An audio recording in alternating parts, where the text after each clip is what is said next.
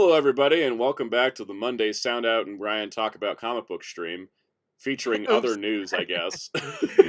Oops, all comics.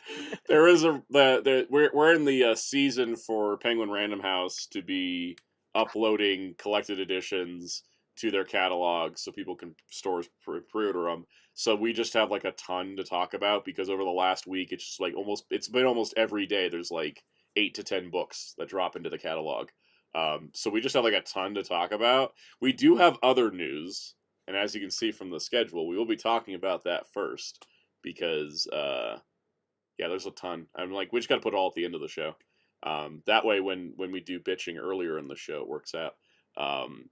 Anyways, So we got Ryan here. Kaus won't be here this week. He's prepping for he's Anime at Boston. He's at Boston. He's either at Boston or he's going to Boston, I think, in the next couple of days. But the point is, he's prepping for it. No, So no, wait, no. What counts is he's like he's already on the trip for Boston. He's like Eddie and Elf. He's walking there. Yeah, exactly. He's walking there. Crossy Ozzy said it's time for my all-time favorite weekly. Oh god, my bank account is gonna look like a crater. Oh, it's gonna be crazy too when we get to the figure art section. That's me when my mail car pre-orders come in because I pre-order all the first wave, and that's oh boy. Ow, ow. JoJo Star says, "Have any of y'all seen Project Hail Mary yet?" I've seen it twice. I love it.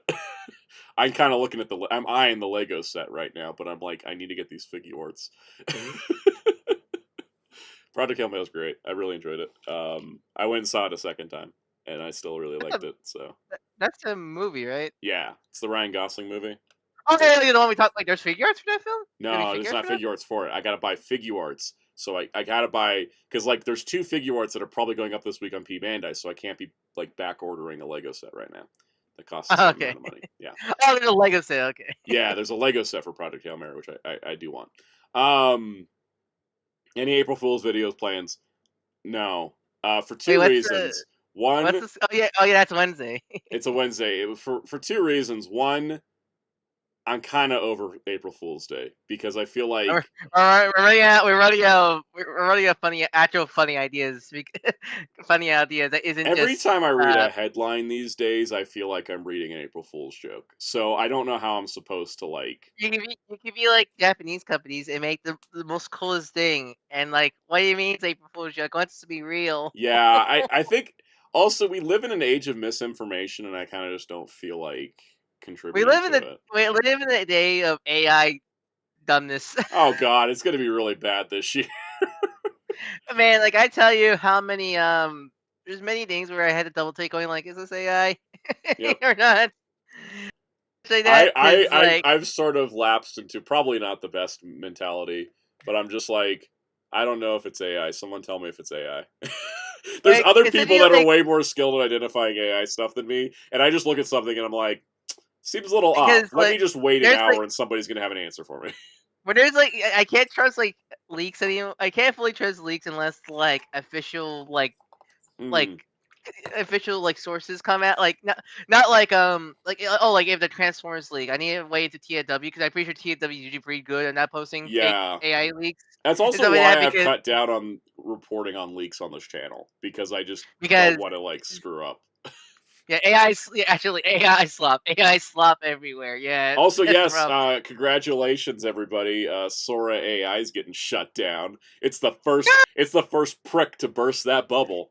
It's the first prick to burst that bubble. I'm very excited. If there's anything good that came from Kang in the MCU is that gif of them celebrating. I love using that gif. That's pretty great. I mean, I was pretty happy about that. I loved how Disney like immediately backed out on their $1 billion investment. I'm like, yes, pop the bubble. Very happy about that. But we'll see how things progress. But yeah, with AI stuff, I'm at this point where I'm like, I think I missed. I think I'm in the age group where I'm just not in the window to be able to be like hyperactively focused enough to figure out what is and isn't AI. And so I just kind of like, but I also know there's just like dozens of people that are really good at it. And so I just if I see something, I'm like, I just wait and see when people go, oh, this. I'm like, all right, I'm learning things. But I'm not going to be the go-to resource on if something is AI or not because I don't think I have the brain chemistry for it. Oh, super chat. super chat 10 pounds.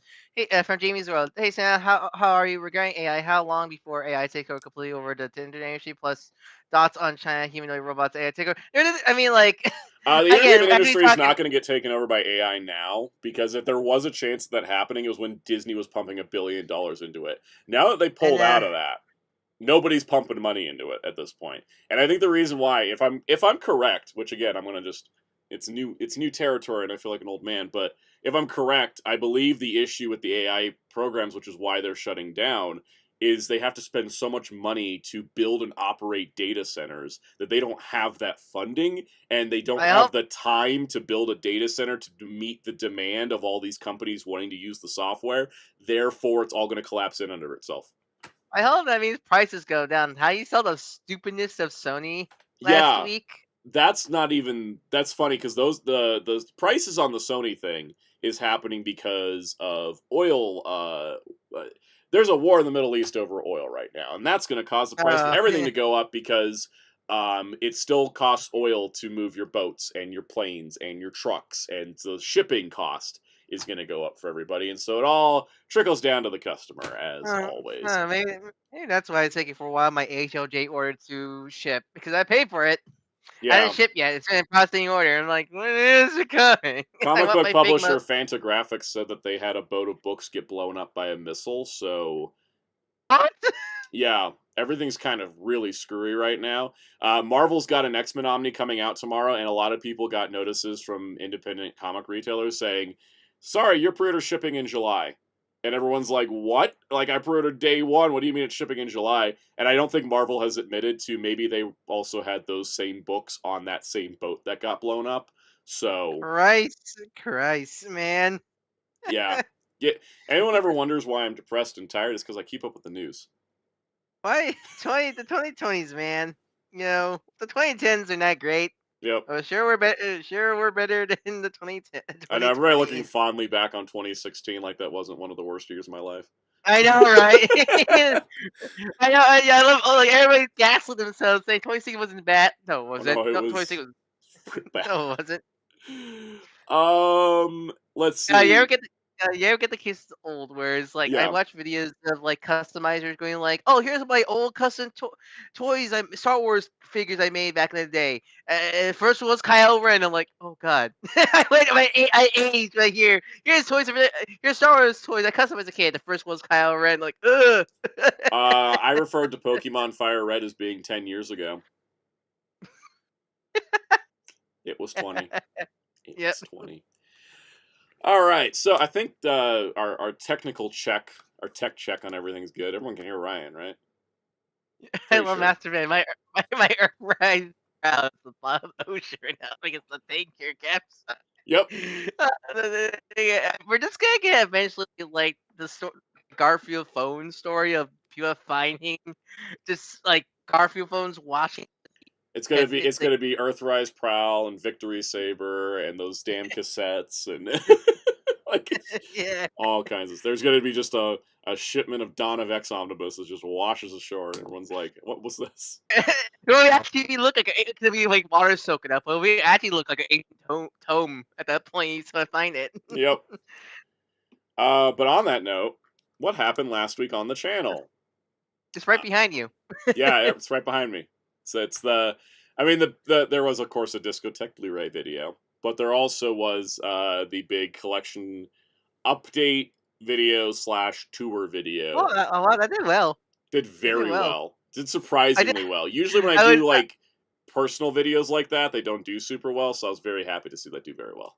I would say I do like when you sit on the floor in that video because it does look like you're in like some comic shelf dimension or something like that. Oh yeah, because it hides the rest of the room, and I can just hide in the corner. Yeah, it makes the shelves look bigger than they actually are, which they are big, but like since you can't see the floor, it does look like you're just in like Philip's like book dimension and double or something like that. Yeah, exactly. That's why I wanted to do that bit. I just filmed the first comic video in that space with that as a backdrop, which is I was running late today because I was like, oh, I'll just film this. It'll be easier to film it here, and it was. But I also had to spend time like setting up lights and stuff that I don't normally do. Yeah. So. I would say just like when you do it like that, just make it like a homey, like you need to put the classical music, wear the robe and everything like that. Have Yes. like a fake campfire, have fakes To have like a nice like chair. yeah, it's like well, boys and girls, it's time for our library book talk or Yeah. something like that. But yeah, I'm gonna be tweaking with the lighting and the setup. But I filmed a comic video there, and that's gonna be Wednesday's video. It's gonna be DC collecting rules. That's what's gonna be this week. Because I Like I mean, said, all the DC's news, putting out all the so many books, and I'm like, I'm gonna buy them all, and I'm like, no, I'm not. I have rules. I may not have as many rules as I thought. So, I think how many rules have you broken? how many rules have I broken with DC? Yeah. Less. I've broken less DC rules than I have Marvel rules. I keep breaking Marvel rules left and right. Do you have But indie? Do you have indie rules? not really. I just buy what I like.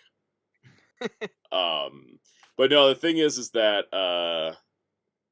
yeah, Blair says they're more like guidelines. Yeah, my DC rules are. It's weird because it's like, oh, I'll collect all Blue Beetle. That means I'm buying like one book a year, right? That's easy. But like, That's I easy. have very specific rules for Superman, Batman, and Wonder Woman, which is going to be kind of like the. It's not the bulk of the video. It's like Superman, Batman, Wonder Woman, Green Lantern, and Green Arrow are like the ones I talk about the most because I have like very specific like feelings about them. I still, Um, I would say my favorite part of the video is when the Mexico filter hit. I can set the Breaking Bad music. The breaking like every time the Mexico filter hit, I set the Breaking Bad music to play in the background I when mean, that they filmed happened. it here, so like, I think it just lingers and it appears like a ghost. Um, it's good stuff. Let's see. Oh yeah, Muteki said, "What are you gonna do with Future City Hunter and Cat's Eye? They take up so much space." I mean, it's just like everything. It's just gonna shift until it doesn't fit anymore, and then I figure it out. Every time I see the undead luck volumes, I go like, "Hey, look, Gary, Yeah. it's me!" Unfortunately, I think if the next Cat's Eye and City Hunter go in, those are gonna come out. Yeah. You know, it's funny. Like, Hellfire says, "Wow, realizing how long it took you to work on that project." That I started it February 14th. That's how long I it love took. I, I love Yeah. I love Hellfire's other comment. What's worse, sounds Mexico filter my apartment silent Every time filter. Hellfire takes a photo, I'm like, dude, you live in Silent Hill. What is going on here?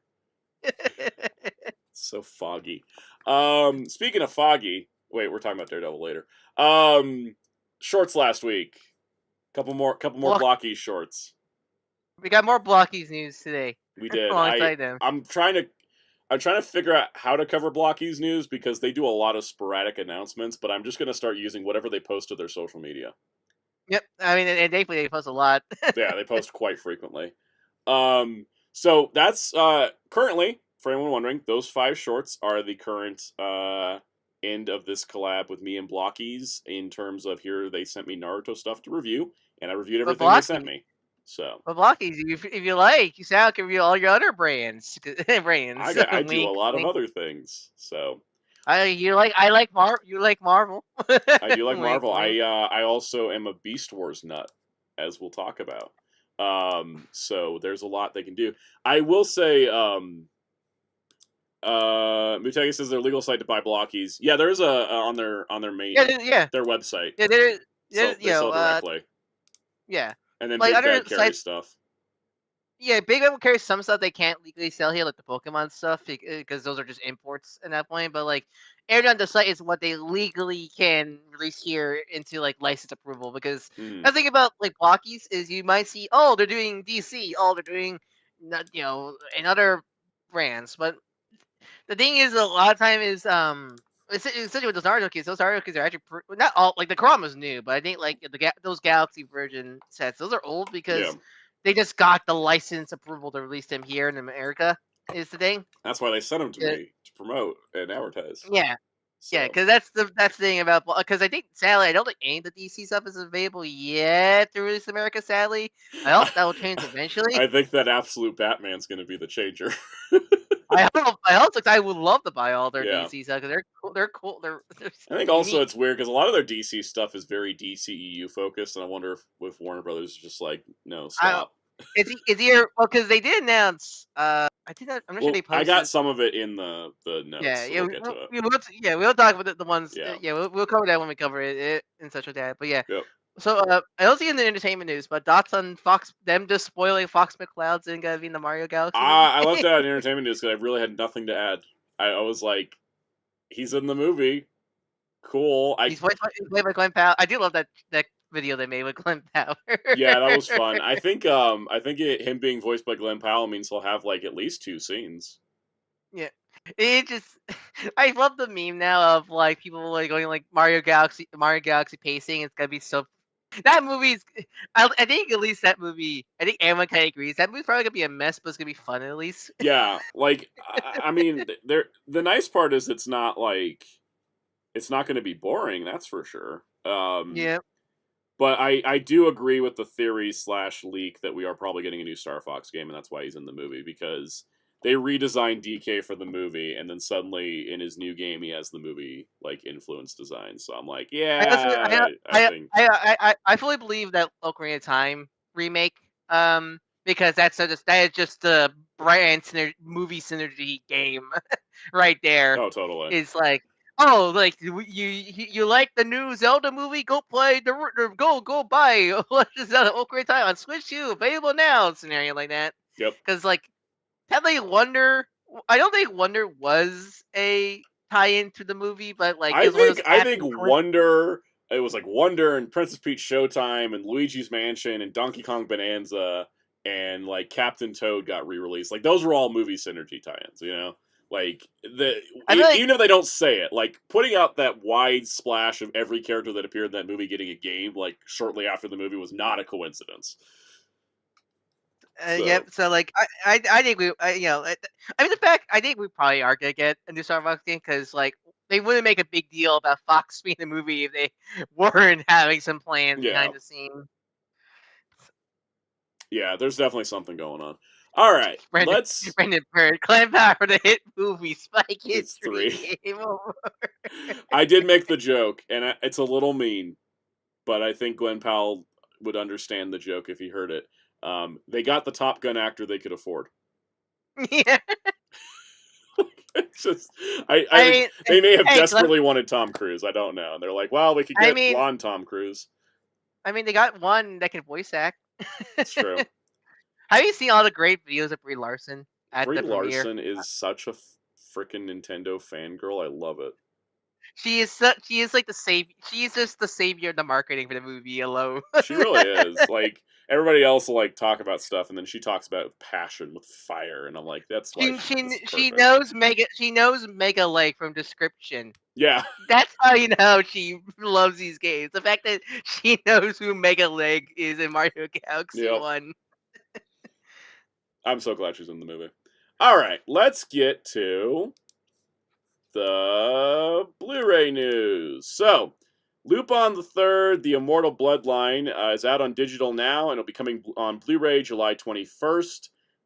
No word yet on Zenigata and the Two Lupins, the prequel-ish OVA that's on Amazon Prime Video, which recently actually came out on Amazon Prime Video in multiple places. They dubbed it. That's why it took so long. Nice. So that's how we'll see what happens. It once again is breaking up a set though, because all the other things in this continuity were Discotek, and this one's G Kids.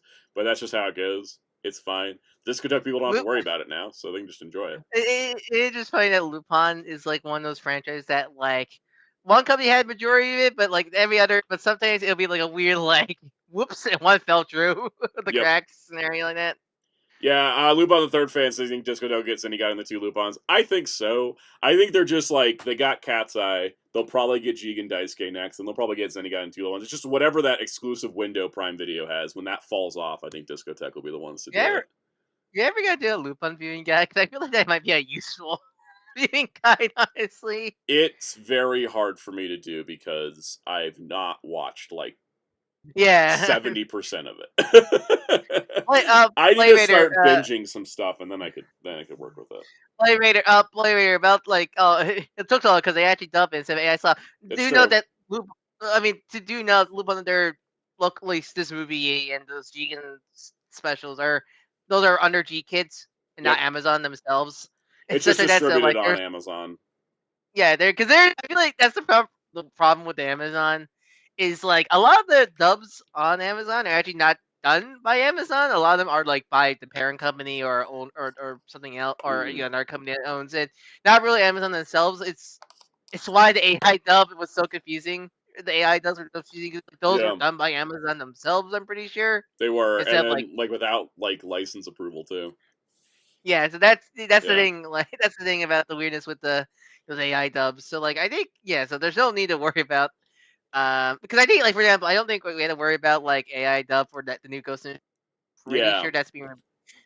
Think That was that cause going to be G I Kids, or at least Bandai's involved with it. I'm Bandai's pretty sure. involved with it. I don't know which studio is actually putting it out because for some reason, which is why it's not in the news, we got like a 30-second spot for the new Ghost of the Shell. It looks amazing, but they never give us any concrete details. It's so annoying. I get so It's one annoyed. of I'm the, like, I just want some yeah. concrete details. Like, it'll come to Amazon Prime. Like, simulcast, binge drop, detail. What studio's making Uh, it? Like, it's like the Cyborg 009. They put a teaser out. We still don't know the voice cast.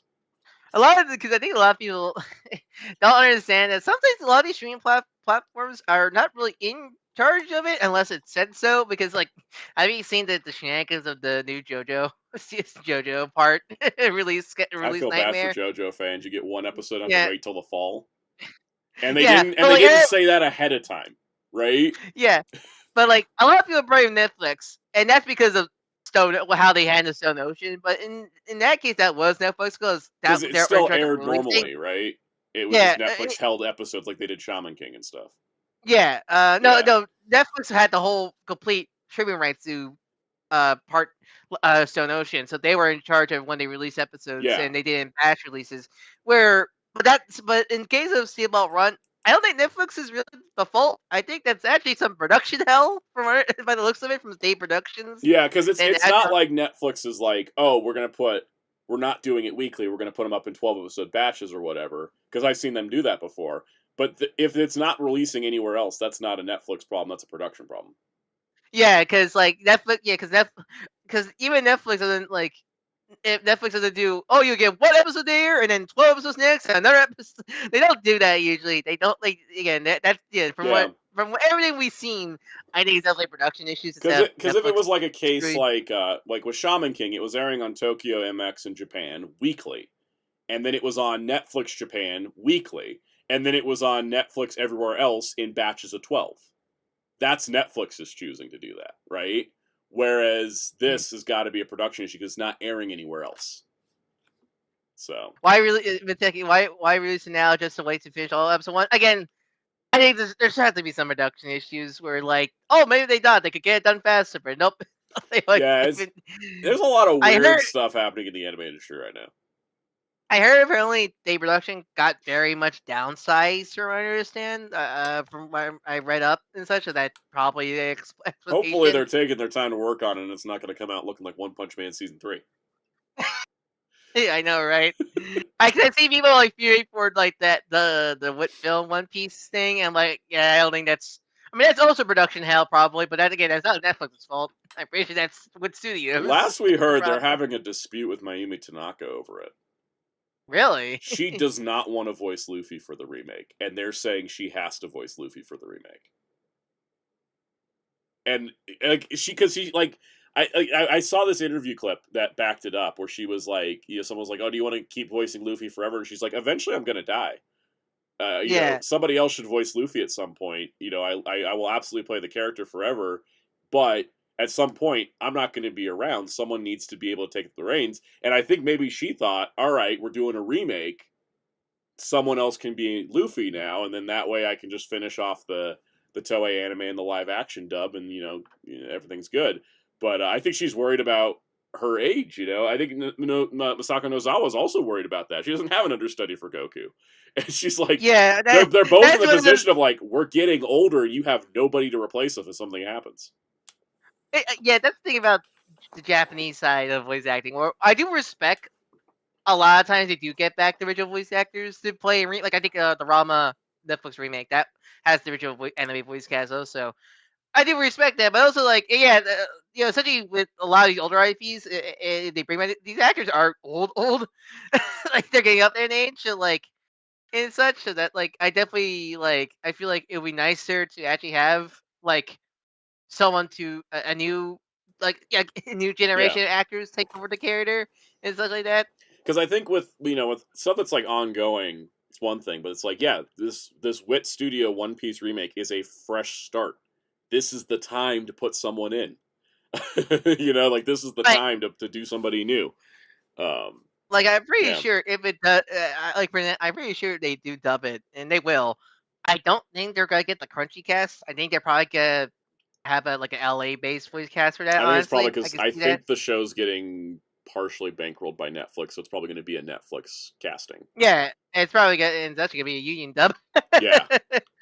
And so I think it's I hope they can kind of sort that out, but I think that's probably part of the issues with Wit One Piece is I think it should be something different. I don't think they should just be trying to copy the existing Toei anime since like what are you even making it for? You can just recut the I love Toei anime. I love Blade Raider's comment. Jump actor to the Simpsons actor. It's true, and the only reason Yao got to retire from being Frankie was It was a physical health, wasn't it? physical health. He Somewhere? was like, I just can't.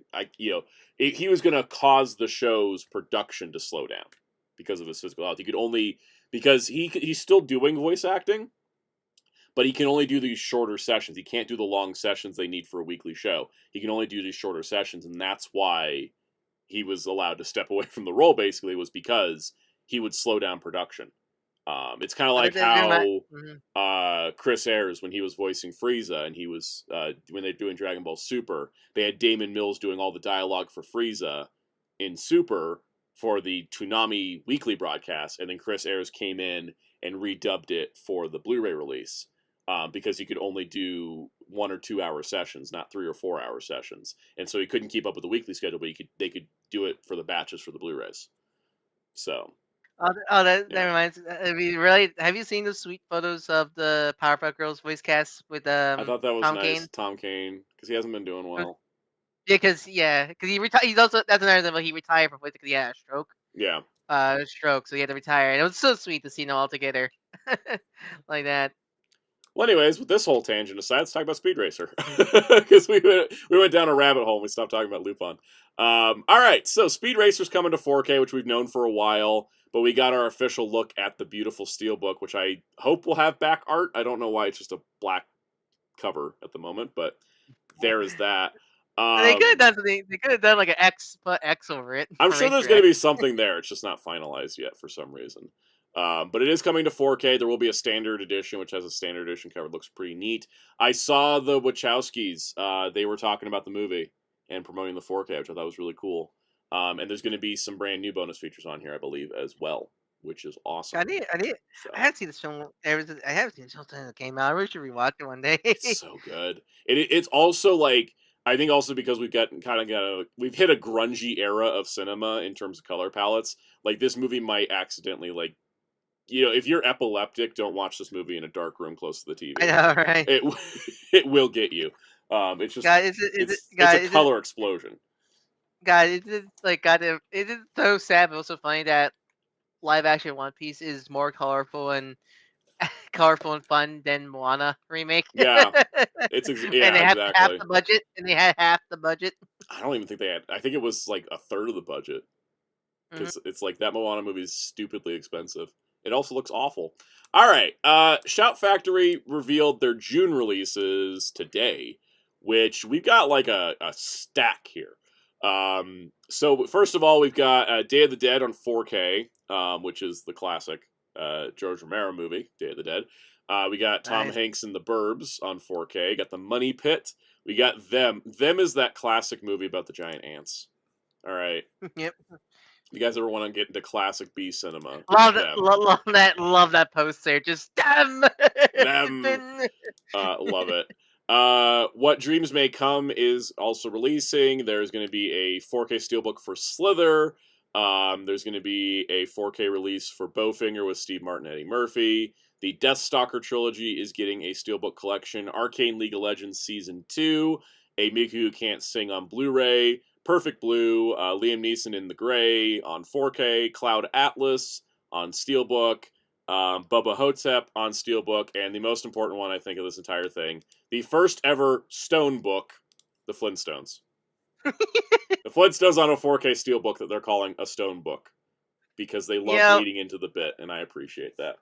Yeah, I mean, I kind of wanted to make it rocks, but they won't. Yeah, it definitely won't be actually rocks, but I kind of would love that. It's beautiful. There's a lot of great releases. I'm actually like really excited for the Flintstones release, just simply because That movie's great. Stone Book. I love that movie. Also, speaking of movies that are more colorful than Moana, it's the The practical Flintstones. effects, the practical effects of this movie, man, are still good. Yep. Yeah, this is the one with John Goodman. I kind of hope they do the sequel as well in a similar packaging style. Also, damn, Blue Girl was the perfect blue. The originally perfect blue. God, that film's a trip. If you ever seen that one. It's nice to get a like nice steelbook of it as well. All right, and then Don't let the kids watch- Arrow don't- Video. don't- Yeah. Don't let the kids watch that one. Yeah, not one for the kiddos. Arrow Video is also going hardcore with Wake and Fright on 4K. We've also got Marlowe, Bullet in the Head, a Jackie Chan collection, Audition, and the one that probably more people in the chat are going to recognize, the Mortal Kombat 4K Blu-ray double pack collection, which is both of the two 90s movies. I say a Mortal Kombat steelbook with a free a coffee coaster. Yeah. Oh, sorry, I mean Annihilation. It reminds me when they did the Conan set, and they're just like, here, have the Destroyer with this. Yeah, so it's both Mortal. I've actually already proved with this because I really like these movies. I actually don't mind Annihilation that much. It's crap, but it's fun. It's one of those like it's so bad that I can't help but laugh at it kind of films. I also find it funny that the only synergy merchandise for the second Mortal Kombat movie is the Arrow Video 4K set of the two movies, because all the synergy merch for the Mortal Kombat movie came out back in October. I know, God, it's one of those I keep forgetting a movie coming out because again, it got delayed for no reason. So all the Mortal Kombat hype is like gone. Yep, because like the broken ass Legacy collection, the McFarlane toys, all this other stuff came out last October, and so now that the movie's out, it's a GI Joe Retaliation situation. All the merch already came out. You can't be pushing the movie when the merch is already out. But this is coming out in June, and I'm very excited for it. I can never forget, like, in Annihilation, Shao Kahn's actor just sounds like he's always put the person to cry. He's like, oh, I challenge you to Mortal Kombat! Yeah.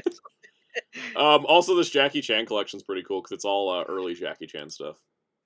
I'm still waiting for that Jackie Chan's adventure set. Yep. Hellfire says, the game collection's still busted. I never followed up after deciding I wasn't buying it, so... It got better, but it still isn't perfect. But it's definitely a better state than it was before. I will comment on this because Kaus isn't streaming tomorrow. The Marvel Maximum Collection is very nice. Solid 7 out of 10. I said they get it. I said they get it. I got it, and I played X-Men Arcade, and I went through X-Men Arcade in like one sitting because that game's just beautifully made, right? And I was like, I should go back and play Cosmic Invasion. And then I rage quit Cosmic Invasion again because I don't know what happened with Cosmic Invasion, but they built it for multiplayer a little too well. It's one of those like if you ever maybe one day we have like we should do game streams so we can. We should do a game stream just to help me finish Cosmic Invasion. I had to play the MODOK level 10 times before I finally beat it, and then I gave the Annihilus final boss level 10 goes, and I couldn't. I was like, I literally just don't have enough health, and I've got two maxed out characters, so that's not the problem. Maybe when you have a big video upcoming, you should just do another game stream on Fridays or wherever to just take a break from it. Yeah, we should honestly. We might maybe some time to do that in the near future, but yeah, we're gonna push you. There's many. Yeah, I feel like that's the thing about streaming games. It helps you push to finish games you haven't finished yet. I was feeling kind of like crappy this past week because of like allergies, and after I got my videos done last week, I just spent like the next several days working through Metroid Prime 4. That last third of the game is very annoying, and I don't ever want to play it again. So I went for a 100% run. And I just need to do the final area now, and I'm good. It's funny when I'm sick. When I'm sick, I'm actually locked into video games more because I can't read when I'm sick. I just can't concentrate long enough. But I can play games. But I was gonna say is the Maximum Collection, to kind of wrap this up, to go back to what I was saying, Maximum Collection, it's really weird how empty the art galleries are. Probably doesn't have as much resources as the Yeah, Capcom collection. Probably, I it, guess. it doesn't because you're like, oh, what artwork do we have for Konami X-Men? And it's like 2 pieces of art, and there's not even any art for Maximum Carnage. And I was like, this feels a little like I feel like there's got to be something, right? Either um, they either these games sadly never, which I mean sadly a lot of times these games yeah. don't get really nice archives of their material. Is either that or they just they didn't have the asset like the resources, the assets, Mm. the resources. Can we bully you to finish Titan Exchange your health? Bully Bandai to give me that 60 frames update because now I want to wait for that. I want to play it in full resolution. Um, Music player is cool, Muteki, especially because you can just listen to the X-Men. I bought that collection for X-Men. I did try I'm all still the other games except for Silver Surfer.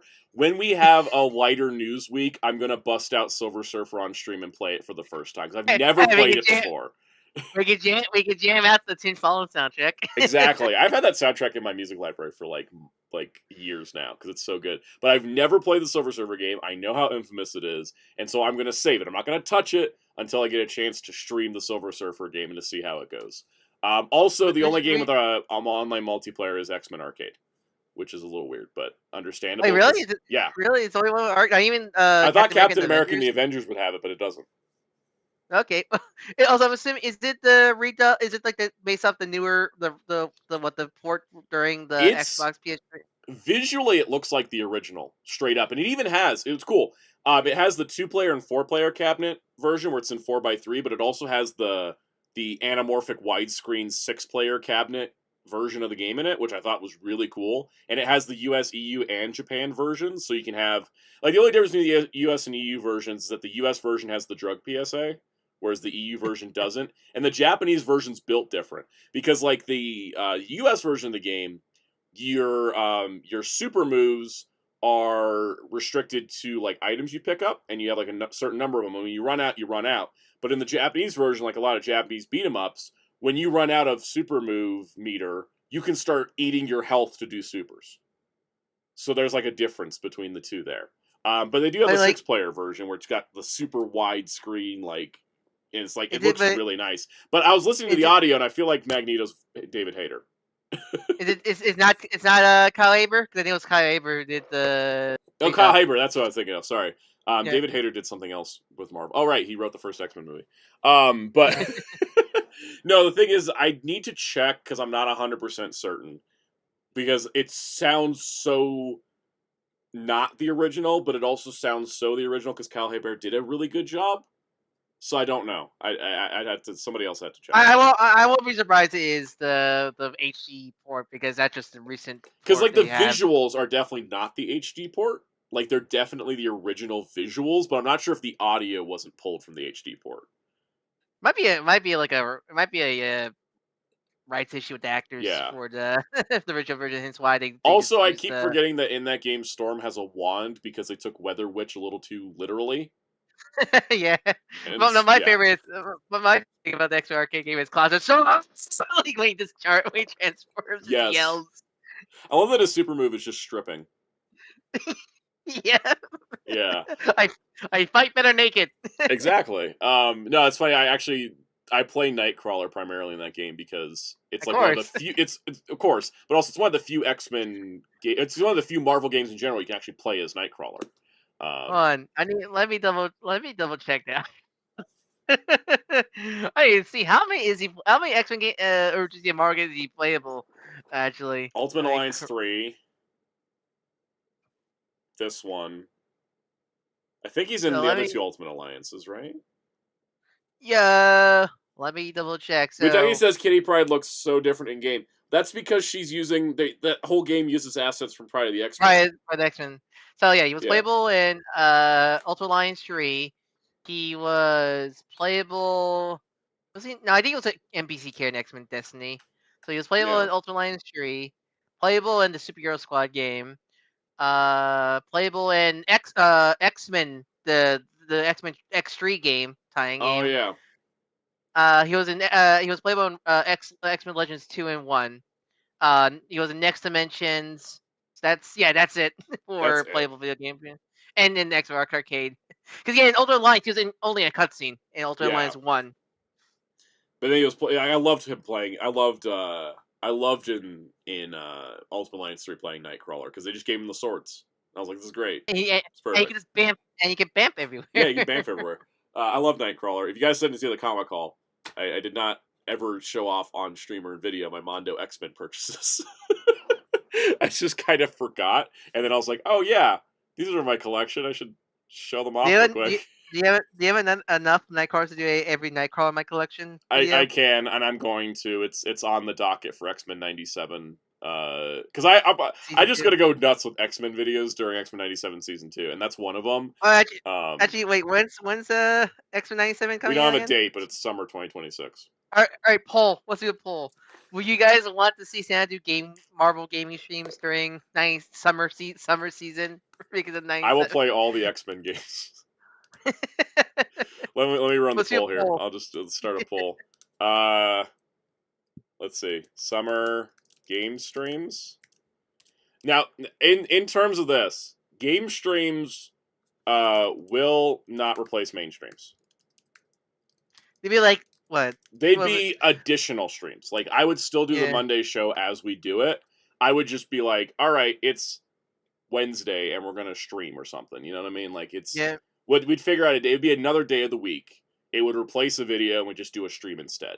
They'll still do the normal Monday streams because trying to combine them doesn't always work either, even though we have a game to play in the next segment. I would do, like, I think because I own all the collections of Marvel games, I could do a stream where we just go through, like, all the old X-Men games, like the old, like, 16 Adamantium Rage, because I can emulate whatever, like, isn't in the collection.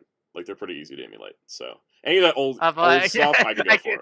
I can't wait to see you play X-Men ES game. Yes. See, that's the thing. I'm not going to play them in completion, mind you. I'm just going to touch them and then at some point just go further to God. It'll be a endurance round with some of those older ones. Yeah, because like, and the thing is, I think the only one I might actually just complete on stream is LJ and X-Men. That's a good one too. I'm seeing the consensus is pretty heavy as I should do this. But like the idea is that like I won't play all of them to completion, but I will play Konami X-Men to completion because I can do that in like 20 minutes. Especially because my favorite part of the Maximum Collection, which I wish Cosmic Invasion had this, there's a difficulty slider. So if you want, we could just slide it down to difficulty level 1 and see how fast I can clear X-Men Konami. That would be fun. All right, I'm just going to end the poll because that's just such an overwhelming amount. You ever play Wolverine's Revenge on the like GameCube PS2? Never have because I didn't have a PS2, and I think I was too young for the game when I had my GameCube. So yeah, because that game was so like Mark Hamill Wolverine's weird casting. Yeah, it's so strange. I totally understand Blowmander. But yeah, it's crazy. It's also so weird that it's obvious that it was a game made to be a comic-like game, but it was forced to be a movie tie-in game last minute. I want to play the Wolverine Origins game. That's the one I want to play sometime. I mean that one's a good one here. Should I stream the Insomniac Wolverine game? I don't think I can do it on my main channel. I'd have to do it like maybe on Twitch. because it's all blood. Same X Origin Wolverine. I don't want to screw up my algorithm. I think I might stream the Insomniac Wolverine game just so I can comment on lore stuff the whole time. That'd be funny. Have you ever played X-Men Destiny? I never did because I heard how bad it was, so I didn't buy it. Because it was back when I had more limited resources because I was in high school. So that game is such an interesting piece of media for X. Should we talk about Daredevil? That's our next news story. All right. Are you gonna let the devil out? I'm gonna let the devil out. I gotta tell you that like this has been very interesting. So I'm wearing my Darth Maul t-shirt to remind everybody that Maul Shadowlord begins streaming April 6th on Disney Plus. I'm not sponsored. I'm just a fanboy. I'm honestly surprised they don't try to push that to be the May 4th thing. It's on Disney the Plus. Finale airs May the 4th. Okay. Yeah. And what they're doing in Mall is they're doing 2 episodes a week. And they told us this when the first trailer came out. Whereas with Daredevil, we didn't know what the airing schedule was until the morning before the show started airing. And I was very confused because a lot of sources were like, oh, we're getting 2 episodes today, we're getting just 1, it's going to be an entire season drop, and then Disney eventually put out this graphic. And then I got very confused because we got episode 1 last Tuesday, right? And then episode 2 and 3 are this Tuesday, and then everything's weekly after that. And I do like they include the Punisher special at the end there. Yeah, someone was like, "Oh, these shows have DLC now." I'm like, "Yes, they're all DLC for the Marvel Universe." But anyways, so then I was like, well, "Why the heck are we doubling up 2 and 3?" And then I started reading reviews and looking at like reviews from people about the season because critics got to see the entire season, and almost all of them were like, "Yeah, it gets really good in episode 4," and I was like, okay. Like, there was people that were like, I didn't like season 1, and episode 4 onward was like the greatest thing I'd ever seen. I was like, okay, I see why they're getting us to episode 4 a little quicker. But so then I went into the like mentality of like, all right, I guess episodes 1 to 3 are kind of crap. Everybody's saying like it gets good in episode 4, and then I watched episode 1 and I was like, this is great. Is this the bad stuff? Because if this is the bad stuff, this season's gonna be insane. So yeah. All I can think of with Born Again is that video of is that like pan around shot of Matt and everyone's like, they're done with the microwave. Yes. Don't put him in the microwave. He's already blind. You see that video of Charlie Cox and Vincent Arrow playing Rivals? Oh my god, I don't know why. Like, I know why they had him playing Daredevil, but why would you torture the man like that? If you want to main Daredevil and Marvel Rivals, you got to have the dog in you, like people who main Sabretooth and NBC. You just got to be real nasty to play that character. I do love the Gee in Charlie's face when he heard "What the double?" Yeah, because there's a wholesome interaction with him and Alex Lee voices Daredevil and Rivals about that. It was great. Also, on the other thing, episode 1, I will say, if you were not quite vibing with season 1, I felt like episode 1 of season 2 was a course correction, and it was a course correction that I like, which wasn't, let's dump all the characters that weren't working, it was, let's make the characters that aren't working work. Like, they did these, like, little things. There were some of these characters that were just, like, they're just sucking up air, like, throughout season 1. And then, like, literally the first episode, they just were like, here, layers, stuff, context, personality, and I'm like, oh, yeah, they can stick around now. I don't mind it now. They got stuff going on. I'm very excited. If 1 to 3 are the sucky episodes, then I'm going to be very excited. All right, Toma sent a super chat saying, hello, would you do any of the Anime Japan news? I didn't see anything that was really worth reporting on. Except for the tears of JoJo fans. Yeah, the JoJo fans. I thought the little trailer for One Piece Heroines looks nice. I think it's... I would say, I mean, they do look, Nami and such look really nice, but I would say it took me a while to realize that was Robin in the trailer because he looks so different. I'm also like, I was kind of hoping they would confirm if we're getting all the chapters of Heroines adapted, because if it's only the Nami one, I'm going to be really disappointed, because out of all the chapters, the Nami one was the one that I just did not care for. I forget, is it going to be a series or like a special? They're like specials, but I don't know if they confirmed if they're going to do all, because there's, what is it? There's 10 chapters of the light novel. There's 10 short stories, and I'm like, are we only doing the Nami one? Because I really want the Robin one, because it's got like the time where she's like cooking eggs with koala. Who doesn't want to see that? The Perona one takes place during the time skip. The Boa Hancock one is hilarious. The Uta one's really good. So I kind of hoping they're going to do all of them.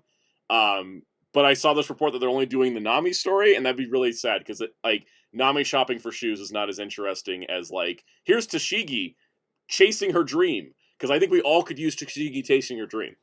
Yes.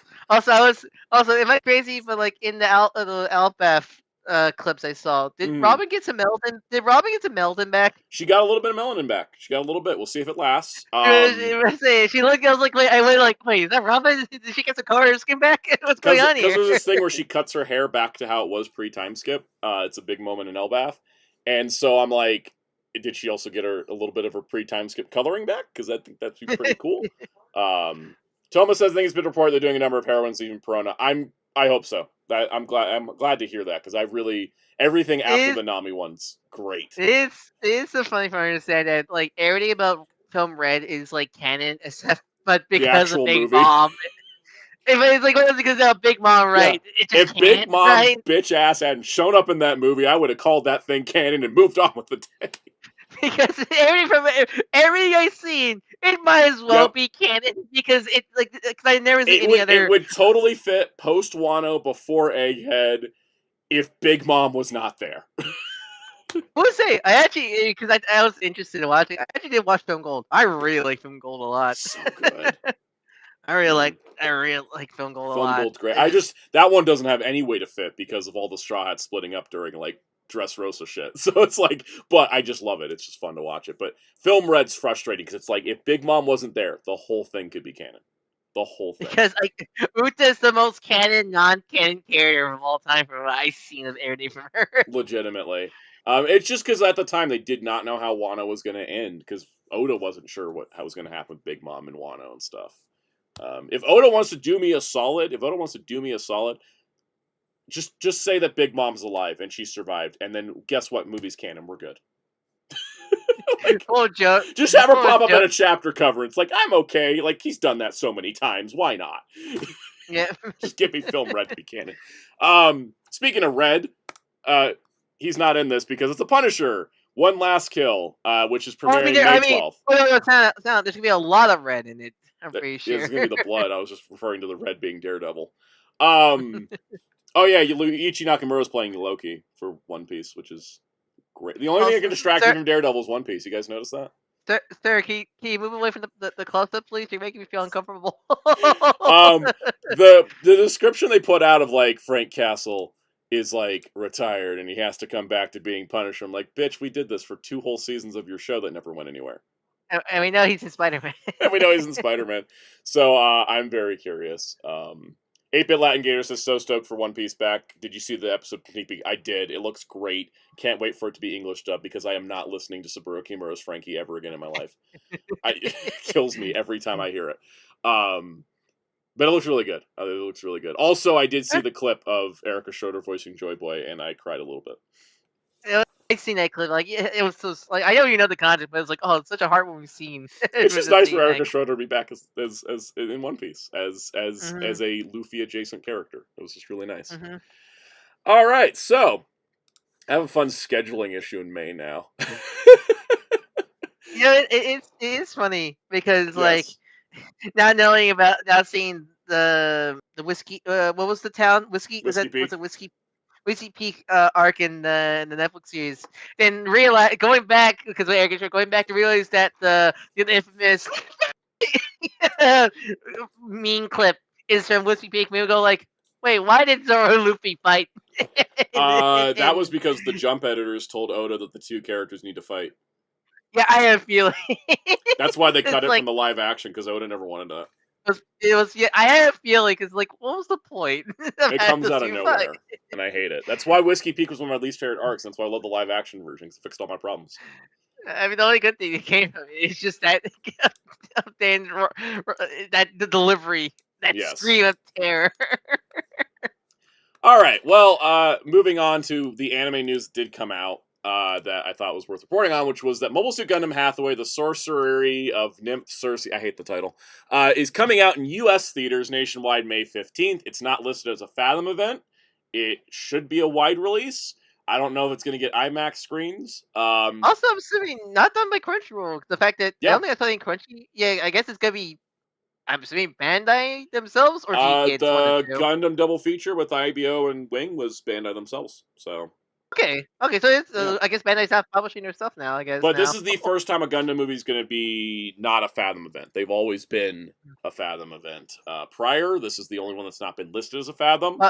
It's also only U.S. and not Canada and Mexico, which is weird, but. I can watch this.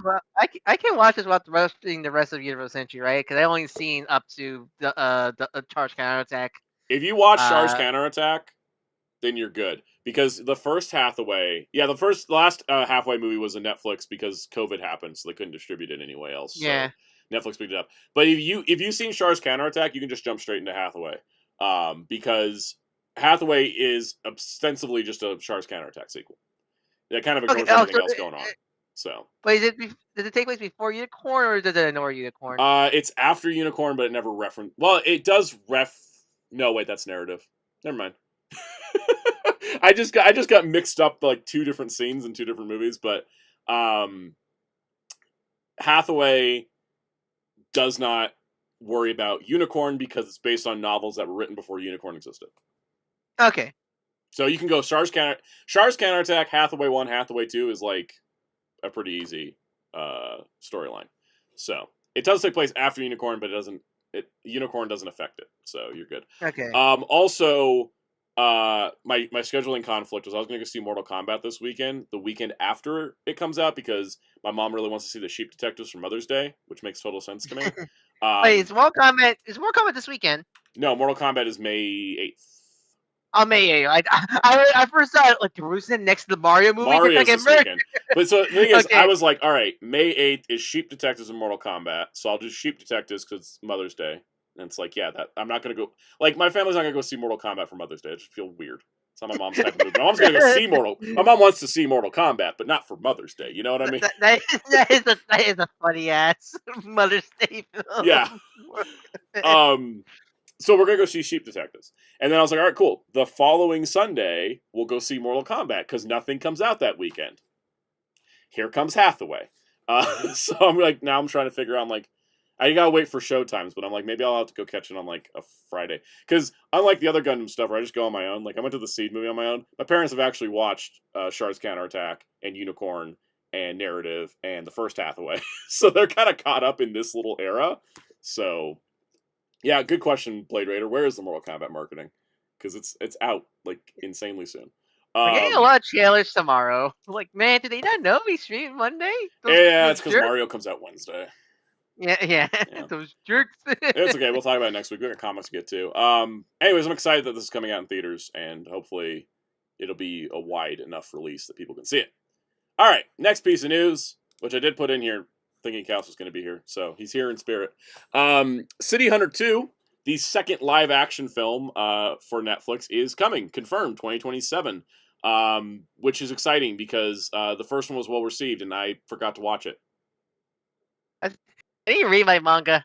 I have it. I didn't read it. I'm caught up on the manga so far of what's been released. I've watched the first anime, but none of the sequels. And I wanted to finish the first anime, then watch live action. Then I forgot to do that, and also forgot to watch the rest of the anime. I do want to watch it. I do want to watch anime, but that is like how many episodes? Yeah, so I think I'll stick with reading the manga and then probably watching this. Then it also they follow two different story paths. Like Kaus was telling me, they never finished the City Hunter manga story in the anime. Okay, so nor Cat's Eye. Cat's Eye is 73 episodes, and they don't get through all 18 volumes. The new anime, I'm assuming the new anime is like a nice like highlight reel. Then it is. I haven't watched the back half of it, but the first half of it was very much highlight reel. They were adapting like 3 storylines an episode. I mean, like, yeah. From what I see a Cat's Eye, it's not super complex, so you kind of can do some fun shenanigans like that, right? Oh, totally. Because it's mostly episodic. But anyways, it's exciting that this is getting a sequel because, again, heard good things about it. Need to watch it now. All right, let's talk about this because I just thought this was funny as hell. To promote the Ultraman card game, Zeton took over the Subaraya social media accounts and then put out 2 games. One where you play baseball against Zeton, and then one where you go on a date with Zeton. So let's play the baseball one first. Here's your gameplay stream for the week, guys. Wait, is it a web browser game? It's a web browser game. I clicked on the wrong link. Oh man, we're going back in the day. I remember going to Cartoon Network playing all those like web browser games, man. I remember that those days. I'm gonna put the sound effects off. There we go. Welcome to Sound. Let's play on Soundout. Let's play Zeton Baseball. I did 4,352 100 million degrees. You ever heard the Winnie the Pooh baseball game and how Christopher Robin's like the cheapest final boss ever, and like that? That's really funny, actually, because it does make sense. He is a human versus everybody else who's plush toys. Choice, yep. Oh, fouled that one. Wait, why for the dating one? Get them. Set the main to Red Man. All right, we will do that. Oh, knocked it out of the park. Let's see what planet I destroy this time. It's just like you're just destroying planets. That's the gameplay. Average. Is this average god destruction? Playing baseball together then? Basically. Oh, completely missed. It's funny because it does the effect that Zeton's fireballs do in the show, where they disappear and then reappear, and so it actually makes it a little bit harder to hit them. I do love that. Not just this .png. Hey, it is a free it is a free browser game. Ooh, look at that! 8,370, 800 million degrees damage. Oh, I did really good on that one. Alright. Fireball's coming. Where's it at? Where's it coming? And yeah, there it goes. Out of the solar system. Let's go real far. Let's go really, really far. Not as much damage. I love it. Toei still has a difficulty releasing their shows still. They're getting better, but like again, with the fact we don't have Gavin Infinity still. Meanwhile, Super High, yeah, we make some free browser games you can play. All to promote the card game, right? My total score is like, what, over 4 billion at this point? 4 trillion. It's over 4 trillion now. It's like you're playing the Sky games. It's a Mumbers game, and how gets the highest Mumber. It's like whose line is it anyways? It's worth 30 points, and the points don't matter. I'm too late for you to do like a Jeopardy style for Star Trek or Toku or whatever for me and Kaus. We need to do that. I need prep time. Oh, what card did I get? Look, I got a card. Hooray. Alright, so that was the first one. Let's go play the dating sim, because I think that's the one that everyone was talking about anyways. Alright. Let's play it in English. It's the dating sim. Tap to start. Alright. There's music playing. It's probably coming through the stream. What's your name? Alright, let's go with Red Man. Game start. Like 15. There's 14 endings to this, by the way. Oh my god. Alright, Redman's gonna be late. I'm a normal high school girl. Overslept. It's so loud. How do I turn it down? Okay, so I'm getting late. Toasted mouth. Such a hurry for breakfast. I'm dashing with the car. I was in such a hurry that instead of breakfast, I'm dashing with cards from the Ultraman card game BT07 Attack of the Great Kaiju, releasing Friday, March 27, 2026. They're taking the world by storm in my mouth. That's some be sure to drink your Ovaltine level marketing right there. School is just around this corner. Wait, huh? I heard around the corner, but there's no one there. Buy all places in toy. It seems the kaiju sensed the ominous presence contained within this name and instinctively vanished. Game over. Presence of that red guy. I was led into a trap, wasn't I? I would say I'm pretty sure like they could do something like this for Digimon. They remember. Oh yeah, no wait, people would pay for a Digimon dating sim. They absolutely would. 100%. So Red Man gives you an instant game over. Yeah, it said game over due to the presence of that red guy. Oh, that's brilliant. Oh, I love that. I want to play more, but the sound is so loud I can't even hear Ryan. So we'll try this again later. But that's fantastic. That's beautiful. I love you, Super Raya. Never change. We also got teams for Neo, or whatever the new Ultraman's gonna be for this year. Didn't have enough for we'll cover when we get the full press release and trailer and stuff like that. I want to do more, but again, it's so loud and I can't turn the volume off like I could for the baseball game. So we got toy news. Want to do this toy news? Yep. A lot of this stuff is render reveals. It seems to be the name of the game lately. All right, here we go. Let's do toy news. So, first of all, that Superman we've been waiting to go up for pre-order is not the Henry Cavill Batman v Superman with heat vision. Milking the Snyder Bros one more time before we go out the door. I would say, McFarlane's Henry Cavill sculpts have never been that great. They're always too soft. I feel like Henry Cavill's very chiseled, cheekbone facial feature, and I feel like they always make his face look a little too soft looking. Absolutely. It looks more like Sid McFarlane, to be honest. He does. And then, of course, the Superman we've all actually been waiting for, the Brandon Routh one, is also going up this week. So I would say that I mean I like that they're making it the poster, but like I don't remember the poster being this pink with yeah, lighting. it's very strange, but I'm excited. All right. Mattel announced some new stuff. First of all, here is the Fright Fighter for the Masters of the Universe movie, which is a new Yeah, because vehicle. they're doing origin figures for the movie. Yeah, and that's the big news, is that here's Origins movie He-Man. Yeah, because a lot of people thought, because the core figures are like And origin Spike-Core. esque because and such like that and such. A Track lot of Out. people thought they Yeah. weren't gonna do origins, but it's kind of cool they are doing origin inspired figures. Also, like this is like the best design Spike Core's ever had because I always thought Spike love it. was very. I always thought Spike was lame because he was just like a porky, like he was like a sea urchin or wherever he was. And I thought like, oh, they should make him more buff and like spikier, and the movie's doing that. Like, oh, he looks cool now. I think these are great. I love the options. I love the variety in this line. It's weird to see Glenn Powell. Was it Glenn Powell's the actor playing him? No, Just it's in the costume. Nicholas No, Glenn, Gazzetti. Nicholas, sorry, he's Yeah. in the Davy Star Fox. It's so weird to see him that roided up. Yeah, because he's not that big in real life. Like he's still very muscular, but he's not that huge. All right. He's even muscular. There also is going to be a 4-pack of the core line: He-Man, Skeletor, Goatman, and Man-at-Arms, which is only like it's like this pack's only like $35 or something like that. Damn. Also, what's up with Goatman getting all the attention recently?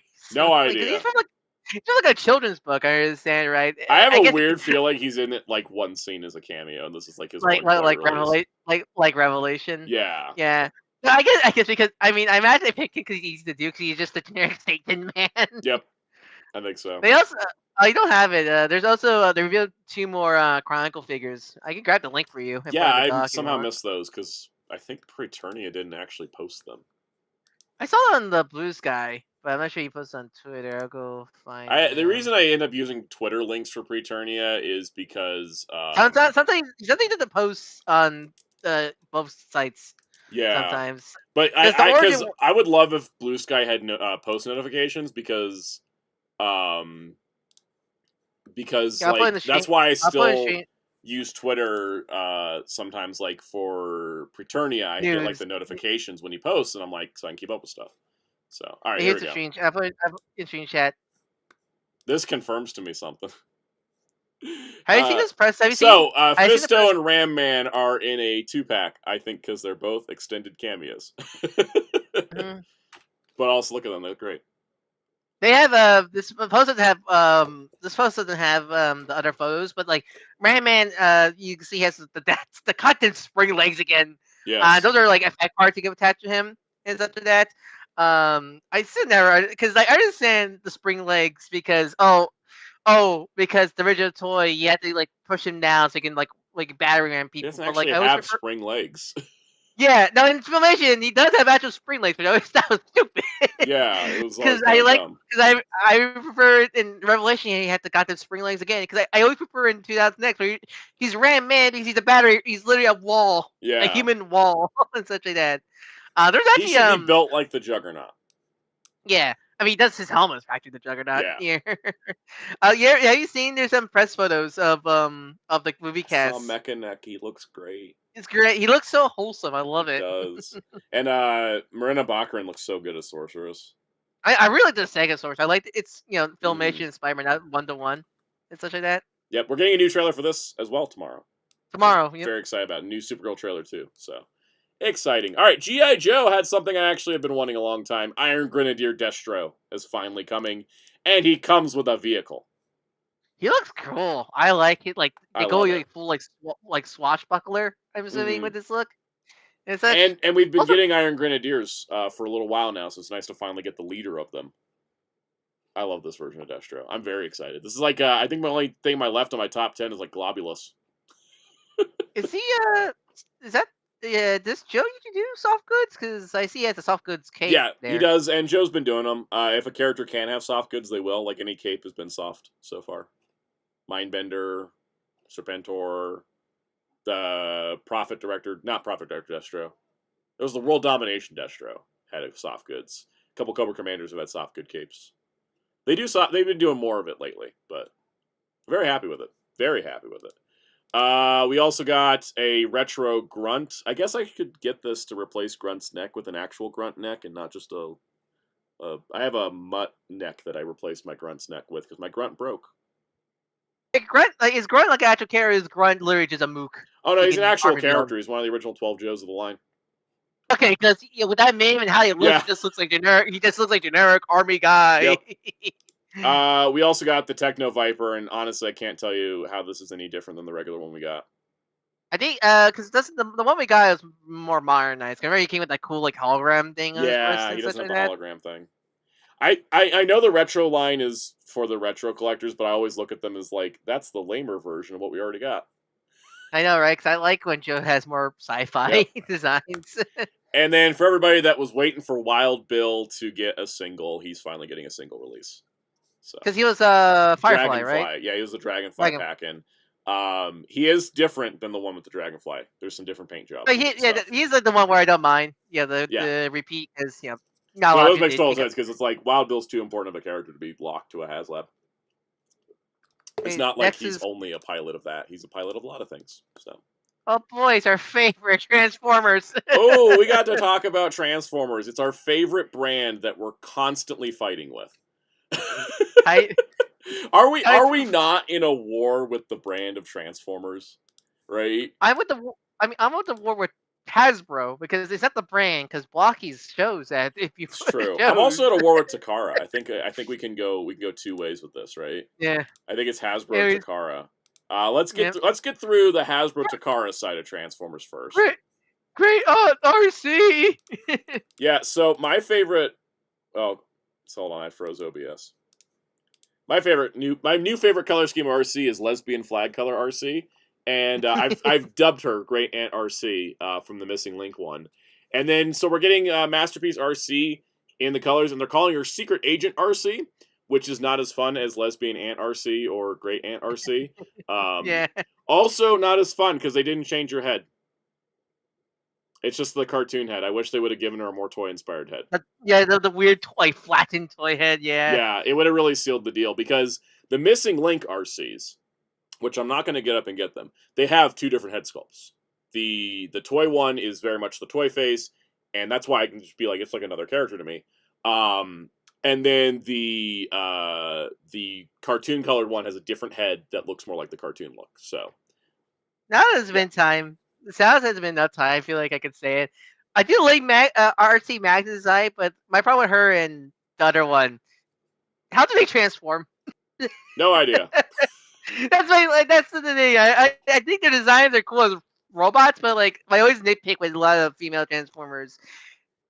How do you transform? You're just a female robot with bits on them. Yep. It's such like that. I saw somebody sketch out like RC Magnus just turns into a car and all the extra stuff just explodes and becomes a trailer. Yeah. Yeah, the reason why Taki from Metal Karma exploded because the actual female robot that looks like she can transform. Yep. Because she had kibble on her.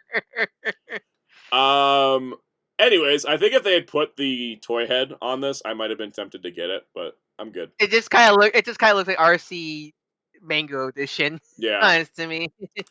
Also, for all you that wanted a G2 Minosaur, Takara's going to hook you up because Hasbro let you down and didn't finish it. So Takara's just like, look, we're just going to put a box set out. Yeah, because they only did the limbs, right? They didn't even get all the limbs done. They only did 3 of them. Yeah, because they did actually breakdown and Wild Rider, right? Wild Rider came out. Yeah, but never did end. and Motor Master. And Motor Master. Yeah. So, but this is also in the Transformers New Legends line, which I think was the one that. Who was the first one in this? Was it Lyle Convoy? Was that? Yeah, because I remember that new there's New Legends and then there's MPG, right? That's the 2 new lines from Masterpiece for Takara, right? Right, because MPG is Transformers. Oh yeah, Hellfire said Dead End came out. Wild Rider's the one missing. Okay. Tomato to me. It was Legendary Green Lyo Convoy was the first in this New Legends line. I would say I've seen videos of that MPG Optimus. It actually looks like a good figure. Yeah, the Style Gen one. Yeah. Yeah, they actually did pretty good with that. All right, then we have Hasbro's new reveal. the Transformers Icons Optimus Prime, which is the Autobot logo that turns into Optimus Prime. First of all, why wasn't this just the first Autobot or the last Autobot? I'm not I know, picky. I know. Because because if they do the Decepticon one, it's gonna be Megatron, even though it really should be like Tarn or something Yeah. like that. 'Cause that's his whole And second of all, why is he $47? Yeah, because I know a lot of people were clowning on this, and I think it's more like I think people are getting sick and tired of all these different Optimus variants. That's why, because Yeah. I feel like this was either a different character, or B, or they came out after all the crazy stuff has been pushing us as of late. I think I wouldn't mind. 'Cause I think this is cute. Like this is clearly like meant I to be like a the novelty idea, test. yeah. It's a novelty test toy, not 43, not 46.99. Because I $7.99. thought when like they announced it, I was like, that looks like a Voyager box. All right, he'll be 43. But then You he's said Voyager, I thought 47, and I'm like, what? He's not Voyager. I thought deluxe because I see them. I saw the Autobot logo. Like, oh, that looks small. Small. I have also consigned myself to the fact that Voyagers went from being the best price value to the worst price value like Or- overnight. No, they are. Yeah. They are. But I was like, and I'm like, this is the problem I have with current Transformers, which is Hasbro knows they can't reuse this mold, so they make it our problem. They don't just suck up the cost and deal with it. They push the cost onto us that this is going to be a one-time use mold. And then it kind of kills the whole appeal. It's also like my issue with that. Remember the Iron Man, the Valentine's Day one that didn't come out for Valentine's Day, and it was like $35. It was like $35, and I'm like, okay, so the whole point of this is you're supposed to make it like a gift for somebody. Why is it prohibitively expensive compared to a normal figure? Because I like the idea. I like these novelty desk kind of ideas. Like they're really fun little gifts, and or just like desk toys. Yeah. But like, if it is expensive, there's no point. This is kind of the thing that you would. Also, I don't know how it takes 25 steps to transform. I'm still working that one out. Like It doesn't look that complicated. Yeah, it looks like the freaking Target gift card for the first movie. I remember that gift card, yeah. But the thing is, like, it's just like that looks like a cool novelty piece that a bunch of people would have picked up at a smaller price, but instead they're charging a premium for it. And I'm like, okay, and I think and then also there's no character draw to it because this is like our 7th Optimus of the year, and we're only at March. Because the reason why the Hot Wheels collab was so well received because it wasn't Optimus or Megatron's Hot Wheels; they're new characters. Yeah. Like a lot of people could easily slot those into their Transformers collection easily. That's what I did because they could just be all about the Decepticons or whatever like that. Blade Runner says, I think I have mini-cons that transform exactly like this. My Cronus Prime transforms exactly like this. Mm-hmm. Yeah. Oh God, we should have seen this coming. He was the first. Yep. He was the... We're gonna get a primal one that turns to the Maximal logo, Megatron, both Megatrons to the Autobot and Predacon, Decepticon, Predacon one. Then we gotta get the G2 repaints. Oh God. Oh, they can't be G2 repaints. The G2 Autobot and Decepticon logos are different shapes. Yeah, true. I would say I actually do like the silhouette of the robot mode. Like the Autobot like brow pieces and shoulder pads actually look really cool. I like a lot of this except for the price. The price just kills it. It's like twice as expensive as I thought it was going to be.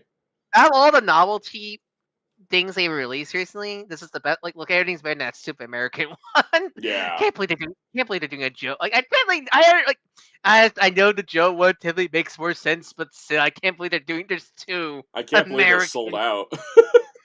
Oh God, really? At least on Pulse. All right. So I have been bitching up a storm for like the last several months. As you all know, that Hasbro's doing absolutely nothing for Beast Wars' 30th anniversary, and they're only focusing on the damn 40th anniversary of the movie that they've been celebrating every single year for the last decade. Well, guess what? They finally gave us something for Beast Wars 30th, and it's just a pack of repaints. Aren't these just the same repaints that those 2 packs Takara did? Yep, this is just the Takara. This is basically just importing. Takara did 2 packs of the Kingdom figures in show-accurate colors, and this is, from what I can tell, literally just we put all the Predacons in one set, and I assume that we're going to get all the Maximals in another set, and I just don't care, because I have all these already. I've been a long-time Beast Wars fan. I've been a good collector. I've been buying the shit. Give me something new. If you don't have any of these... The good way to get every one go scenario. But also, as Hellfire pointed out, the Takara 2-packs were officially imported by Pulse and other retailers. So this isn't even new for America. It's just a new repackaging. It's good if you haven't gotten any of them. It does suck if you like are missing just Inferno, for example. or you're like me, got the Target store and stuff like that to stuff like that. It just it's just frustrating because like you either got these already from the 2-pack, or you're like me who I'm just fine with the Kingdom original figures and stuff like that. I also don't like that Waspinator. I technically don't have that Waspinator. I have Sky Wasp, and I don't like that mold.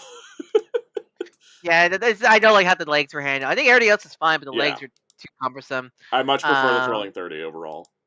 But yeah, but so it's just like one of those like also because they don't ever show a proper picture of it, because I swear Hasbro marketing actually doing their job would be crazy. Inferno does come with 2 guns, because you can see he's got this one that's cast in red plastic, and then in the other picture, where is it at?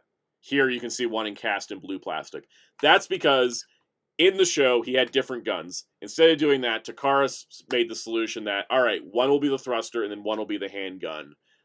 It's just the same mold gun. They just ran it twice in 2 different colors, but they do include both, which is a difference from the Legacy one, which only came with the 1 gun. So, but it's a knock in the middle with that clip. I expected nothing. I'm still disappointed. Yeah. The thing is that like it just bums me out because they really could have put a big push on let's finish the Beast Wars cast, because the only characters we're missing is Rampage, Depth Charge, and Dinobot 2. And we could have gotten that, but instead they're like, hey, let's just repack these things that are. This is the 3rd release of these molds, I think. But Soundout, if Hasbro isn't celebrating the 30th anniversary of Beast Wars, who is celebrating the 30th anniversary of Beast Wars? Our friends at Blokees. This segment not sponsored. Prior videos on this channel were sponsored. This segment's not. I just want to give Blokees props. It started with Defender, the last set, version 6, which had Primal with both monkey and robot, and Megatron, both dinosaur robot, and Cheetor in the last set. But here we have set 7. Hey, Blokees, send me Beast Wars. Yeah, because that's the thing. We're not just celebrating. It's not just season 1 of Beast Wars. We're having all of Beast Wars here. So let's look at it. Let's look at Defender version 7, known as Power of the Beast, which contains Lio Convoy with the frickin' cape as the secret figure. We've got Black Lio Convoy. We've got Nemesis Big Convoy, which was the universe repaint, with the red tusks and everything. I would not like to see Nemesis Big Convoy here. He's also he's also the other one with the big chase variant, which is the one with the big gun effect part. We also got regular Big Convoy, and then we got the first Beast Wars first Beast Wars Neo Galvatron since the original toy. This is the first one. It's never happened before. We got Magmatron.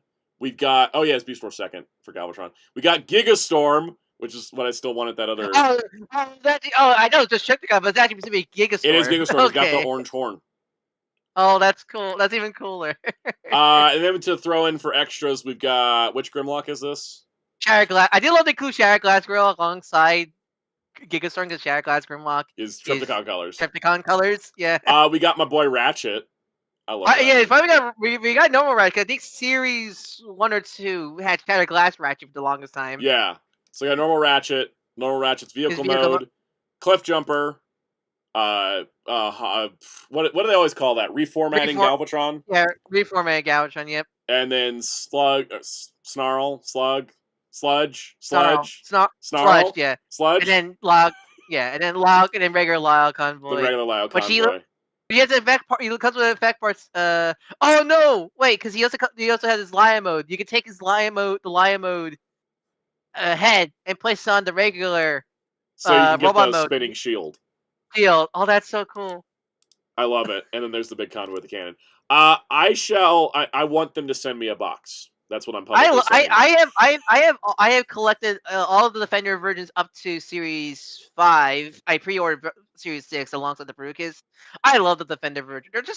They're great. Great small pocket figures. I just like them a lot and such. Like I like the Galaxy versions also. They're great action figures, but like something about the Defender version is like gives me like small like Lego minifigure or Mega Blocks. They remind me a lot of Mega Blocks minifigs. A lot. I really love them. And so Hopefully, from what I experienced when I was doing the blind box openings, I got near complete sets. no, Where you get complete sets with these ones. these get Don't complete worry. sets because, like the Galaxy version ones I looked at for Naruto, I got complete sets, except they swapped out one figure from the set for a secret. Yeah, I got secrets yeah, in because both. that's how they did back in the day. Now what they Yeah. do Now is it's a complete set, like in a box, right? complete. It's a complete set, but the two kids will have the special chase variants. Yeah. Each will have 3. So in this set, Lyle Convoy, Big Convoy are the ones with chase variants. So you can either get the normal Big Convoy, Lyle Convoy, or one of the 2 chase variants and such like that. So I think you it's good can because get I'm trying to figure out how to get a Kakashi. yeah, For my because Narutos. in this case, you can open a box. You can get like a normal Lyle Convoy, but you can get Nemesis Big Convoy and stuff like that. Yeah. Or and such like that. That's how they do it nowadays. Is I like it. you still get a complete set, but one your ones could be a variant.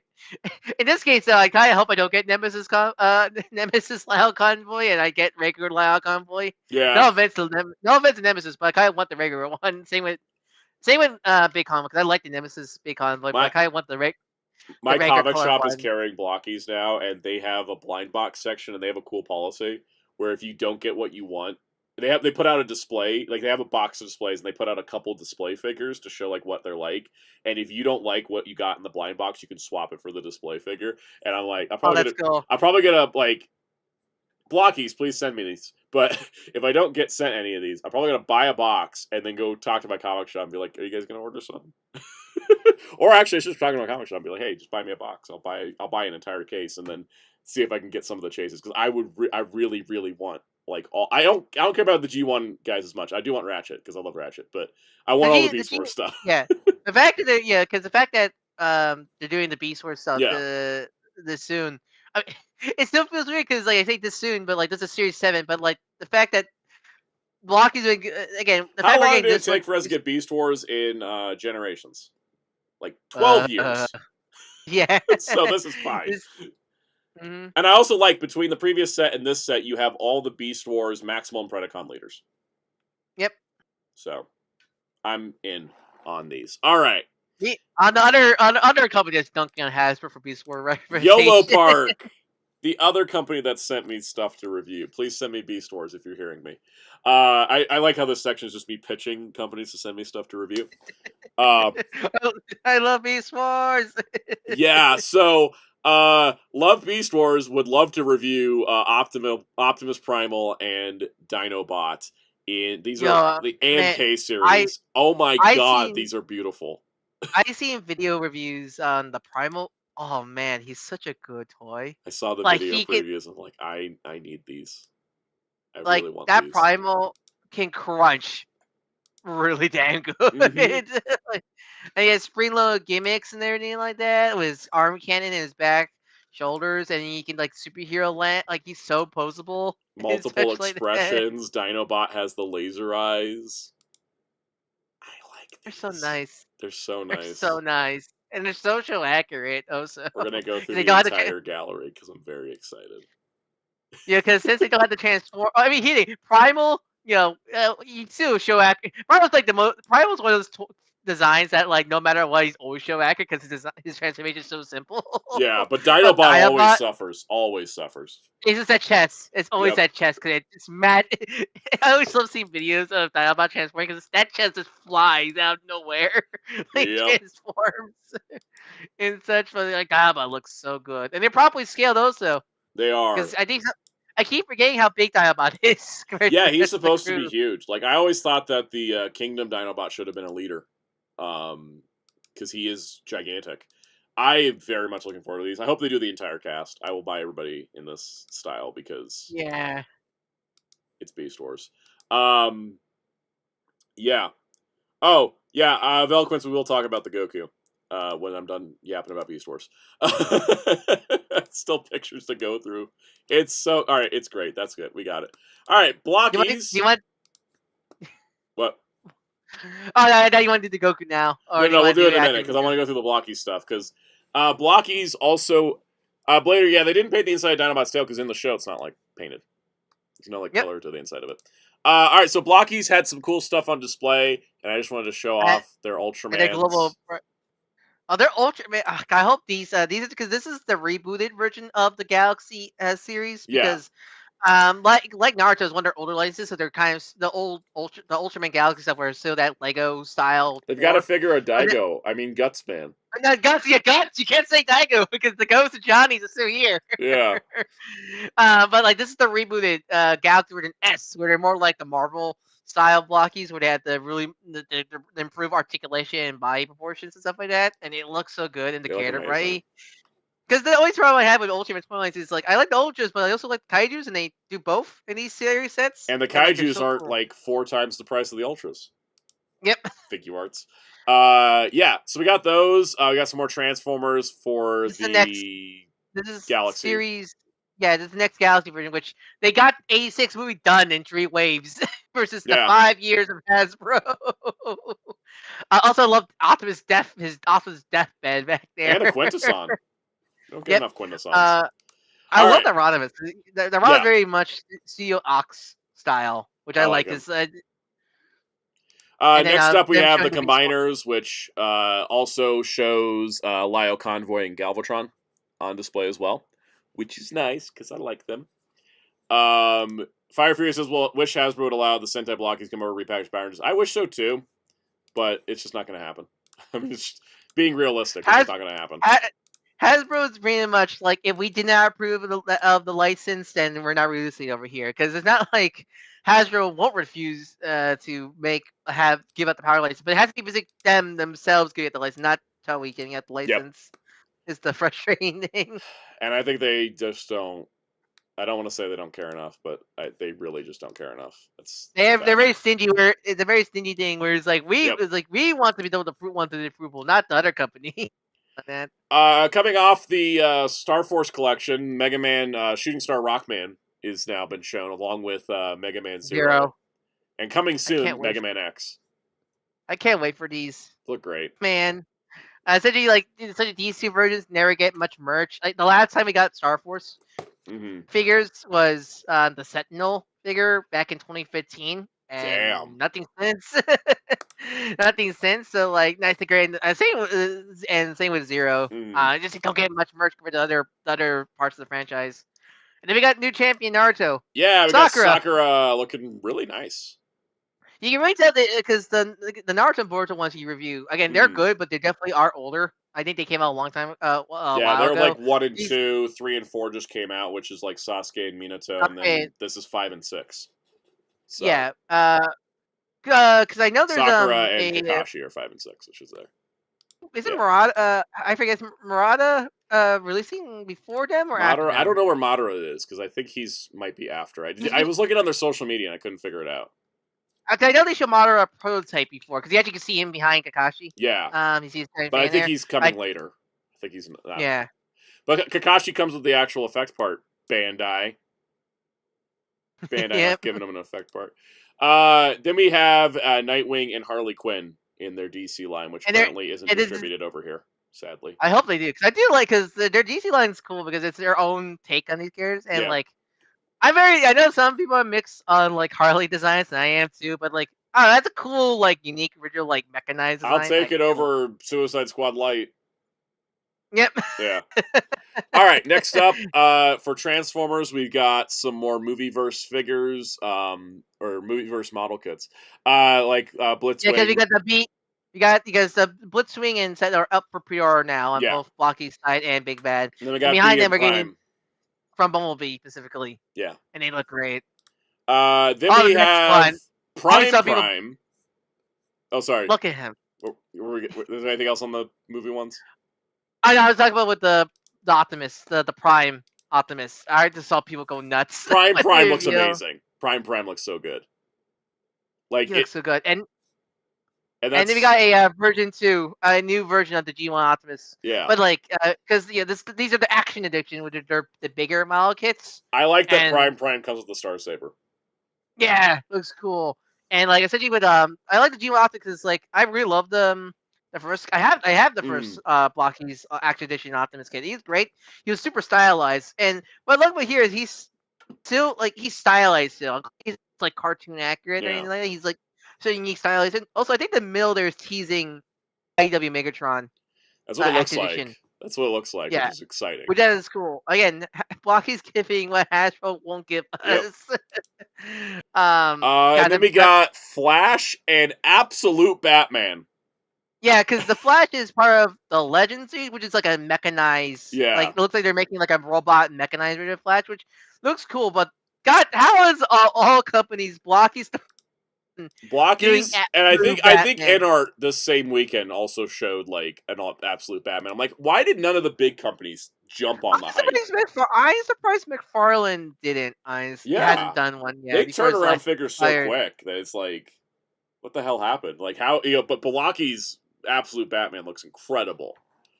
I love it. He had, and like this is a great prototype. I think it was said at the show that that's gonna be all that cape stuff is gonna be wire cape and stuff like that. Yep. Which that's so cool. And then he looks like the buzzsaw and the axe handle, the axe. Oh, it looks like the axe has the bat logo on it, so you probably just take out the one on the chest for accuracy, because that's how it works, right? The bat logo is the bat logo. He just sticks a handle into it and just goes rah, and then starts like slashing stuff. I've really come to love that comic. At first, I wasn't like super into it, but I've gotten really into it now. They also showcase, did they upload on their Twitter yet? Because I did saw. Apparently, they're gonna do Hush, champion class kits. I saw the picture of Hush, but I didn't see it on their social. I think I saw a pre-Eternia posted. I can get that. Yeah, see if we can get it real quick, because that'd be yeah, I'm gonna go grab that. We gotta get onto these comic news. I'll get all the other links pulled up so we can kind of get our way through. Where is it? Oh, there it is. Stream chat. Stream chat. Where we find all our. Oh yeah, there it is. You guys know that like there's a character that gets merchandise, not enough. There's one Batman character that never gets enough merchandise, and it's Catwoman. I think specifically this design. So I feel like there's like the Mafex, and that's it. Which I feel like this is like the de facto Catwoman design. I think the Jim Lee Hush Catwoman design is like the default for all adapted media, and we never get toys of it. So like, if you can't afford the Mafex, I say keep an eye on these. Please, Warner Brothers, let Blokees give me Catwoman. I want Catwoman. I really want Catwoman. That's the great thing about Blokees here. The reason why Blokees, what you ask, why is Blokees so popular? They're affordable. Yeah. Almost all their things are affordable. And stuff like that. Like, and we're about to talk about Bandai stuff, so you know, it's nice. Like a whole case of Galaxy figures only $80 for like 12 figures. That's not a bad deal. I want Blokees to send me Defender version 6 with Optimus. I think it was only like $37 for that box. Yep. Oh, do you not have the Moon Knight? I did, but then I double checked something, and apparently it's not like an official Blokees reveal yet. Yeah, I think it's a leak, but I think it's a leak. So I'm just gonna wait. It looks so good. It looks so good, but I'm gonna wait because I want to stay on Blokees, as kids say. Mm-hmm. When Hasbro stuff leaks, I don't care. I'm never getting sponsored by Hasbro. I have already pissed off Hasbro enough by now. They're never going to give me a sponsorship. Blokees, I want to keep them happy. I'm not going to show anything they didn't officially show themselves. All right. In other news, Captain Commando is getting a 6-inch figure from 52 Toys, which is exciting. Yeah, 52 Toys is a really good company. I pick up a lot of their Beast Box figures, and they're really nice. And I hear their action figures are really good. So it's nice to finally get. It's really nice when I get Captain Commando on a 6-inch scale, because I think before they released a 1/18 scale. Yes, they did. Captain Commando. So it's nice that they're making a 6-inch scale, because they're also doing a. And also this lady. I've never played the game. That's one of the. I think one of the enemies. She's like from what I understand. She's like Poison from Final Fight, Okay. pretty much. She's like an enemy character, from what I understand. She's got tuning forks. Yeah, yeah. She's the one the boss. Why does she have a teddy Character. bear? And I think that's one.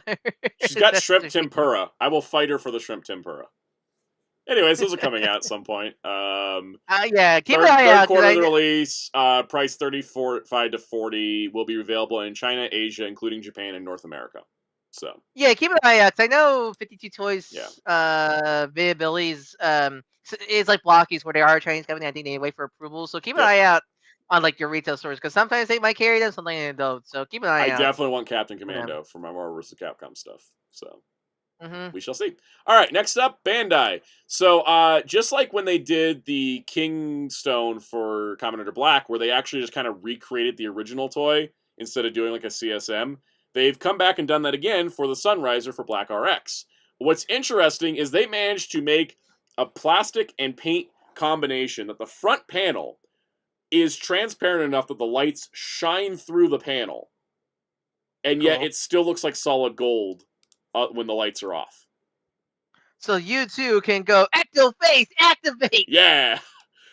This is actually a really cool effect, and I'm looking forward to them showing more of it, because the fact they're able to make that work is kind of like awesome. Of course, it still has the wrist brace. Unfortunately, the belt's kind of ugly because it's kind of like one of the generic Kamen Rider belts. I mean, it's one of the things. Black RX, remember his belt is literally just a gray slash. Yeah. Gray slash. The only unfortunate part is this 22,000 yen. Yeah, pay up money, because Yep. They distributed Black's belt over here, and it didn't sell super well, or they sent too much to the U.S. because I was like, oh, I didn't actually buy the King Riser, and I remember everybody having it in stock still, and I bought it at Toku Collectibles for $38. Damn, $38. I was like, wow. it was on sale, and I was like, I'm just gonna get that, because why would, like, at that price, why would I not? You can't even, not even a normal DX toy cost that Yeah. cheap anymore. I was like, $38? Sign me up. I'll get this. Man, is it so real that in order to pay rent, Tojima had to sell all his Kamen Rider merch because it's that expensive nowadays? Yes. It's living in the sad true reality. All right, so I wanted to talk about this Goku thing, because a lot of people were confused by this, and I didn't. Yeah, because I didn't realize it was a thing to be confused by, because lottery sales are a thing they do in P Bandai Japan every day. but not in America. So like, tell the full story, because it was hard to keep up. So So tell the full story. let's go way back. This Goku, which is the Genki Damatsuri edition, which was done for the Genki Damatsuri Festival in Japan, is Goku based on. Let me just grab it off the damn shelf because it's right here. This is the legendary Super Saiyan Goku mold. The mold that it's the figure that it's based off 25 full power Frieza. For people who don't know. And in the manga, I've talked about this in my comic calls and stuff. I love when manga does two-color process. And so in the manga, when they had to switch to the two-color process for the color pages and being Super Saiyan, he was these colors. White hair, kind of pinkish pants. Just the color tones are different because they can only use like two colors, which was red and white. Like it's black and white, and you can use a little red. And you use like different shades of red. So I remember right. Didn't Toei had to ask Torian what the hair color was for the Super Saiyan form? I'm not exactly sure, because I also don't know the timeline of events. But the first page of this chapter that's colored has Goku in the normal colors with the gold hair. So I don't know if those were pages that were added later, but the Vizbigs do have these pages, and I love this color scheme because it just looks so cool, right? It's so different than what we normally get. So the way this worked is that this was available at an event in Japan, and it sold out like crazy because a lot of people wanted this. The reason why it's an event exclusive is because of licensing with Shueisha. Bandai can just make whatever for the anime, but yeah, because it's one of those specifically. This is based off the manga, which is entirely its own rights. Because I think some people need to remember a lot of the merchandise you get from Figuarts or wherever, like toy companies license the anime. Not same thing the with the manga. video games as well. Yep. They license the anime, not the manga, so it's a separate license. So these always have to be exclusive and limited.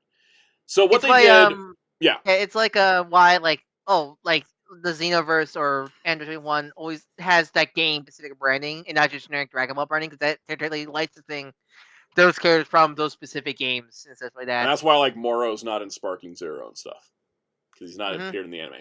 So it has to be limited. And then the second thing is that they offered it in Japan. It sold out really quick, but they allocated a bunch of them for the Dragon Ball pop-up shop tour in the U.S. And there was crazy ass lines that were like 8 hours long. There was 8-hour lines for this thing, and there was a limited release of it. They then had some available for P Bandai. They had, at first, it was 1,000 units were available. So the way this worked is that you needed to click the promotion, which I think we can do because I'm logged out, right?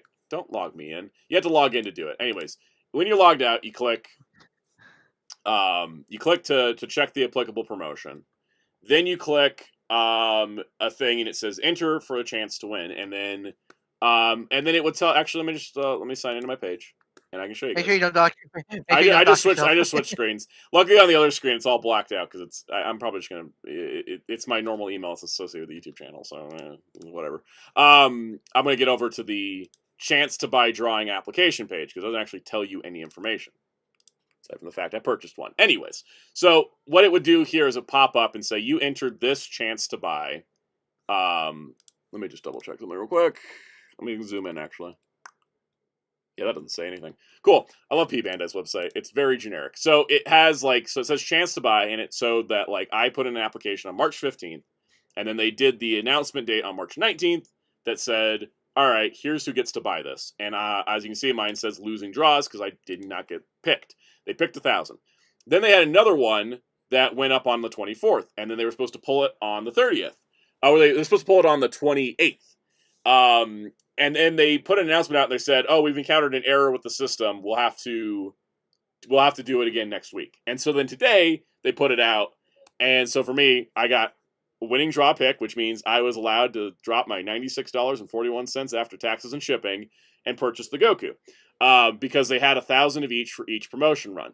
The demand for this figure has been insanely high because it's cool.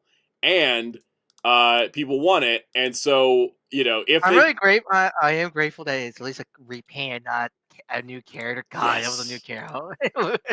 And now this is the thing they do, because sometimes they'll have an item sell out that's limited, and then they will they'll come back around, and then they'll be like, oh, we'll do a lottery sale because they only have so many. And the way they do it is you put in an application, and they randomly pick however many number of people can get it. It does suck because it should just be something you can buy, but because of the licensing issue, it's always going to be a limited thing. But the fact they put up a second batch is them at least trying to meet more of the demand. I think the first batch are shipping sooner. The second batch is November.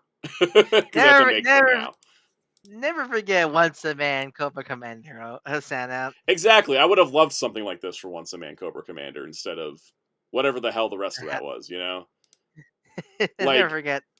Yeah, let me see. I want to say the first... It doesn't actually say on the page when the first batch ships, but they added a second batch. So they might throw up a third batch. I don't know. Demand's pretty hot. I'm definitely I'm glad I got one. It was one of those things, and this is, I think, a good mentality to go into it, is when I put in my application for it, I was like, if I get this, I'm absolutely. If you're putting it in, you absolutely got to buy it. You can't duck out if you win the lottery. You got to know you want to buy it ahead of time.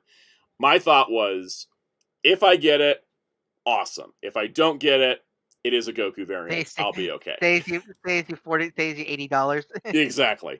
But I got it, and so I'm very happy I got it. But I do wish it was something that could just be put up for a normal sale, and everybody that wants it could get it.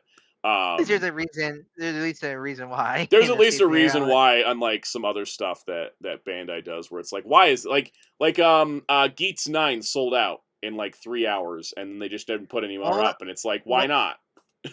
I mean, was Blazar was the Blazar Fire Armor, was that lottery, or was that only available? That was an only event exclusive, and they didn't offer it here. Yep. This is at least an event exclusive we're offered. Also, I did find the other page. The first batch is October shipment. Second batch is November shipment. Let's see if they do another shipment.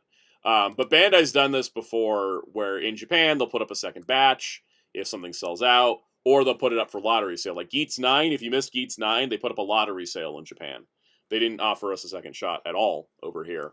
I would like, honestly, if Bandai Switch makes more of these for their other manga series during this era. Yeah. With that code, like a Yu Hakusho. I don't think did One Piece have the color era? No, One or Piece no? never did like a 2-color, I don't think. Yeah, I think they don't. I think they stopped doing that past '90s stuff. I Yeah. think. I know City Hunter has some cool 2-color looks. But yeah, no, I love 2-color process manga colors, and so I'm happy I got it.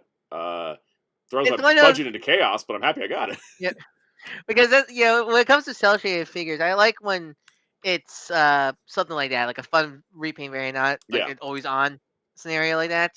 No, definitely, and the thing is that figure also is like literally for, I think I checked it. He's in like 6 panels in those colors, so it is a very limited look. But I'm happy to get it. I hope that they put up more and let people do another round of it. Now, before we continue to the next segment, I'm going to change my P Bandai password because I'm a paranoid freak. So, speak about something else. You know what they should do? They should do like manga watercolored versions of like here's Ichiro Oda color Luffy, Kishimoto color Naruto, Taikubo color Ichigo of their figures, or like that, for that kind of exclusive thing. That'd be cool. I think that'd be really awesome, honestly. Just to see something like similar, yeah, something similar. Because I think they're cool. I think they make great exclusives. I think if Bandai could,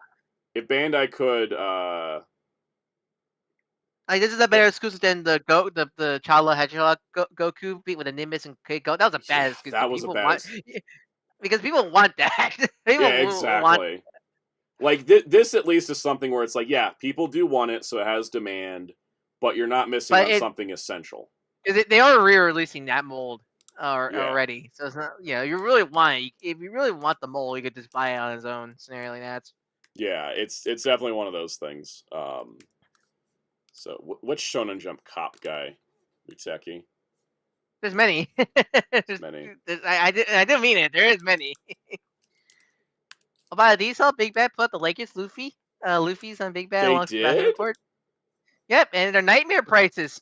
Because they're not releasing them over here for some reason. Yep. How much is it? Hold on, let me make sure. Are they all the same price? Yep. So for the Laker, all the Luffy's, they're all the same price. They are $154.99 with a $15.50 down payment. My God. And the basketball court is $124.99. I think if somehow Lakers Luffy ends up at the LA Lakers store, it would be cheaper for me to drive out to California and just buy it in person. Why is Spider Kumano's the Kamen Rider one, Shin Kamen Rider one, not the Sentai? Why is he $184.99? Isn't he P Bandai? I think so. Yeah, because anytime Big Bad gets P Bandai stuff, they're importing it themselves because Bandai won't let them import it directly. AKA Crier, Taithia Garo on BBTS. Like, and then I saw the price, like, speaking of Garo, my browser froze. Always doing the timing. Always. Every time I want to have a dramatic transition, my browser freezes. All right. So, we finally got the Ryuga version of Garo, Golden Knight Garo in his show armor design from Goldstorm Show, which is like one of my favorite Garo shows. Completely brand new figure. This is not, repaint, not retool. It's completely brand new figure. It's completely brand new armor.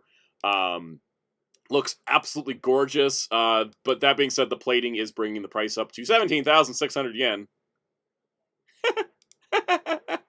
Doesn't come out till January of next year.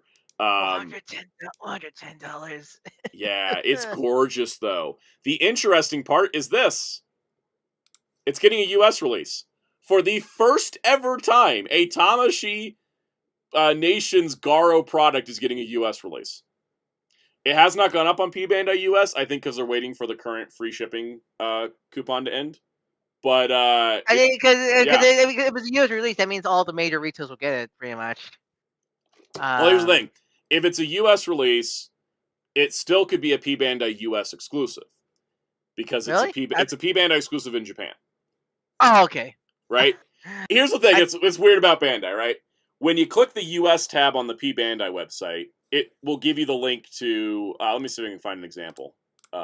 Because it does do this consistently. It's always like a toss up whenever I pre-band, because like from what I've seen, usually when it's a P-Bandai on both sides, don't they get announced at the same time? They do. Right? They usually go up at the same time. We know that Kamen Rider Gills, who we'll talk about in a minute, is also a P Bandai US release, but he's not on the website yet. And the reason we know is because the P Bandai US Twitter account leaked it, right? Or the Instagram account leaked it. Some of the P Bandai US, some of the P Bandai stuff is general retail US, like so I know like a lot of the a lot of anime P-Bandai. Yeah, like they One usually they're Piece, P-Bandai Dragon Japan. Ball. Oh no, Yeah, One they Piece, usually are not Dragon P-Bandai. Ball. Yeah. Yeah, they're a lot like when My Hero, One Piece, Bleach. They will be P-Bandai Japan, but US retail for us here. So it's like always a toss.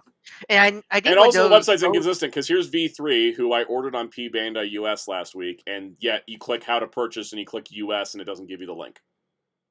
Yeah, so it's always a toss up. I really hope this is just regular retail US for us. I really hope it would be nice. I'm kind of leaning towards it's probably going to be P Bandai, but we'll see. I really hope that because I hate P Bandai. I hate ordering for P Bandai. It feels like a credit card scam. They did change their website. Credit card scam. They paid they changed their payment page finally. It doesn't look like a scam as much anymore. Okay. And they take PayPal now. It's still a scam, Ryan. Say again, Wheels. No, they've been taking PayPal.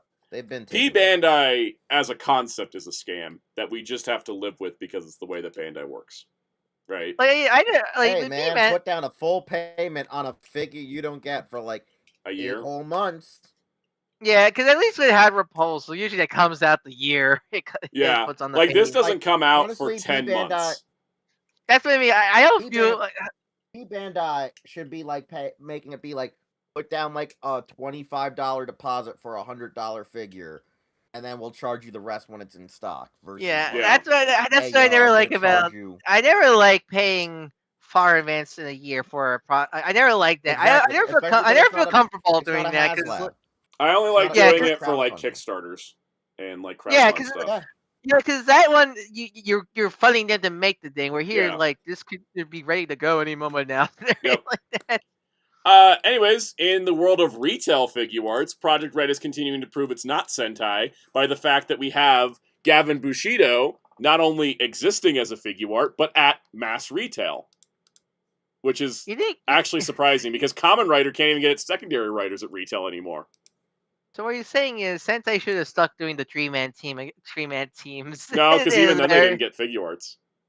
Oh yeah, true. Also weird, just like Gavin Infinity, coming out in all regions. The show's not, but the toys are. Also, I mean, look at them. They're not guys. It's totally coming out in all regions. Oh look, they're not plated. They're not plated. Yeah, like the suit. They're like affordable. You know, Soundout. I think I'm you with money for super chats. You know, Soundout. I think I'm like bring out Gavin. Yeah. You know, Soundout. I think I'm like you with the NECA gargoyles. Problem of like, oh boy, if only they didn't have realistic skin and not trying to get wings with plated Garo figure. Honestly, it's like, oh man, if only the figure wasn't goddamn plated, it would have been decently affordable. Mm-hmm. I think I like that now with plated stuff because it looks nice. I'd rather not have it. So I mean, my original Seiho Garo's in a plastic box. I need to get another plastic box for this new one. Yep. But on the complete, this is not Sentai and this is not Kamen Rider. Woman retail. Woman retail. That's a word that doesn't make sense to anybody. There is a female Tokusatsu hero that's released at general retail. Kamen Rider did that once with Kivala, and Sentai never did any of their female characters at retail, and they barely made any of their female figures, period. But Gavin Luminos is going to be a retail release as well.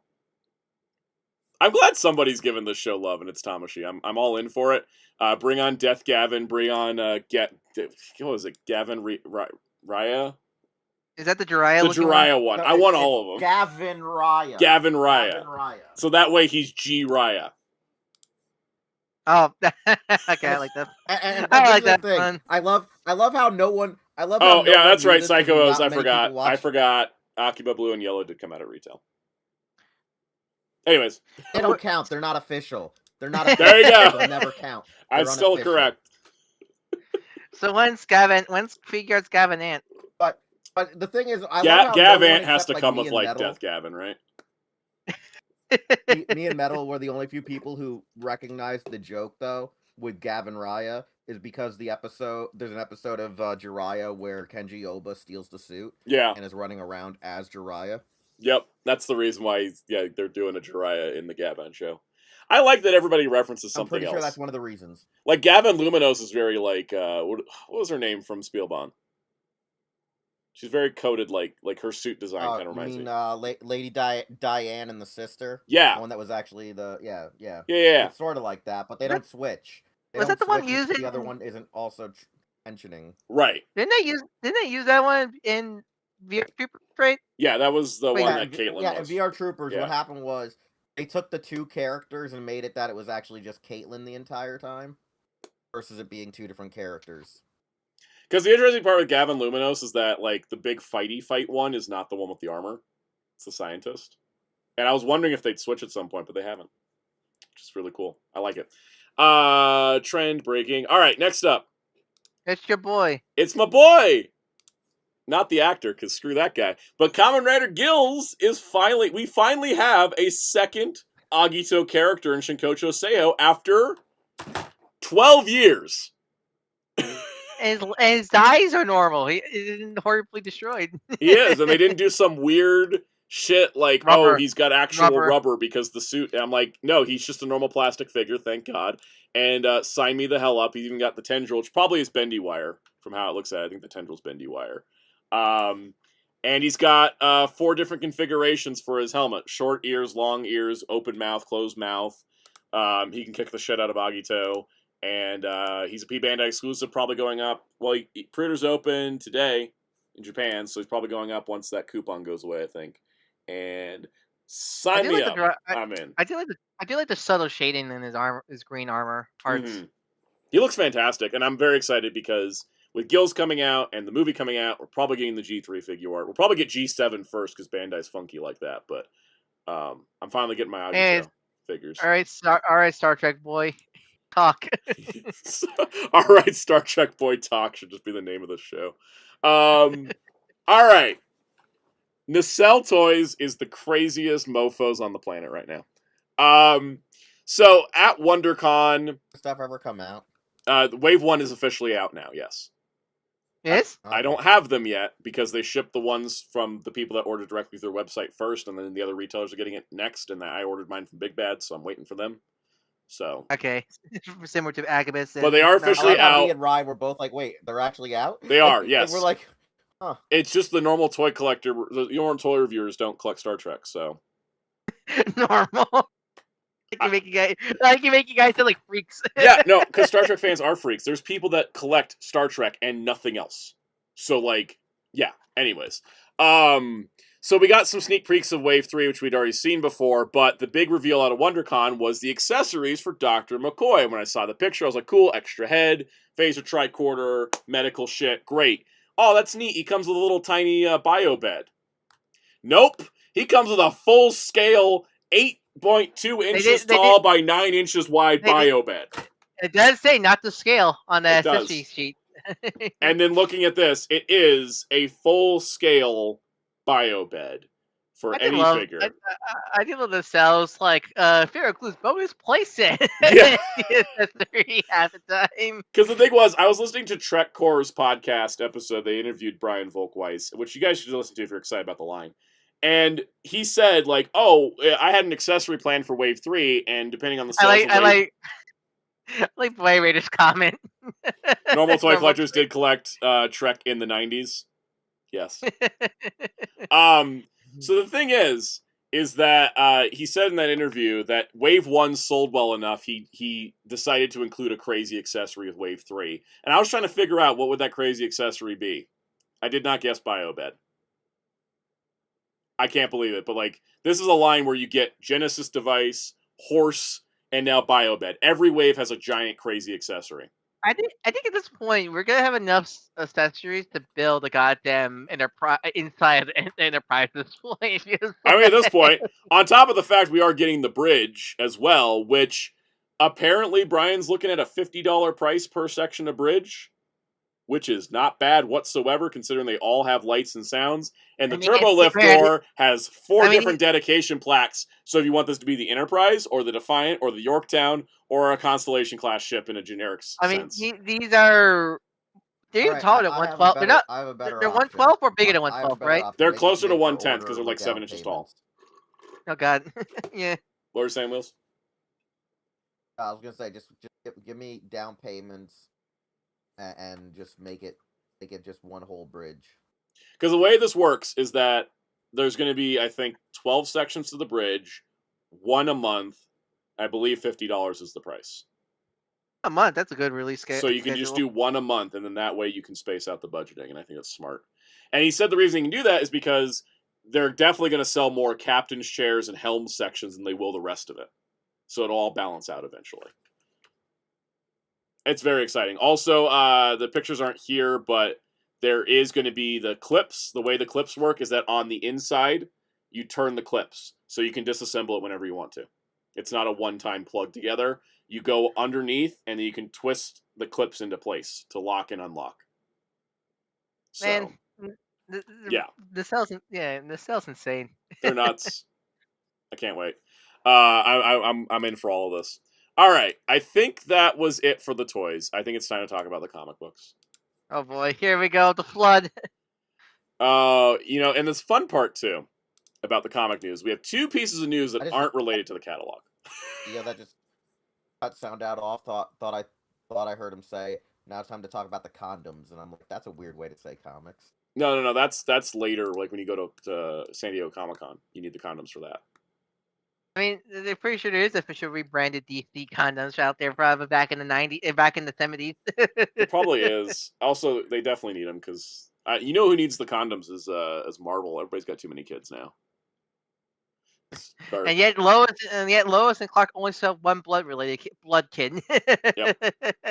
All right, so first piece of comic news: Gambit got a new miniseries. Gambit Wanted will be a 5-issue miniseries written by Chris Claremont that is exploring Gambit's origins prior to his debut. This should be interesting because Claremont didn't write that much Gambit, and people have always wondered what would he write about Gambit because he kind of wrote the beginning of Gambit, and then he left the book like a couple years later, like not that much longer after he created Gambit. So a lot of the Gambit we know and love is from other creators, not Claremont. So it's interesting to see Claremont go back and tap into Gambit, and I'm curious to see how this will be. Gambit was 90s era, right? Or was he? Oh, it was like very tail end. Where was he? He debuted in this epic collection from 1989. He was like just before the 90s. He was on the cusp of the 90s. He's about to make a whole name for himself. It's funny because of the 90s cartoon, people would associate Gambit with the Claremont era, but yeah, he isn't actually part of the Claremont era, technically. Yeah, he debuts here in Uncanny X-Men 266, where his costume was slightly different, but he hasn't changed costumes that much. That was late August 1989, I think. Yeah, but it's just because the 90s cartoon... Oh, late August 1990. He is officially a 90s boy. Yeah, it's just funny because the 90s cartoon, since it adapts most Claremont stories, people associate Gambit associate with Claremont era, even though he never wrote, he didn't really write much Gambit. Because Gambit debuts at the end of volume 17, and Claremont leaves at the end of volume 19. So he didn't actually have Gambit that long, because Gambit didn't even join the team for a bit either. So a lot of Gambit stuff is more Nicieza, Lobdell, that kind of. But thanks to that damn 90s cartoon. Yep. I mean, they were adapting Days of Future Past using like Cable or Bishop and Gambit more than they were using Kitty Pryde because they didn't use Kitty. So that's coming out. That's exciting. I'm actually excited about that. All right. So G.I. Joe's second Kickstarter, which we talked about, was starting. Was funded in 3 minutes, and they're already at $1.8 million. of their God. $40,000 goal. I mean, this was kind of a shoe-in to be successful because basically everybody that backed the first one was going to back the new set, and everybody that missed the first one was going to back it as well. So it makes total sense. But the way this is working, for those that want to know what the deal is, real quick, Blader says X-Men 92 has a lot of 80s stories using 90s characters and designs. That is because the show came out in 1992. There wasn't a lot of 90s stories to pull from. Yeah. They were using those designs because they were hot and popular. That was the main reason. All right, so the way this is working, it's why a lot of 2000s X-Men material was using astonishing designs. Exactly. So the way this is working is that the G.I. Joe compendiums they offered before, volumes 1 to 4, from issues 1 to 155, the Marvel years, with the associate material, are back in print. I hit up Skybound, and I was like, hey, I never heard back about my misprint on my volume 3. Can you guys,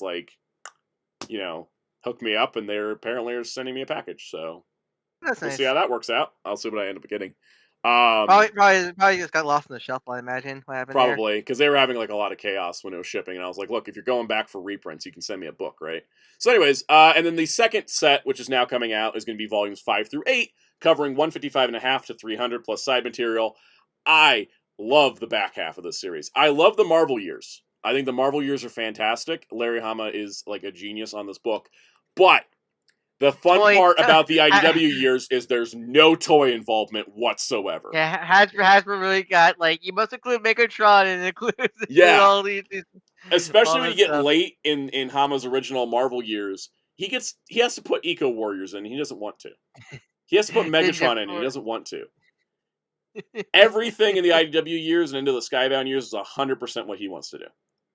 And it's a fantastic. So books 1 to 4 are back again. We don't need to talk about that. I have a whole video on the channel about it already.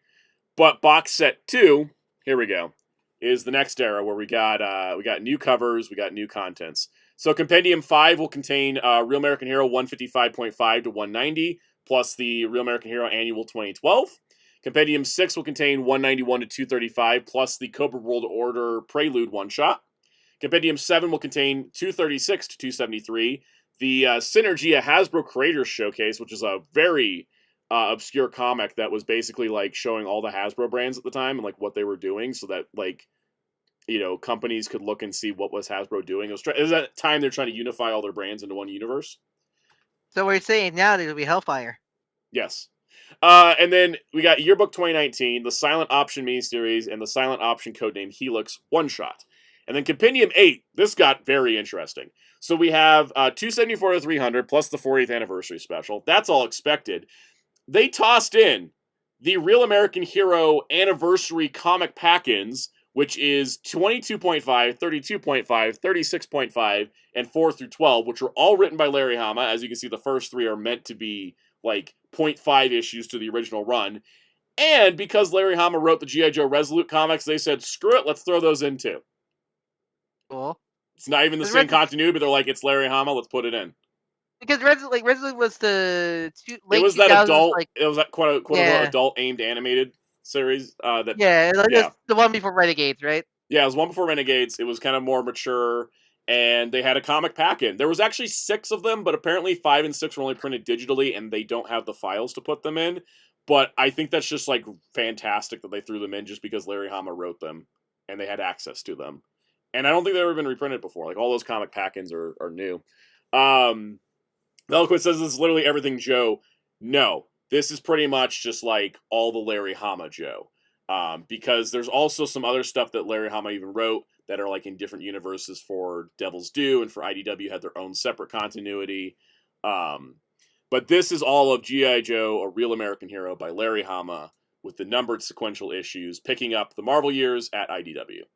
So that's what's all contained. The box set for the Joe set, you got Snake Eyes on one side, you got a nice team of Joes on the other, which includes Helix and Don Moreno Snake Eyes, who's getting her first classified figure. Timely, very timely. Someone at Hasbro actually worked on that to make that happen.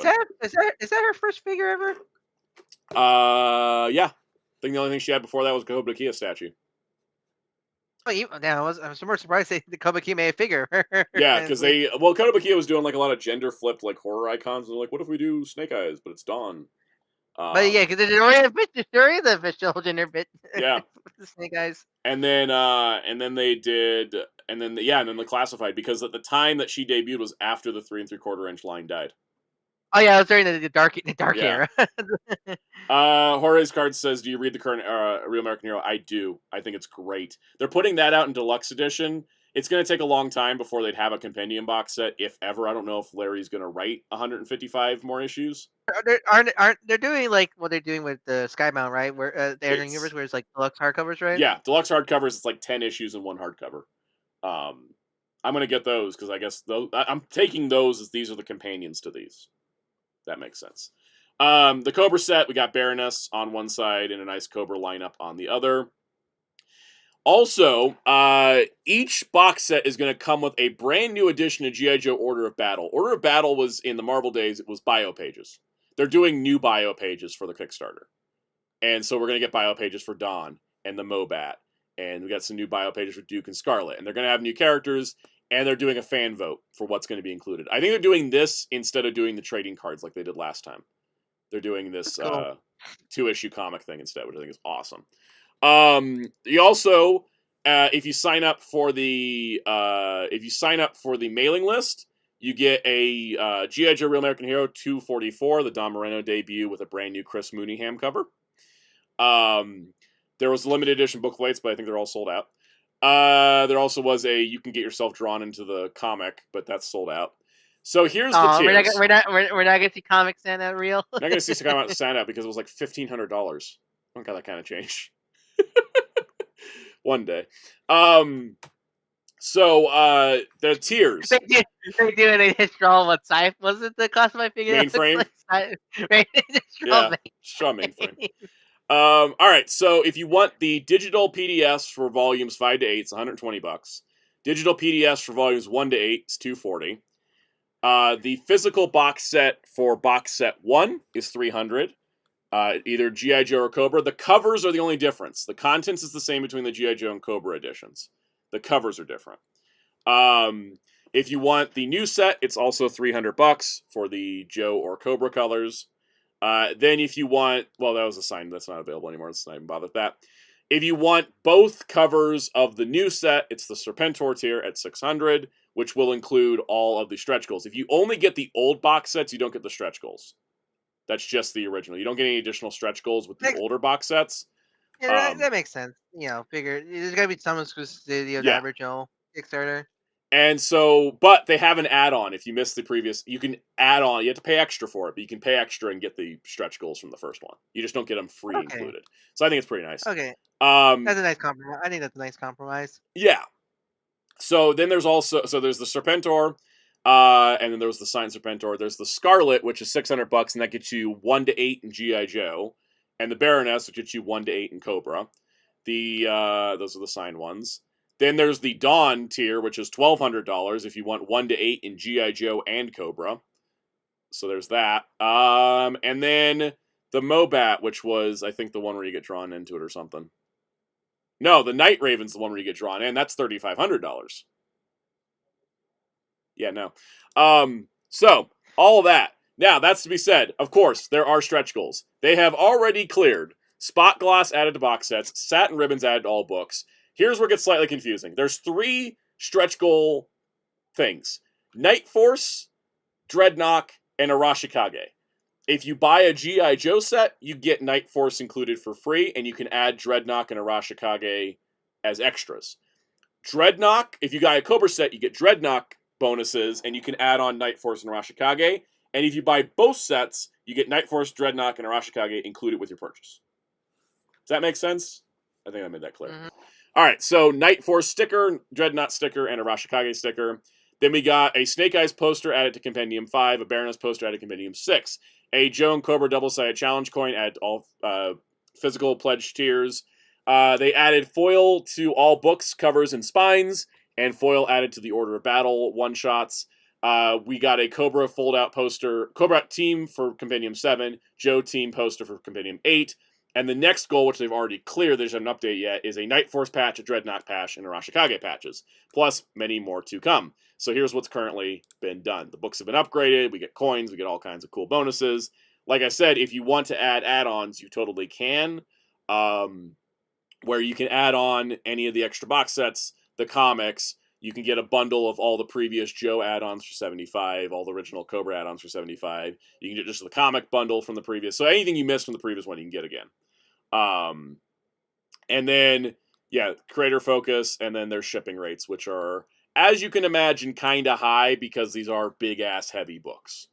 So all the house defense weapons you can ask for. yeah. Velquit says, why'd they start at 40K if they have stretch goals into the millions? Because 40K is the bare minimum they need, and it looks very impressive when they needed 40K, and in 3 hours they had $1 million. It's like, look, we're successful. So, that's all the information for everybody there. Sal can make a house fort with all these books. I know, like, especially if they do IDW Transformers and sets like this. Mediocrity. If they do IDW Transformers in this, and we get like 7 box sets for IDW Transformers, imagine the fort I could build. Yeah, I think that's about it. I'm excited, and yeah. Eventually, you gotta get.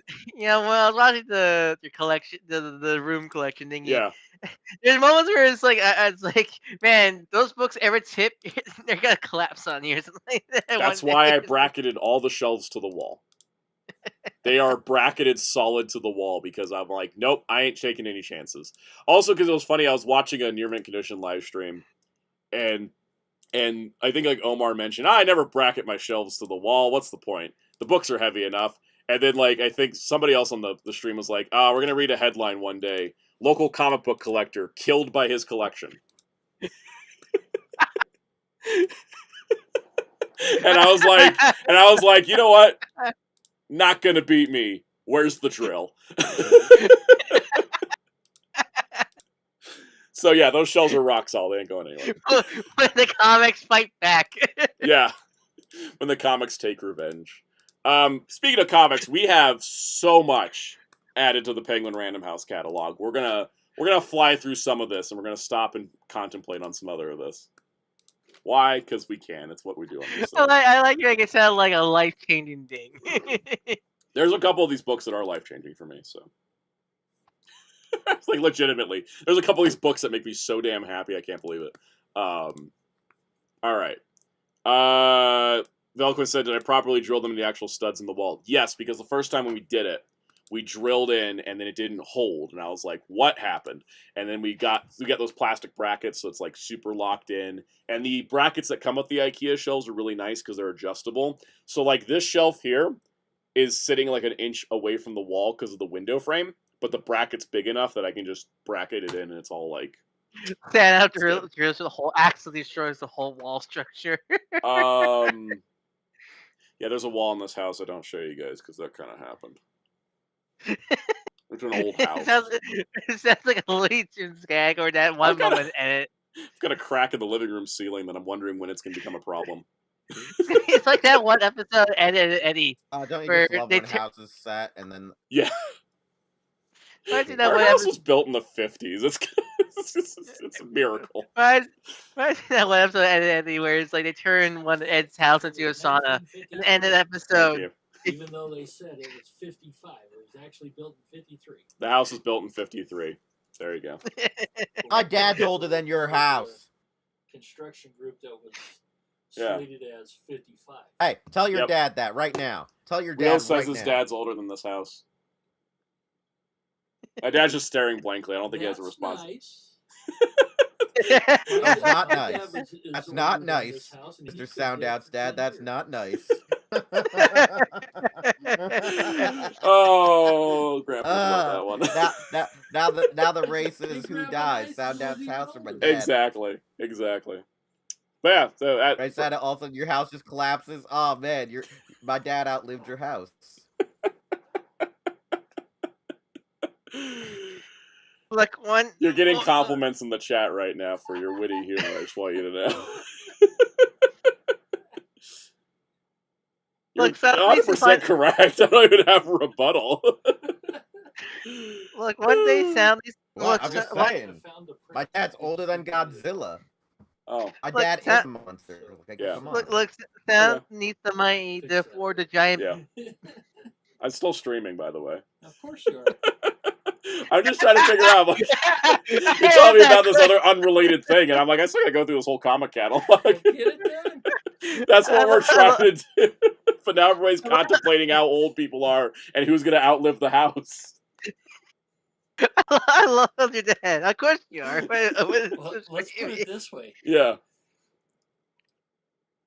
Unless lightning strikes or some, natural disaster happens, the house will be here in 40 years from now. There's not going to be anybody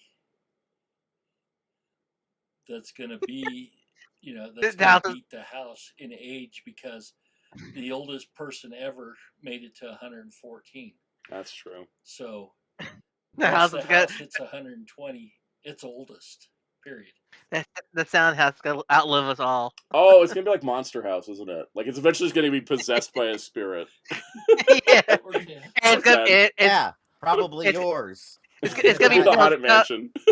no, it's gonna be Beppo. Beppo's gonna take control of the house. Spirit of Beppo's gonna control the house. I saw this great video from Universal Japan where Beppo was like trying to get Law's attention, and Law just like shoved him over and just walked past him, and I was like, oh, canon.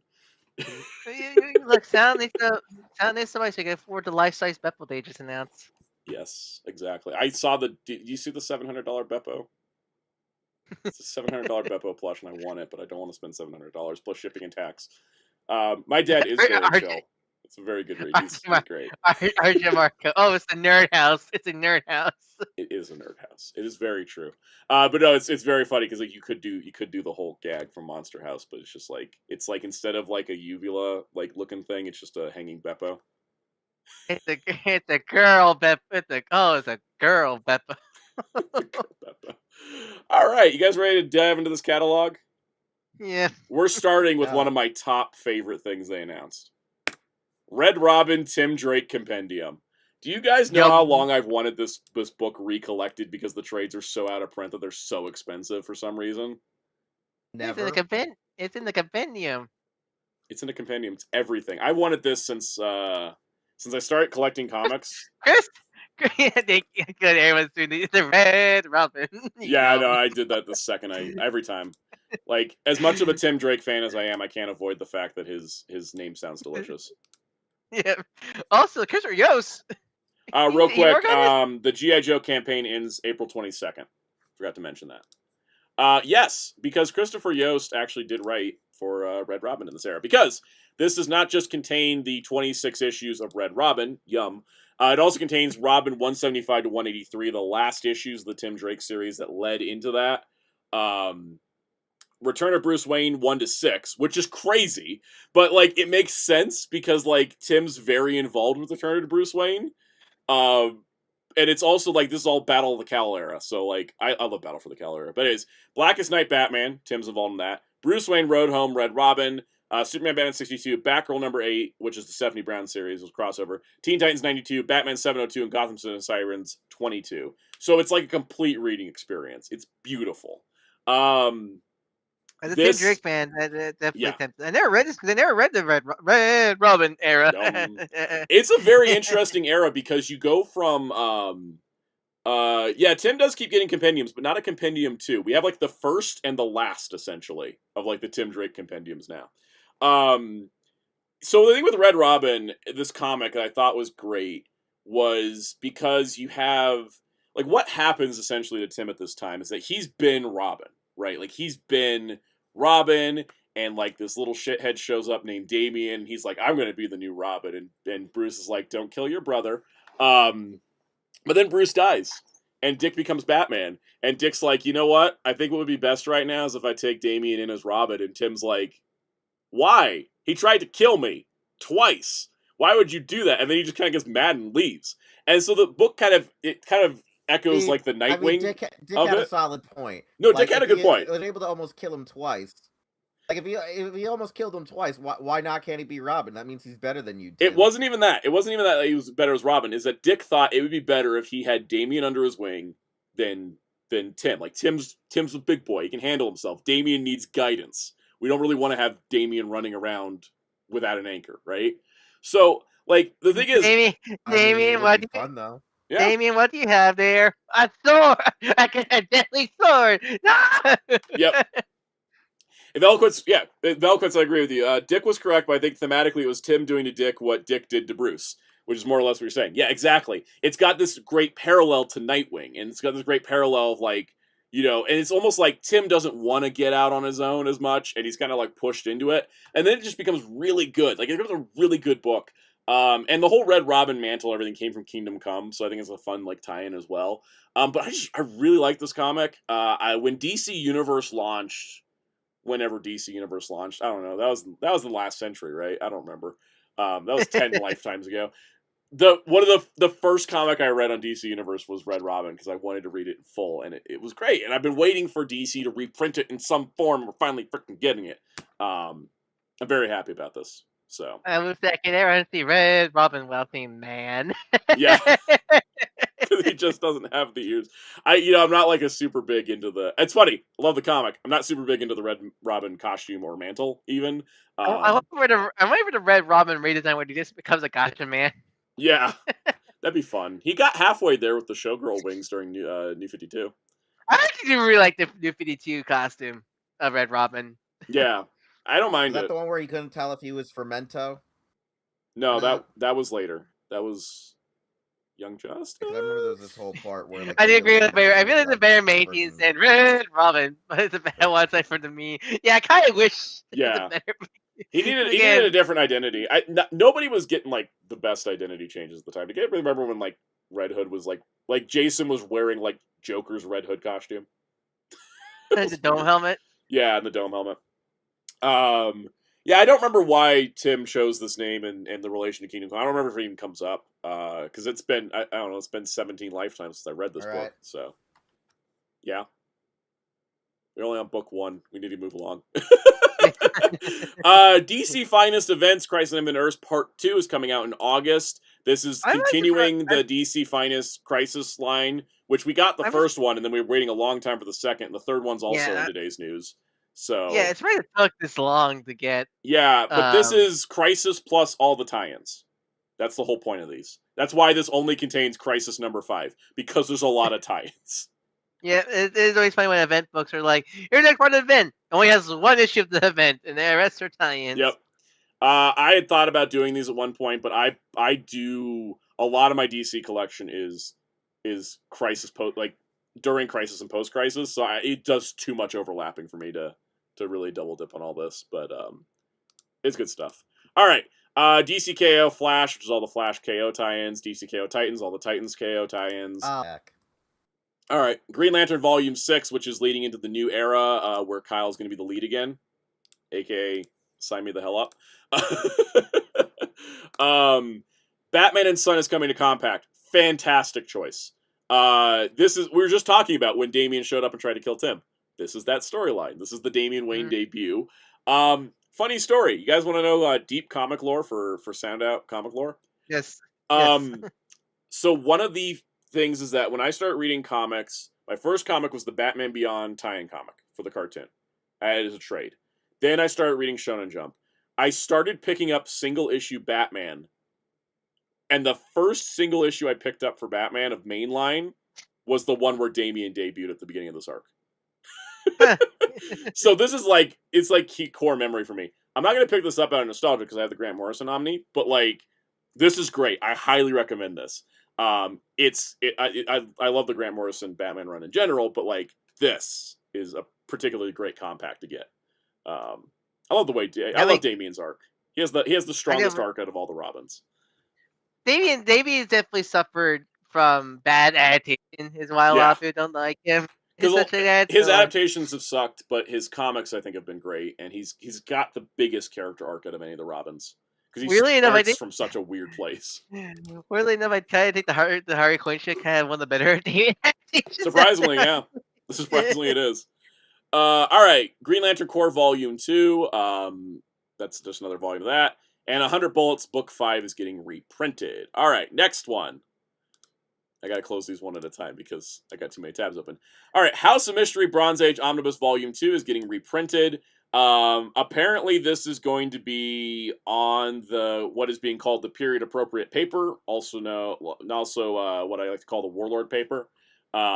What's weird is the House of Mystery Volume 1 reprint was on the glossy paper, so slightly inconsistent. But hey, House of Mystery is back again, and then House of Secrets Volume 1 Bronze Age Omnibus is getting reprinted as well. You guys want to know my thoughts on House of Mystery and House of Secrets? That's not really the Constantine, right? Because he keep thinking that, and then It's the location that Constantine eventually becomes in possession of. Okay. So the thing is, I don't really like either of these series because I like horror stuff, but I like when horror is a character focused, whereas like House of Mystery and House of Secrets is anthology focused. They're great horror stories if you're into the horror genre. If you're into it for storytelling, there's no like continual characters in either book, and that's where I disconnect. I bought the DC Finest horror collection because I was like, oh, it's horror from 70s DC. I love this stuff. And it's like, no, I realize I do love Deadman, Spectre, Phantom Stranger more so than I like just general horror.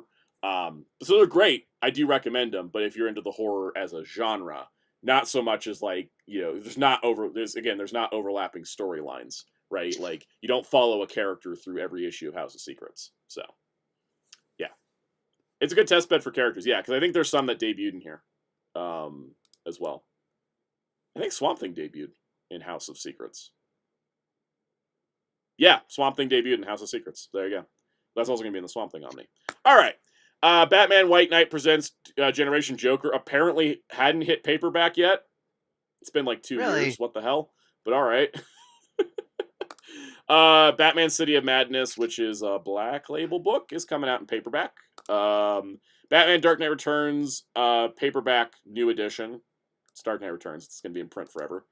And Green Lantern Corps Recharge 2026 edition. So this is a paperback of the Green Lantern Corps Recharge miniseries only, which is in the Green Lantern Rebirth Compendium. They're putting this out so that there's a cheaper book available when the Lantern Show debuts.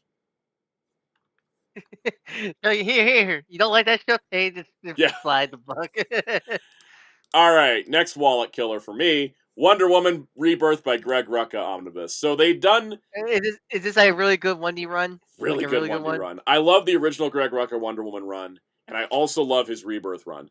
They originally called the Wonder Woman by Rucka Omnibus Volume 1, and I thought that would be weird because Volume 2 came out like 12 years later. So what they did is they just called it Wonder Woman by Greg Rucka Omnibus. This is Wonder Woman Rebirth by Greg Rucka Omnibus. Because they are 2 different runs at 2 different points in time. But this is his Wonder Woman run, which started off Rebirth. So you got Rebirth 1, you got Wonder Woman 1 to 25, and specials from Holiday Special 2017, Wonder Woman 75th Anniversary, Wonder Woman Annual, and Wonder Woman 750. I love this. This is great. This is a great run. That's cool. I will say, I like the rest of this run as well after Rucka leaves, and I hope they continue doing volumes of this, because I'd be into it. I forget, was 750 the one before Tom King's run? Yeah. The issue before Tom? It was like the last one before Tom King, and they pulled in different creators to do different stories, so you get the Greg Rucka story from 750. Okay, that's cool. That's cool they including that. I like this a lot, and I highly recommend it as well. And I'm very excited, and I'm hoping that, again, we get more of the Rebirth era after this. But Greg Rucka, one of my top Wonder Woman writers. I'll talk about that in Wednesday's video as well, because I'm very picky with my Wonder Woman. Absolute Power is in an omnibus. All right, moving on. Unwritten is getting a second compendium. Well, I'm assuming that includes everything, right? All the time. Yeah, it has the 4-issue series, the Free Comic Book Day, Ground Zero, Origins, Super Sun, Task Force 7, Batman 148, 151 to 152, Green Arrow 12 to 17, Suicide Squad Dream Team 1 to 4, Superman 16 to 18, Flash 10, Titans 12, Wonder Woman 10 to 12, and stories from Batman 150, Green Lantern 13 to 15, and Wonder Woman 13. God, the Absolute Power's a mess. So many goddamn tie-ins in there. Like, the thing is, you don't necessarily have to read all the tie-ins, but you have to at least read Absolute Power, Ground Zero, Origins, Super Sun, Task Force 7, the Green Arrow issues, Suicide Squad Dream Team, Superman issues, and the Wonder Woman issues, or else it doesn't make sense. All right, the Batman ones are easy to skip. Yeah, Batmans are skippable, and the Green Lanterns are pretty skippable. But everything else, yeah, it's crazy. All right. Anyways, Unwritten's getting a second compendium, which is nice to see. Continuing more of that. Here we go. So Batman has already gotten 7 DC Finest, and this is, I think, number 7. Batman's been getting the treatment in Finest. And people are frustrated because there's a lot more Batman than there's everything else. And I just gotta tell you, Batman sells more than everybody else. It's yeah, it's the case of it's Batman, sadly. So I'm also part of the problem. I bought every DC Finest Batman. Yeah, it's like, oh, why do so many Spider-Man epics? Because it's Spider-Man. Yep. So here's the thing that's fun about this. I was gonna get the Batman Bronze Age omnibus that was announced because I do like the Bronze Age. I really like Denny O'Neil, Neil Adams, right? So I was like, I'm gonna get the Bronze Age omnibus. Why not? And then DC was like, hey, look at Batman, the Demon Lives Again. It's like in the middle of the Bronze Age omnibus. And I'm like, oh, so you're doing Bronze Age and Finest? Thank you very much. I'll just stick to Finest. Is that your Batman rule? You'll see my Batman rules are very inconsistent and contradictory on Wednesday, but I have decided that yes, anything pre-Zero Hour is going to be Finest. I've decided that. I think this isn't Raz's first appearance. I think this is like his second, because it's the Demon Lives Again. I really like this. I really like this era too. I know so. you say. When you said that Goliath came out, nowhere like I live Lives again. Again. This has Daughters of the Demon, Lazarus Pit, and Demon Lives Again. It's like the trilogy of race stories. I think it actually is the first of it. I think this is the start of it. Yeah, it says including the first appearance. Yeah, so it actually is. It is the first appearance. Bronze Age starts in Finest. I think this is our first. Let me go check. I have a Finest document open. Demon Lives Again. This is 1971 to 1972. So this isn't everything that's in the Bronze Age Omnibus. It overlaps with the Bronze Age Omnibus if you guys are doing multiple formats. What's funny is we have another Batman Finest, and it's a different year. We were doing a very consistent, like, just going straight forward, and they just started jumping backward, and now it's gotten crazy. But if they're going to be putting out, like, 4 to 5 Batman Finests a year, it doesn't matter where they go. You know what I mean? It can go wherever if we're going to get that many volumes. If we're only getting one a year, I'd want them to be sequential. But if they're going to just jump around, but you're getting a ton a year, by all means, go for it. All right. So let's see. So that's art. Next up, we have Harley Quinn, The Ballad of Harley Quinn, which is a second volume of Harley, which contains Harley 9 to 25, Our Worlds at Wartime, Harley and Ivy, Love on the Lam, and Gotham Girls 1 to 5. Harley was one of our first DC Finest, wasn't she? Yeah, it was a lot of the animated science, wasn't it? Yeah. And then it had 1 to 8 of her series. So this is picking up right where that one left off. So that's nice. All right, next up, Fables is getting a DC Compact Comics. This is the first 10 issues of Fables. That's a pretty famous comic that people love. So, like it. Cool. Yeah, Velquin says, like, last week they released the first Triangle Era Finest for Superman, but at the rate they go, it's going to take like 8 years to release the whole Triangle Era. That's why I'm sticking the Omnis. Yeah, I think at this point, I think we're going to stick with the Omnis. But I saw they're not that. I saw they're on sale for pretty damn affordable prices. And if Target does a buy 2 get 1, and you could get all 3 Triangle Omnis on that, that's a way to save some money. Dropping a lot at once, but that's a way to save money. All right. This is actually pretty exciting. I am contemplating a blind buy on this. I'm not going to do it because I should be smarter than this. I have DC Universe Infinite. But Batman Detective Comics by Rom V. I really like Rom V, and I didn't read his detective run as it was happening, and it's been sitting in my backlog. Rom V, isn't this run recent? One of the recent Very recent. Rom V's run wrapped up, and then Tom Taylor took over Detective, and Tom Taylor's still writing Detective. This is the most recent Detective era that's finished. Okay. And this contains Detective 1062 to 1089, Detective Annual, plus bonus stories from Batman Secret Files, DC Crimes of Passion, and Strange Love Adventures, and a new introduction by Rom V, afterwards by Cy Spurrier and Dan Waters, and a gallery behind-the-scenes artwork. I've heard so many good things about this, and I'm meaning to check it out. I say read probably like 2 arcs and see if you like it enough to get if you really want the Omni scenario. DC Universe has the trades. I should read the first trade, and then that'll probably make up my mind at that point. I should read the Mariko Tamaki. That's also on my list of I have a whole Batman backlog because Tom King Batman burned me out so bad that I didn't come back to it until Chip Zdarsky, and so I got a ton to catch up on by creators I like Tamaki and like Gleason and Tomasi. Tomasi did a run, and Tamaki did a run, and Rom V did a run, and I'm like, I need to catch up on all this stuff. I need to start making that I need to make it like a concentrated effort of like I'm going to catch up on Batman, because what I don't want to do is buy a Batman omnibus and not like it, because my Batman collection is very much what I like. Yep. And you're waiting because that's $100 wasted at that point. Exactly. You know, thank God I got Supergirl Finest on the Barnes and Noble sale. yeah, I only paid like $18 for Supergirl Finest, so I'm also good with that. What did I blind buy in omnibus that I really liked? There was something I bought in omnibus, and I'm trying to remember what it is. Micronauts? Micronauts. I haven't read it yet, but I actually haven't read it. It's been sitting on my shelf. But I got the Micronauts for like $22.50 a volume because they were just they're so discounted. That was like, you know, I blind bought Godzilla. Loved that. Well, you got it. I mean, you got that for historical value. If you like. Yeah, that was historical value. There was an Omni I bought that I'd never read any of it, and then I thought, this is gonna bug me if I don't figure this out. Oh, and Nascenti Daredevil. I never read a single issue of Ann Nascenti Daredevil, and I bought the Omni. That was also because it was Ann Nascenti, and I always buy Ann Nascenti, so. I don't know, is there one that I bought that I didn't know the creator or didn't know the title that I enjoyed? It had to be like super dirt cheap if you did that. Yeah. I know there's one that I did. Oh, any of the 2099 books were blind buys. Because Spider-Man was the only one that ever got reprints. Warlord, I had read chunks of Warlord before I bought it. Ghost Rider 2099 was a blind buy. It was Ghost Rider. X-Men 2099 was a blind buy, and I didn't like X-Men 2099. I still keep trying to read it. I mean, at that point, you were just collecting all the 2099 omnis at that point. At that point. Yeah, I feel like that's kind of the thing, is like, when I blind buy an Omni, I have a reason. It's either a character I like, or it's a creator I like, right? Like, it's one of those two. I don't think there's many where I just went, oh, let me just check this out, and it's, you know, buying a 1,200 page. Yeah, X-Men 2099. People say that like the X Nation stuff at the end is good. I'm half tempted to just jump 600 pages forward and read the follow-up series. And then you go, what happened? I've had that book 2 years now, and I still am only liking the first third of it.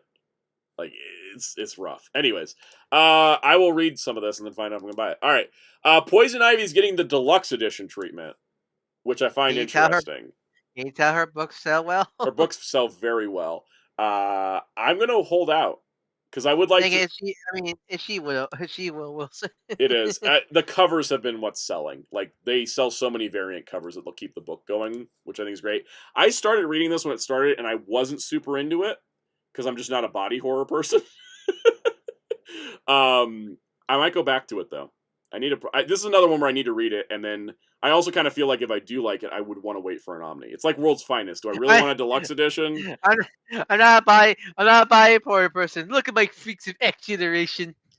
Yes. No, that's the thing, is there's a difference between like Generation X body horror, where it's like, you know, skin and stuff, and then there's a difference there when it's like Poison Ivy body horror. I don't know. I got to figure out what my ick line is when it comes to body horror, because there's definitely stuff I like, but I'm like, is it the art style? Is it because like skin's not drawn realistically in Generation X? Sarah's in your Devilman. Devilman. Yeah, exactly. I have no problem with Devilman. Maybe it's an art style thing. Maybe if it's more realistic, I don't like it, but if it's more cartoony. Have you ever seen John Carpenter's A Thing? I haven't yet. It's on the list. Yeah, right. Time to Clockwork Orange you. Oh god.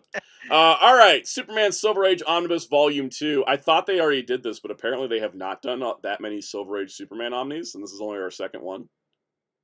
I'm glad they put a monkey on the cover. I would buy it, except for the fact that I cannot read Silver Age Superman. It just actually drives me insane. Silver Age Superman is best viewed out of context. I think it's funnier when you see Ray Mulholland Superman. Yeah, no, it definitely is better out of context. I'm on like year 6 of owning that third Silver Age Legion omnibus, and I'm only 200 pages from the end. You know what I want? I want a art book of all the super dick covers of Silver Age Superman. That would be fun. Superman being dick to Jimmy. That would be fun. I love those covers, man. They're so funny. Yeah. Superman, please, if you don't give us water, me and Aquaman or die. No, no, Jimmy, I'm gonna have you and Arthur have a battle royale to get the water. If they were to do an art book like that, I would want Sasha from Casually Comics to curate it. Because I feel like she's the expert on Silver Age Superman family stuff. Shout out Sasha from Casually Comics. She's great. All right. DC Universe by Keith Giffen, Deluxe Edition hardcover. This is tough for me because I really want it because I really like Keith Giffen. But I think I literally own everything that's in this book in another volume. Yeah, it's like that's like you would have. It's like same with like that. Wait, do you pick up that Dwayne McDuffie book? Or I do have the or Dwayne not? McDuffie one, and that's because they left out Milestone and they left out his Justice League, and they just did all the other random issues that he did. Oh, that's okay. I thought that was just a recollection of other. Okay, that makes me want Yeah. to buy that book more honestly now. And then the same thing for the Mike Mignola one was also like it didn't have Gotham by Gaslight. It had all the other stuff he did, and then like a gallery of covers he did. So I like those when they're like companion. Like here's a bunch of random stuff you wouldn't be able to get everywhere. Here it's like Legion of Substitute Heroes Special, Legion of Superheroes 89. I got those in Omni. Justice League of America 45, Justice League 5. I think I have those in the JLI stuff. Lobo Paramilitary Christmas Special, I think, is in the compendium.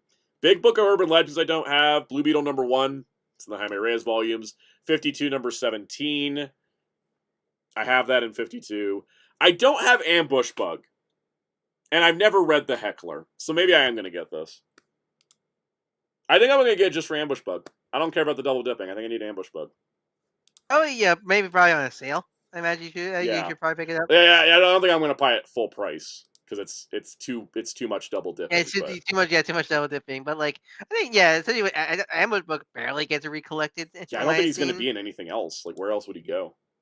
Like at most of Fineness, maybe, but I Yeah. doubt it. All right, Sergeant Rock by Joe Kubert Deluxe Edition. It's tempting because it's Joe Kubert. I don't know how to... It's got never before seen original Sergeant Rock artwork. I'm having trouble. I don't know if I'm having trouble with... I always love when you sell yourself on these streams. Yeah, like sometimes I don't look at these books as close as I do when I do these streams. I'm like, oh yeah, okay, that. All right, yeah, I definitely need that. Like I got really excited about Red Robin and kind of, didn't. Now I was thinking about this. I'm like, there's a Sergeant Rock Finest coming out. But I know for sure they're never going to get through all the Sergeant Rock comics. They're never going to get through all the War comics. I'm saying because it's just a lot. There's too much of it. That one. Let me grab it because it's relevant.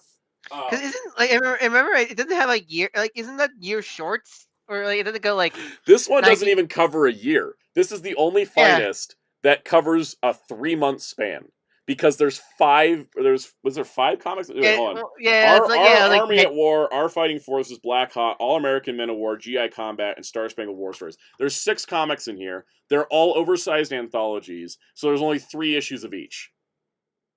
Like we're never gonna get all of these collected. It would take this is only January to April 57, and it gets up to issue 57 of Our Armored at War, issue 20 of Fighting Forces, 111 of Black Hawk, and they can't even print the first part of this because it was from Charlton. They're never going to get through all these. These books ran for hundreds of issues.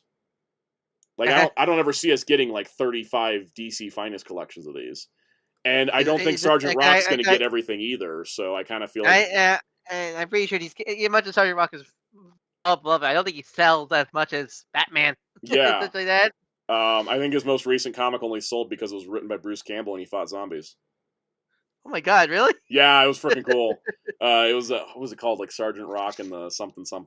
But yeah, it was Bruce Campbell wrote it, and it was him fighting zombies. It was amazing. I want to take that.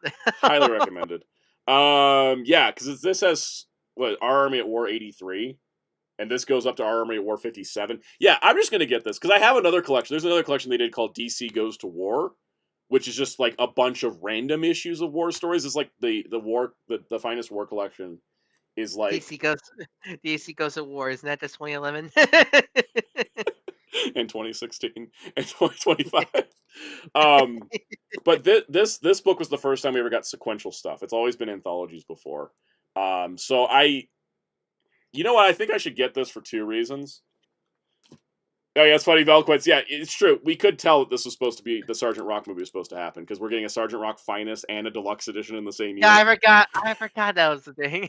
Yeah, that's not a thing anymore. Cause I think it's officially canceled. But I do like Mr. Nick there. I know I think Brave, but Bruce Campbell would be a great cameo, Sergeant Rock. Yeah, I kind of like the cameo. Like, honestly. Yeah. All right, let's see. I'm gonna check something. So the Sergeant Rock Finest is 1959 and 1962. It's GI Combat 68 and Our Army at War 81 to 122. So the only duplicates from that to this, and even then, I don't even think it's going to double dip that much because it says stories from. Every one of those anthology books, every one of these war comics was like 3 or 4 stories that are like 6 to 8 pages apiece. So this will probably double dip with the early Sergeant Rock appearances, right? But is it going to contain the entirety of 117? Is the Finest going to have the entire issue or just certain stories? This is Joe Kubert focused, so it's only going to have what Joe Kubert drew, which definitely wasn't every story in it. I'm buying this. I love you this song. I'm just realizing I'm going to buy this. I'm going through the math in my head, and I'm like, it's going to be like the Demon Etrigan, right? I'm getting the Absolute Edition for the quality of the Jack Kirby run, but I got the Finest for all the stories that aren't in the Absolute Edition. I love it. We saw you live, but the equations are coming out of your head at this moment. Just for me to come to the conclusion, I'm buying this hardcover. All right. Wasn't Sergeant Rock straight up in the Creature Commander show? I don't. No, think he was so. not. But there was a short with Sergeant Rock for DC Showcase with the Creature Commandos in it. Yeah, I think that's what you're thinking of. Velcro says stop covering it, just review it after you buy it. Yep, it's happening. All right, moving along. We got way too held up on that. Batman Night of the Owls Compendium is actually it's a double dip book for some, but this is a brilliant idea for a compendium because Batman Night of the Owls was a disconnected crossover event where every bat related book had a Talon from the Court of Owls show up and fight them. It's not a crossover. You don't need to read every issue. But I don't think they ever put them all together before.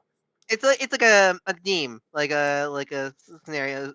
Like yeah, that, it's like a theme event. Like there's an issue of All Star Western that features a Talon, and that takes place in the 1800s. It's not like a crossover. It's just everybody encountered a Talon. So this has Batman 1 to 11 to the Scott Snyder run, which sets you into the Court of Owls arc, and then it has the 9th issues. The 9th issues were the crossover issues with everybody. All-Star Western 9, Catwoman, Nightwing, Red Hood and the Outlaws, Batgirl, Batman and Robin, Dark Knight, Birds of Prey, Detective Comics, Batwing, and Batman Annual. All of these have been in other collections. The Scott Snyder stuff always in the Scott Snyder, Omni, but they've never actually done like a complete compendium of the whole Night of the Owl stuff. So I think this is actually brilliant, and it's an alternate way to collect stuff that we haven't seen before. I like it. It's optional, too. If you didn't want all the other issues, you don't have to get it. But if you're somebody that really wanted all the Court of Owls stuff, like this is all the formative Court of Owls stuff. It's like a kind of cool, like neat kind of compendium scenario like that. Also, Braden Birdwell said that the G.I. Robot episode had a cameo with Easy Company and Sergeant Rock. Good to know. I like Sergeant Rock. All right, Batman Dark Knight Returns is returning to paperback. It's also returning to deluxe edition hardcover because that book will be printed long after we're dead. The Earth may no longer exist, but Dark Knight Returns will still be getting reprints because it's funny. Everybody's always like, "Is it so overrated?" And then you read it and you're like, "Damn it, no, it actually is that good." You saw Frank Miller's horrible drawing of the Turtles. I did. He did. God. I saw the tweet. It was like Frank Miller releases a cover for Ninja Turtles. I'm like, can he unrelease it next?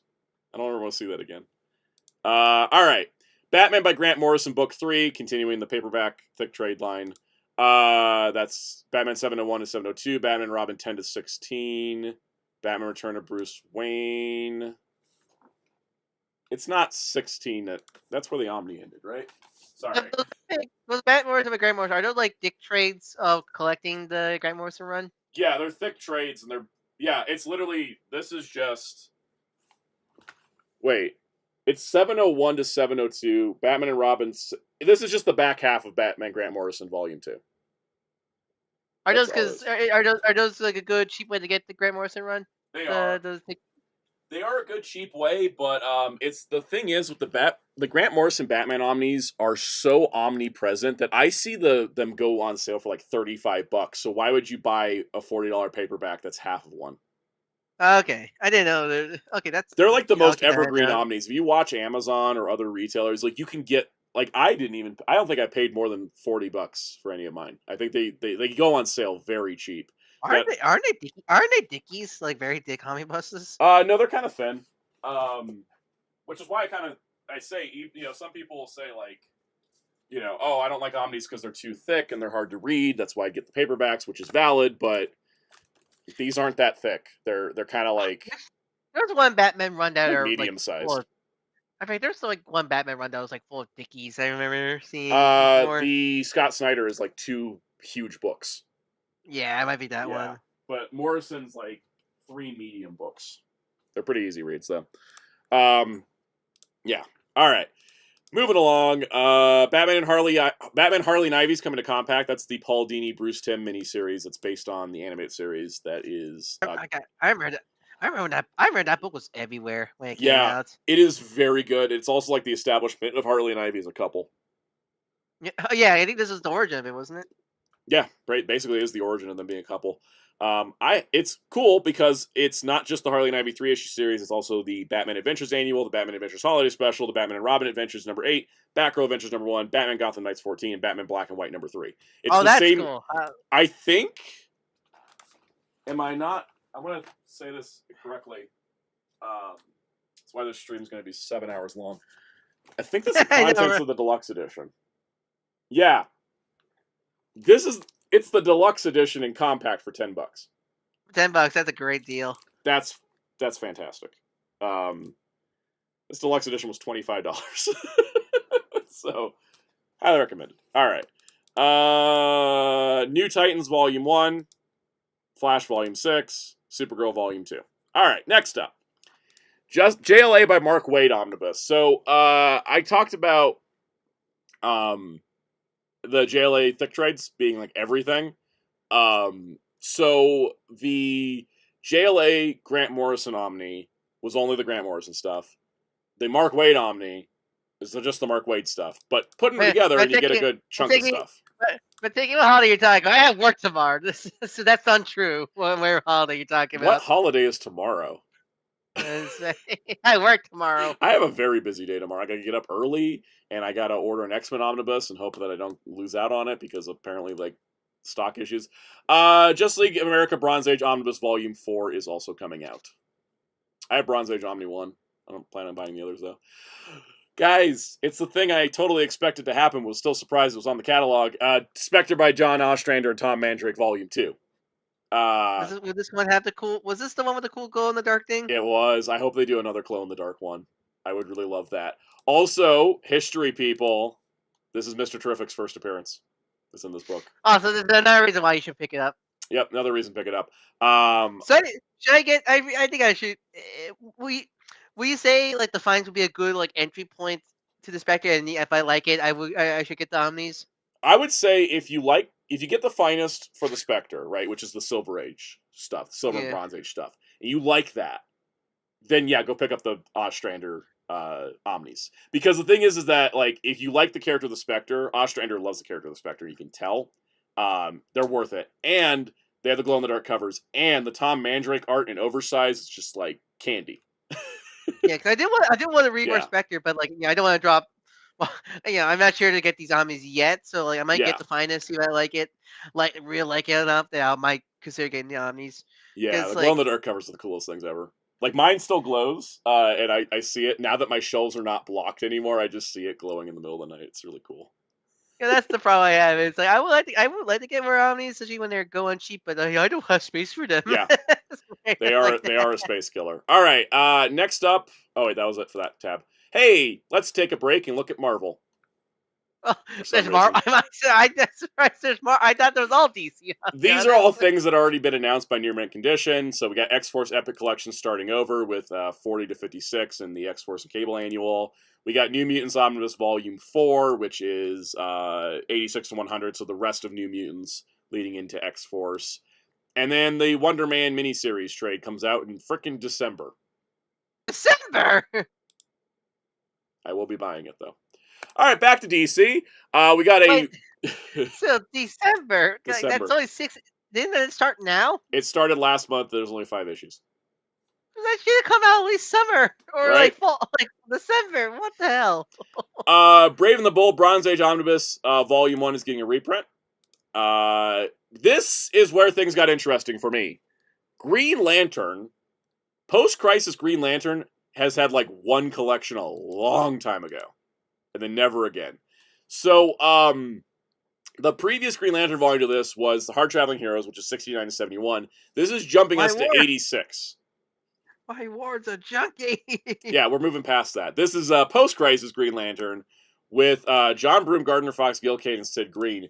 But this is going to be Green Lantern 201 to 205, Green Lantern Corps 206 to 219, because they retitled the book, as well as Green Arrow Annuals 2 and 3, and Secret Origins 7. Look, Killlock taking half the cover up top there. I know, he's gigantic. It's great. I'm a big post-Crisis fan, not just because Crisis is like my favorite DC comic of all time, but I just really like what they did post-Crisis with like everybody. Except Superman. Yeah, Superman, I had to wait till John Byrne was gone before I really liked Superman. But like, I pretty much like all the post-Crisis stuff, so I'm like excited about this. It's not gotten a proper collection before. I'm 100% on board. I'm in. I decided I'm skipping the Hard Traveling Heroes volume because I'm not doing the Silver Age Green Lantern. That's got a lot of it. And I don't have every Hard Traveling Heroes issue. I have the one trade that has all the good issues. I'm just wait. I think I'm just waiting for them to finally do Mark Waid's Flash and Finest. They got to be doing it at some point because I can't even track down all the old volumes. They got so hard to get. Because I mean, I guess I could get the Omni, but like still, like I think I kind of. Yeah, I kind of want my Dick Trades, Mr. Trades. I feel like instead. when Flash goes beyond the Silver Age, it's going to go straight to Mark Waid. I think it's possible. I think they're waiting for the Omnis to have their time, though. I know. My partner was like, he got like the first 3, but I figured those the remaining ones are just impossible to get at this point. So I really just wanted to do them and reprint them in Finest form. Muteki Green Lantern went crazy and took the rings about 7 years after this. So we saw the long That was way like that's 90s, mid-90s, wasn't it? Yeah, mid-90s. Yeah. I keep forgetting how late Kyle was, honestly. Yeah. All right. Very happy to see this. We're getting another DC horror collection because I was wondering if the genre collections would make it past the first one of each, right? Because selling a genre is harder than selling a character. But we got another horror volume, which is good to see. This will be House of Secrets 86 to 90, House of Mysteries 186 to 190, Phantom Strange number 7, Witching Hour 8 to 12, and Unexpected 118 to 123. So, good stuff. All right. Kingdom Come's getting a 30th anniversary deluxe edition hardcover, which will have 100 pages of extras. That's awesome. That's another book that'll keep getting printed until the end of time. Yep. Swamp Thing, The Anatomy Lesson for Compact. This is Saga of Swamp Thing 20 to 27. Alan Moore Swamp Thing is going to be available for $10 in a compact. Are you kidding me? That's amazing. How much? Oh, this is covered the complete series or only a little bit? It's Alan Moore starts Saga of Swamp Thing. I think this is the first arc. I think this is the first arc of him on Swamp Thing. Yeah. Yeah, it is. Yeah, he starts with 20. Yeah, this is the start of Alan Moore on Swamp Thing. Okay, first arc, that's not bad. Again, $10 for the first arc. $10, you get it, you go, oh, this is great, and then they're going to have an Alan Moore omnibus next year. Yeah, that's good. Yeah, I definitely want to get this in. Yep. Also, I do love the name of the book that sounds like a PS, like the PSA. The Anatomy Lesson, and it's got a woman and a swamp monster hugging. Yes. Yeah. Veloquent says the question is, what coloring is going to use? I think they're probably going to use the original colorings. Send out if we have some One Piece update, figure One Piece updates. Okay. Oh, real quick, Mr. Doogie says this includes the canceled arc where he meets Jesus. That's a different one. That's the Rick Veek arc, and they're finally printing the Jesus story as Swamp Thing 1989. I believe they're including it in the last Rick Veek paperback because they're doing thick trades for it. And eventually, I think when they finished, I don't know for sure. I think they're doing Dark Genesis, and then they're going to do the Alan Moore Swamp Thing, and then they're going to do a Rick Veek Swamp Thing. It's going to have the Jesus storyline in there. No, I just love you about to say cancel Jesus. Yes, for those that don't know, Rick Veek wanted to do a storyline where Swamp Thing meets Jesus, and it was canceled. Oh, snap. We get big old body parts? Yep. It's Time Machine intermission. Tamashi had to drop news during the stream, so you guys get to hear me yap about One Piece. We're getting Gear 3rd. We're getting. Is this a part set, right? Yeah, it's a part set. Also, I understand Get the that's the foot. thing. I didn't expect us to get the foot. I would say I get Luffy does this, but like, I hate these images. They look horrifying, don't they? I know. Monkey D. Luffy, Marineford, Summit Battle, Gear 3, option part set, announced for commercial release. Why do you Possible to look recreate CG? Gear 3 states, giant armored foot. Yep. Why do you look CG? They filtered the hell out of these images. That's why. Yeah, that's exactly. I love it. I will be buying day one. And then oh my boy, it's Mr. Zero. It's Mr. Zero and figure. I don't need to get that excited. I'm getting the anime heroes, but look at him. I need. He actually does a cloth soft goods jacket. Okay, yeah, general retail, awesome. Oh my god, that soft goods jacket is. Oh my god. Yeah, that's the thing. Like, I don't mind when anime heroes does the plastic jacket because it's a $20 figure. But like Kizaru should have. I remember I said I did not buy Kizaru specifically because he had a plastic cape. So I guess they heard me. Mr. You said, imagine looking through my giant parts bag and seeing a giant realistic foot. Yeah. Eloquent says someone's gonna be putting that door accessory on Nico, Robin, and we're all doomed. Or the door or the foot. We also need giant legs for Robin. That's one of her moves. I mean, now Kraka, are you just go up to town and she go, "Where's my damn Nico Robin?" Yeah, exactly. I feel like this got to be coming though. She's next in line, right? She's next in line to doing Chopper, and she's next, right? I mean, especially after season 2. I don't know why, but the way you said it sounded like you said she was next in line to doing Chopper, and I'm like, found out. Bitch, that's her son. This is horrifying. That's their son. I know, but that's why I said the implication of this is horrifying. Sound out. I'm like, sound out. I love the sand particles in the effect. They have sculpted sand particles on this thing. Come back and you're a freak on a leash. I'm always a freak on a leash. I spent 20 minutes convincing myself to buy a Sergeant Rock book. Anyways, look at the sand particles. Look at the sand particles that are sculpted into the sand. That thing could have looked like a damn Cheeto, but look at it. It's beautiful. Because I'm now watching it on bus 6. I always thought Crocodile was sand, just had the sand powers. No, he just dries you up. So, like, when he dries the people up and down in, like, the first scene of the Abbas, I was like, oh god, that's horrifying. Like, can't wait to see that in live action. I'm kind of horrified to see how that is in live action. Oh god. I can't wait. I'm very excited about this. Because it's like moisture, because he, like, takes out the moisture out of people, right? That's his ability. Yep. He dries people out, and then he can turn his body into sand as well.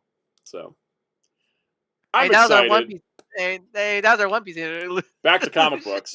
Guys, buy Alan Moore Swamp Thing. That's the moral of the story here. He's amazing. Yes. So good. All right, next up. Oh wait, different tab. Next up. All right, so here's the point of contention for the entire catalog. I gotta tell you, the wars already broke out over this.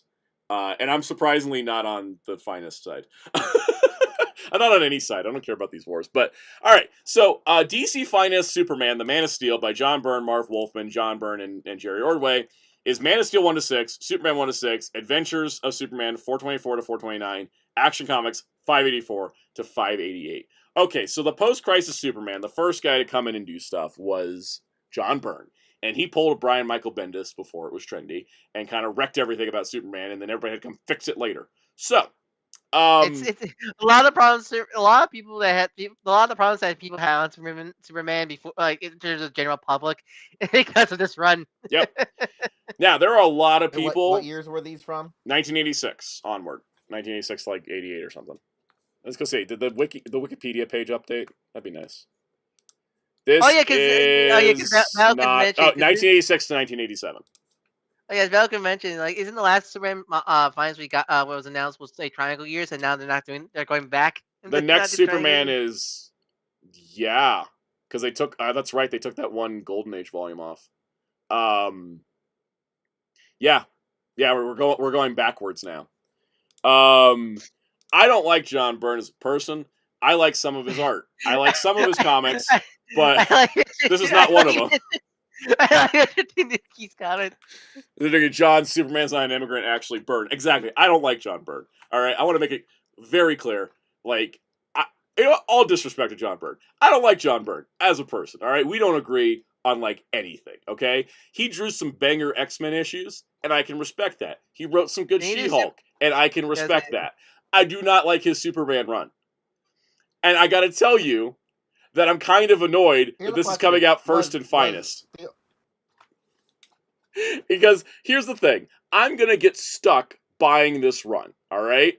And why is that going to happen? Because Marv Wolfman did issues in this era, and they can't be separated because it doesn't make sense to, and I'm stuck getting John Byrne shit so I get the Marv Wolfman shit, and because I have the Exile, I have the two triangles, I'm getting Brainiac Reborn. When they make an Omni of the John Byrne run, it will be the first volume in that sequential series of the post-crisis Superman, and so if I want everything else, I have to buy John Byrne in Omnibus for consistency. And I gotta tell you, it's insane that this has come out in paperback, thick paperback, standard hardcover, absolute edition, and now finest, and still we don't have the omnibus that everybody keeps yapping about that I wish people could move on from, but we still haven't got the John Byrne Superman Omni of the first batch of post-crisis stuff that would fill a gap and just make everybody happy. DC, you're really holding us out on this, aren't you? Anyways. Wheels, you got any thoughts? Isn't the only good pro about John Byrne Superman is he's the guy who was like, what if we just had it that John Kent didn't die? And everyone was like, okay, cool. That's pretty much like his one good contribution, yeah. Yep. He was the one that pushed Supergirl out of existence because he said that Superman should be the only one from Krypton. He ruined the Legion. Okay, so like all the Legion's freaking problems that have existed for years of people constantly having to reboot because of time travel was because John Byrne said that Superman was never Superboy and he never met the Legion. And so Legion comics were going on at the time, post-crisis, and they're just like, what the hell do? We just got an entire chunk, the entire existence of the Legion does not work in the new continuity. What are we supposed to do? And the entire reason Zero Hour exists was to reboot the Legion. And it's been kind of a mess ever since, and we haven't been able to just keep the Legion as is. It's John Byrne's fault. It's funny because I love and also hate the Legion, because my biggest issue is, like, I like the Legion whenever Superboy isn't around. I like him without Superboy, but the thing is, I don't need Superboy in the Legion. But the problem is that the Legion original continuity, they formed as because they were inspired by Superman and they met Superboy. That's like it's a key part of the story, right? I also still have a big nitpick about Superboy. I still think Superboy is so unnecessary. I love Eloquence's comment. Yes. Just the grander scheme of things. Yes. It's fine. Superboy existed in a pocket dimension now, so we're having our cake and eating it too, because Mark Waid writes like that, and I appreciate it. Anyways, Veloquent says he ruined the Legion. There's the real reason Santa hates this guy so much. It's part of it. It's also the pedophilia and the revenge porn that he made Superman and Big Barda do. Oh, I forgot that was part of his era. He did that, yeah, he did that hilarious issue. I love that issue. It's a two-parter. Hilariously bad. I love it. Yeah, it's awful. I love it. It's awful. So bad. He cucked like one Mr. of the most Miracle. Hilariously bad. He cucked Mr. Miracle, guys. I don't think I can ever forgive that. Listen, it's the funniest shit. All right, to me, it was the funniest shit growing up. I was like, yo, this is the funniest shit ever. Yep, it's hilarious, but it's awful, right? So. Anyways, John Byrne's Superman run, I do not like. I don't like John Byrne on pretty much anything, okay? And I will buy his run just to complete my post-crisis Superman collection, but this is not the format I wanted it. I think I've said it all. I think I've said it all now. Nothing to say at all? Think we're ready to move on? Anyway. You know why I love that? You know why I love that issue even more? Is the weird implication of that Elseworld story, where literally it's the one that's literally intro to Kung Pao, which is like, oh, cute baby, then throws it on its way, and it's Big Barda getting the pod and going, oh, cute baby, I wish I could have you. Anyways, I'm gonna send you where you belong, because this is no place to raise you. Like, I don't know why. That's one of my favorite Elseworld stories, just because it makes me think of the Kung Pao part, where the woman sees the child and then throws it back down the hill. Mr. Tanuki brings up Hal Jordan and Ariza. And the thing is that more people should be talking about that as well, because I don't think Jeff Johns gets off the hook for bringing that character back. For anyone that's wondering what the deal with Ariza is Ariza is an alien who's actually older, but she looks like a 13-year-old, and Hal Jordan starts dating her. That's the blonde girl, right? She's like got orange skin and blonde hair, yeah. Yeah. She's an I was alien. wondering- She's actually older. Why does she look and act like a 13-year-old and Hal Jordan dating her? Oh, Come it's on, guys. It's called wait. Lolicons for a I was saying, reason. is this the 1,000-year-old Lolicon? Oh, Yeah. DC. Yep. Yeah. And then Jeff Johns Uh, brought her back, and I was like, no, you don't Yeah. need to bring her back. I was No, wondering. he had to because he had a I kink. was wondering why people were mentioning a reason during the Lantern shenanigans. Yep. When the Lantern shenanigans came out. I wonder why people mentioned bring her up. Veloquence, I love the Legion cartoon from the 2000s. The art style was very strange, but they wanted to make the Legionnaires look more alien, which I was kind of into. I love it. It's it's beautifully written. That's a great show. The Legion cartoon, I think, is some of my favorite Derek J. Wyatt work. Some of his most underrated work with the art style there. Also, let me check one thing real quick so everybody knows. How many volumes of John Byrne's Superman will be in How many more war Fias? crimes we can bring up about these comic book writers? Let's see. This gets us to, where does it go? Adventures of Superman, what, 429? All right. Adventures of Superman 445 is where Exile starts. So there's two of these. There's two John Byrne Finest volumes in the future. Or one on them. This is getting out of hand. Now there are two of them. Yes. Also, as time goes on, there will be less John Byrne in the run. That's what I like about Postcard Superman is John Byrne eventually leaves. We are not talking about John Byrne Fantastic Four, by the way, on this stream because we will be here even longer. Wait, okay, which one do you like more? John Byrne's Fantastic Four, Mark Millar Fantastic Four? I actually think I liked Mark. I think I dislike Mark Millar's Fantastic Four more because John Byrne does some good things, but he did that Reed Sue age gap thing, and I'm not gonna ever forgive him for that. But John Byrne didn't just the swimsuit Oh, it was outfit him? first. I thought Yeah. the gap was even sooner than that. No. The thing was that it had been established that Reed and Sue met in college, and John Byrne retconned it that Reed was like a full-grown adult, and he met Sue at the age of like 11. It's why the 90s okay. film. Okay. The 90s film, that was the canon backstory. That one. Yeah. That one. Okay, no, that one. Okay. Because I always know there's an age gap, but I'm like, oh, he's the one who went for the full, groomer Reed. And yeah. he did that with Arisia, too. I don't remember if Arisia wasn't John Byrne, but anyways, there's too much of that running around at DC is the problem. Was John Byrne the one that also did the Sue Novus Me Reed's outfit? I forget. Boob Window Sue? That was DeFalco. Yeah, Boob was. That was DeFalco. Oh, that was DeFalco? Yeah. I don't mind. Look, the tits are really perky. I'm going to tell you, like, the costume design aside, the way Sue was written in this era was honestly pretty solid.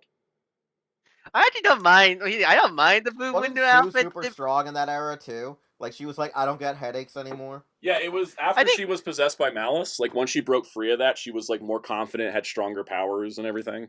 I actually don't mind the Boob Window outfit as if it's, like, more framed with the female empowerment thing and not Reed, notice me, aka what Rivals did.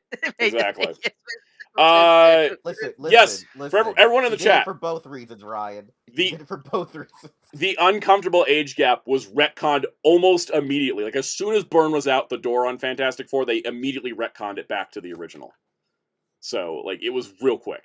But it stuck around because we have to remember these things. It's a living continuity. All right. Next book. Oh my God, another Batman. Another Batman, you don't say. Guys, I'm gonna buy it. I know if anyone says there's too many Batman, we need to stop buying them. I'm sorry, I'm still in. Also, the weirdest panel they could pick for the cover. Selena, you're dying. Stop serving. Curse of Crime Alley is Lin Wayne and Denny O'Neil on writing. This includes One Did Santa Claus Dead or Alive? Which was a Frank Miller pinned. He was like one of the first things Frank Miller drew for Batman. Don Newton, Irv Novick, and Ross Andrew. Batman 307, 324, Detective 42, 490, DC Special Series 21, Brain Bold 159. This is 1979 to 1980. And honestly, I don't know when any of this stuff was collected prior. I feel like this era kind of is just another Bronze Age-ish era that hasn't been well collected. And sign me the hell up. I'm in. I'm in. Oh, you know what's funny about speaking about weird, like, Silver Age, Bronze Age stuff? Yeah. I had to tell Jerry about the anti-Batman. We're moving on.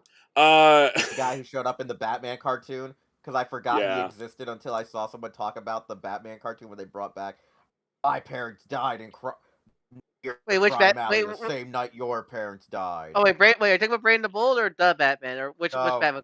no, it's the Batman. There was like this character that's based on a Silver Age, Bronze Age character, Yep. where it's Oh, like was that the? he's Oh, was born that the from rival? criminal. Was that the rival? The rival Was Batman that? and Robin like fake Oh, out yeah, thing. I thought that was the original. I thought that was the original. No, they're based on a character- Silver Age cartoon. thing. No, Okay, yeah, it was 'cause like I a really Silver love. Age or Bronze. I actually really love that episode. It also weirds me out knowing the Robin was voiced by Generator Rex Yeah. years later. Yeah, no, I was Guys, telling Jerry about that weird shit last night just because of how like his entire gimmick is like just I thought it was just asinine to me. Yeah. Because I thought that. Because I thought that was just a new take on Catman. Honestly, when I first saw the episode. No. It was some random like one-off character that keeps popping up here and there. I want to say Morrison was inspired by that when he did, or when they did Knight and Squire for their run. I don't know. I like rival Batman and Robin pairings. Guys, we've been wondering, where's Swamp Thing and Finest? The answer was they were waiting to restore the original colors for the omnibus, and they're going to get this out at the exact same time to double dip on their restoration work. Because Swamp Thing, The Man Who Would Not Die, contains Swamp Thing 1-22, House of Secrets 92, 140, Phantom Stranger 14, Brave and Bold 122. It's literally just the first. From what I could tell, it is the first of the 2 books in the Dark Genesis omnibus set, but in paperback. That's nice. I love it. I like when they overlap like this because what it tells you is that you can buy whichever format you like more. They will serve both formats at once. It's not like you have to wait for the Omnis to finish for Swamp Thing for them to tackle this. And it works for DC because then they have they get 2 uses out of the same restoration work, which means that money spent to restore, spread 2 different ways, makes them more money. Love it. I'm still buying the Omni, but this is fantastic to have. This is the pre-Alan Moore stuff. So, good stuff. All right. We're getting another Catwoman volume. And it's sequential. They're keeping Catwoman sequential, which I'm very happy about because the 90s Catwoman has never been recollected in full before. And this picks up right where we left off with the second volume. So this is Creatures of the Night, our third volume, with Catwoman 33 to 53, Annual 3 to 4, DC Universe Holiday Bash 1, and Batman Secret Files. So more boob sock Catwoman for everybody. I think people interpret this wrong because people see the boob socks and think bad, but it's actually like really well written from what I understand. Fantastic. It's so good. Boob sock Catwoman is usually like peak Catwoman because that's when you get like the most Sakuga, and I know Sakuga. I think some people like, but they're like. Because the thing is, like, Selena is written so well in this era for a lot of reasons, but it's because you have writers that understand her. And it's one of those things where it's like most of her stories don't involve Batman, which is what I really love about it. That's the thing. And the action's drawn really good. Yeah, it is. That's the thing. I think some people like this. Like when I get like some people get annoyed by fan service, but when the character is written so well, I feel like sometimes. You're right. You're right, Ryan. No. Because the thing is, the reason why draw a freaking sexy character and still be strong. I don't get why people have this. Because the thing is, I think that there's different ways to do it, and different creators will tackle it this way. But the thing is that Catwoman, the boob sock Catwoman is a sexy costume, right? But it's backed by excellent art, excellent writing, and so it's a really good comic that stands alone. It's not just like a softcore porn book, right? I mean, it lasted 94 issues because of the costume. like it lasted 94 issues. It's incredible. I mean, also like, I just want to say this. A lot of the complaints I hear about the boob sock Catwoman are mostly from guys. Yes. I've not seen any women. My mom loves talking about this costume because she's like, that looks like the most uncomfortable thing to ever wear. Yeah. I think some people, I saw there's a great video out there talking about like, oh, why do people like My Dress Up Darling? And it's like female, like why do girls like it? And like one of the main points is girls like boobs also. Yeah. And also it's also less about like what is more revealing or less revealing and more about, general fashion, right? How do they look as a cool look? Is it a neat, like what kind of look you're looking for? And I think that's kind like of some, like a lot of it. I see some female creators say this this Catwoman era, the costume and everything is like pretty much female empowerment and stuff like that. There's a big chunk of it that's written by a woman. It's awesome. There's so many series that people think is sexist are actually written by women. It's so insane. It's like Bayonetta's character designer was a woman. There's a lot of like very fantasy like anime or games out there that are guys. There was a thing created by heard females. Yep. It was a thing I heard recently where I forget which game it was, but there was supposed to be like a shit ton of sex scenes. Everyone was like, "Oh, a guy must have wrote it," and it was like the lead female designer who did all the female characters was like, "I want sex scenes. I want to see my women characters." I think a was lot. Killing me. It was killing me that she wanted the game to be a sex game, and they're like, a man did this, and it was like, no, the lead designer was like, let's make a sex game. I think a lot of people really have this I don't want to say fantasization, but they want to keep the whole like women are pure. They don't like the trashy stuff like us men. And like guys, those people should watch The Bride.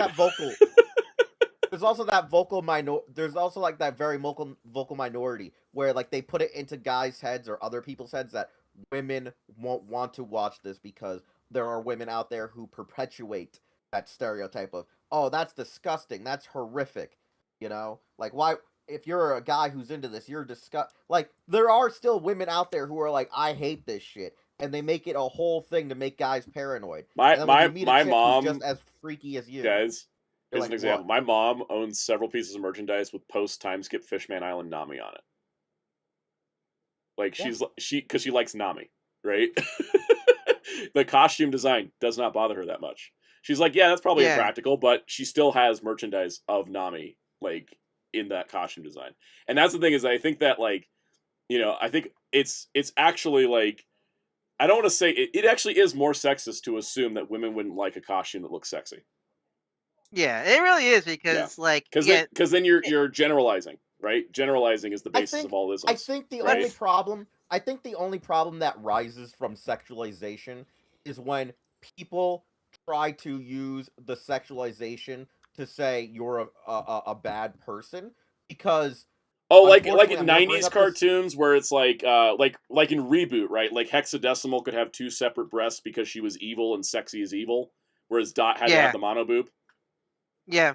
Yeah. Well, yeah, but no, like conflating like sexiness with evil is like the only way it's like ever drawn is I was just gonna bring up the fact of like, since this is something that is a visual thing we've gone through, there were people in the Tokusatsu community who hated guys who liked actresses but also liked their gravaray, but then they would be the double standard of posting all the male photo books. The amount of Toku people that hate on Tojima or Fudo PI just because of they have fan service and big boobs is like ridiculous, honestly. It's such like that. It is so ridiculous. It's One Piece intermission now. We have more photos of the crocodile and Luffy. Oh, I knew he would be expensive. Hey, Luffy comes with stands. We'll look at more of those later. Veloquence. I think that's a perfect way to put a pin on the whole conversation, bring it full circle. Veloquence says, guys complaining about a female character being drawn for the male gaze when the character was created by women is a good example of being the friend who's too woke. Yeah. Damn, that's a lot of Tokusatsu Twitter. It's perfect. You know, and that's the thing. So, long story short, by the way, everybody should buy these Catwoman volumes because I have read a lot of Catwoman. I've read a lot of solo Catwoman. I love the character. I buy her omnis. I would buy this again in omnibus. This era is great. It's really good writing. For Selena, it's great art, great action. And I think somebody mentioned the boob sock is still more tasteful than the Arkham Knight design or the Arkham City design. I don't like it when Selena has the jumpsuit and she leaves it half zipped open, like in combat scenes. Like, no, those things are gonna bounce out of there. You need to zip up for the action scene, you know. So the boob socks hold her in place, right? It's like how most people say Harley's original outfit's more sexier than every time they try to sexify Harley. Yeah. Like got that nurse outfit. Like I know there's a lot of bad Harley Quinn outfits, but that nurse costume in Arkham Asylum is an abomination. All right. That nurse outfit was lame. It was. Let's move on to the next book, which is Crisis on Infinite Earths Part 3, coming out in November. So they for some reason, had a huge delay to get us to yeah, it's also, Part 2. I like Ultraman. That's the black cat fit. Yeah. Yeah. So Felicia's fine having her tits out. She can do it. She has luck-based powers. Yeah. Selena don't. Those tattoos can stay in place. I'm pretty sure that because of her, if we go with Spider-Man the animated series logic, she also has super soldier serum, so her breasts are so firm they ain't going anywhere. It's true. Marvel rivals Felicia's about to have super soldier serum. She's a Vanguard. Yeah. All right. DC Crisis on Infinite Earths Part 3. We're just talking about like women empowerment, and here's a dead woman on a cover. I will say, some people do accuse Supergirl dying in Crisis as fridging, but I actually disagree with that. And it's not for bias, but I think it's because her story, her death doesn't just push Superman forward, it pushes everybody forward. Like, it's a very key moment for everyone. The fridging is like when it's like, oh, the only reason this character died was to push a male story with angst and anger, but Superman actually doesn't go down the angst and anger thing. Like, it really is like, it's like this moment of like, we really need to stop what's going on because it's gone too far. How could it be Supergirl? And also, it was entirely her choice. She has agency in the action. She wasn't murdered. She also went out fighting. She also went out fighting, at the very least. Yeah, she goes down fighting. It's not like she's murdered. It's not like she's killed off screen. It's not like she's killed by some threat that shouldn't have killed her, like Donna Troy and Titans getting electrocuted. This is well done. First comic to ever make me cry is Supergirl's death in Crisis. Like, I had tears.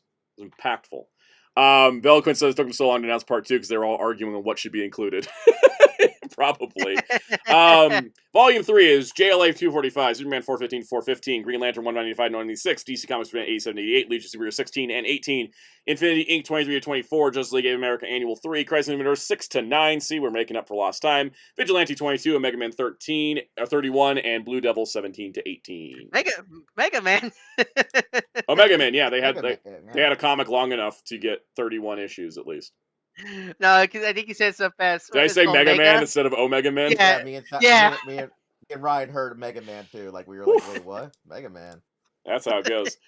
Then we're starting a new event before finishing Crisis, which I actually was surprised at, but it's Legends Part 1. This is interesting because Legends, the miniseries itself, is already in the Suicide Squad volumes because it's very tied into Ostrander's Suicide Squad.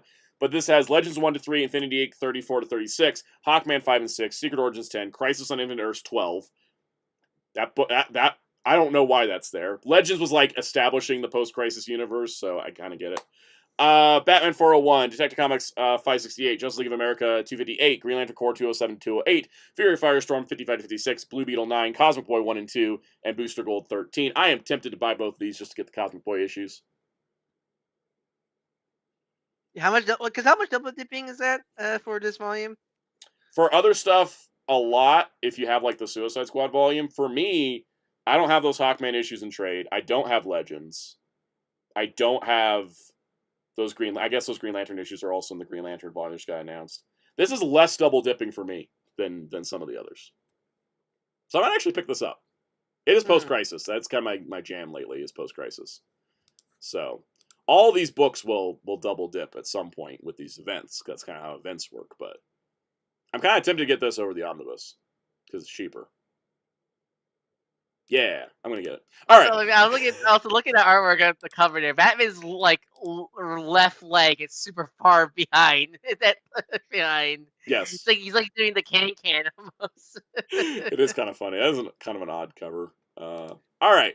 Then we got Teen Titans Terra in the Night, which is New Teen Titans 21 to 32, New Teen Titans Annual, Tales of the New Teen Titans 1 to 4, New Teen Titans Drug Awareness PSA, Welcome Back Protector 1 to 3, and Action Comics 536. Wait, isn't this the Teen Titans Go episode? No, that was Shine in the Night, right? Yes. Also, this is funny because Teen Titans is going backwards. The previous volume we got was Judas Contract, 83 to 84. This is 82 to 83. So we're going to the previous volume. For people who don't know who the Protector is, was it Nabesco Cookies had the rights? Nabesco Cookies. Yeah, Nabesco Cookies had the rights to Robin. So the drug PSA couldn't feature Robin, so but they already drew Robin, so they just recolored this character named Protector. It's a OC, do not original character deal. And he never showed up again until he showed up in Heroes in Crisis and died. Of course. Right, let's go to the late 80s, early 90s, where they taught us about, the Justice League, about the mail system and postage stamps. I want the postage stamps recollected. I mean, I could just freaking send you a copy. I got one of the issues. I know, I have one of them too. Ryan's too young to understand postage stamps. All right, moving on. No, I know. I'm not that young. No, that's Hellfire. I'm not that young. You go to the corner. You go to the corner, Soundout. You go to the corner. You go to the corner. The most savage thing I said. I'm not that. That's Hellfire. That's Hellfire. I used postage stamps back in the day. No, you take him to the corner. He burned you. Just take him to the corner. Here's a question: did you have DC Comics themed postage stamps with Kyle Rayner on them? Because I did. If I saw them, I would use them, but I just used the ones my mom gave me. Yeah, that's fair. No, fucking Soundout. Veloquence, you bring up a good point, and I honestly can't tell you why they're using the base. Next, I'm half expecting Soundout to be like, "Hey, Ryan, have you ever seen a VHS?" I know he's seen a VHS. He's not that young. I own several. I own several. I know Hellfire's seen a VHS. VHSs were not that long ago. The last one was like 2005. Okay, guys, I gotta go on a small tangent. Me and Jerry watched a girl who's Ryan's age. A girl Ryan's age. Straight up see regular RCTVs and like PlayStation systems and say, guys, look at these old computers from the 90s. And the thing is, though, she said it with a straight face, confidently, and we were like, wait, she's Ryan's age, and said, look at these old computers. So that's just saying Ryan's very cultured. I used to have the whole Lights on Ryan arc recorded on a VHS tape. I watched that so much as a kid. Exactly. All right, moving on. Our next DC finest is Doom Patrol: The Ends Sacrifices the Means, which surprisingly is just the entire Rachel Pollack run. So that's a good deal right there. That's a hell of a good deal. Like, I'm pretty sure it's the entire contents of the omnibus, because that omnibus was not that long. This is 672 pages for $40. Mature rated, very mature rated, but like. Watch your second family die. Because the thing is, Rachel Pollack had like an iconic run. She did an amazing job on Doom Patrol, but it was only 26 issues. So, Veloquence, I'm 26. I'm in my mid-20s. He just sounds younger. Okay, he's just mid. He's just mid. Okay, there was an yes, I am Ryan. There was an annual and a couple Vertigo one-shots in the omnibus for Rachel Pollack, Doom Patrol. Oh, wait, these are in here. Never mind, I don't know what I'm talking about. For some reason, the Omni's like 100 pages longer. Maybe it had bonus material, but this literally has the entirety of that omnibus in paperback for $40. God, Hellfire. That's currently longer than current Marvel 10 issue runs. Yep. So, anyways, I probably will pick this up because Rachel Pollack, first trans woman to ever write DC Comics. All right, that's the end of that. Next chapter. Okay, so I haven't been buying the Batman animated series tie-in comic omnibuses because I don't really like the early ones as much as I like Gotham Adventures. Damn it, DC! Here's Gotham. Here's Gotham Adventures, which contains Gotham Adventures 1-42, Gotham Knights 14, Superman Adventures 25, Adventures DC Universe 3, Batgirl Adventures, Harley Livy, Love on the Lamb. Are you going to do Gotham Knights? Because I like Gotham Knights even more. I love White Raiders comment. Last toy show we found some VHSs. My brother and my brother stopped to explain what a VHS was to my nephew. First thing out, the nephew was like, "What Soundwave uses." Close enough, honestly. Yeah, yeah. Also, as George Carr said, in fact, they're all $40. Amazes me. Yeah. One day that price is going to go up, and it's going to be like a bullet to the head. But let's just enjoy it for now. All right. Veloquence, I have kept up with the Batman Beyond compendiums. It's the one part I did keep up with is the Batman Beyond because I love Batman Beyond. Also, man, God, that artwork, that poster's just everywhere for the marketing everywhere. I remember seeing a big size one of that in the Warner Brothers Studio store. It's because I know because the new Batman Adventures is what is Adventure called, but is this why it's called Gotham Adventures or Gotham? Gotham Knights. Is like Okay, wasn't that the other name? Yeah, for because that was the Batman? Gotham Knights is the book that takes place during Justice League that features Batman, but Gotham Knights the name got applied to New Batman Adventures because they started just using that name for just a group of Bat Family people. It's interesting. I'm now thinking I probably should get the Batman Adventures, the Batman and Robin Adventures, and the Superman Adventures compendiums because apparently we're going all in, and I do like the DCAU. It always annoys me that this artwork never included Batgirl. You know, Yeah. like she appeared. You want to know why? Is it because of toys? Kenner made that artwork. Ah, yeah, that explains it. And they had one Batgirl toy, but they had dozens of the other three. And wasn't that Batgirl toy a repaint of the BTAS one? I think so, Because we didn't get proper Bruce Timm style. Until Mattel. To Mattel, yeah. Yeah. All right, moving along. Deathstroke by Christopher Priest Omnibus is getting reprinted. That's nice. Harley Quinn by Amanda Carter and Jim Palmiotti of the volume. Harley Quinn, Connor Palmiotti, Volume 1 reprint. Batman Golden Age Omnibus Volume 1 reprint. Hey, Marvel, take notes. Do you remember how many times I said reprint in the stream? Preacher's getting a compendium. That's pretty cool. That's cool. Yeah, that's going to be issues 1 to 33 plus some bonuses.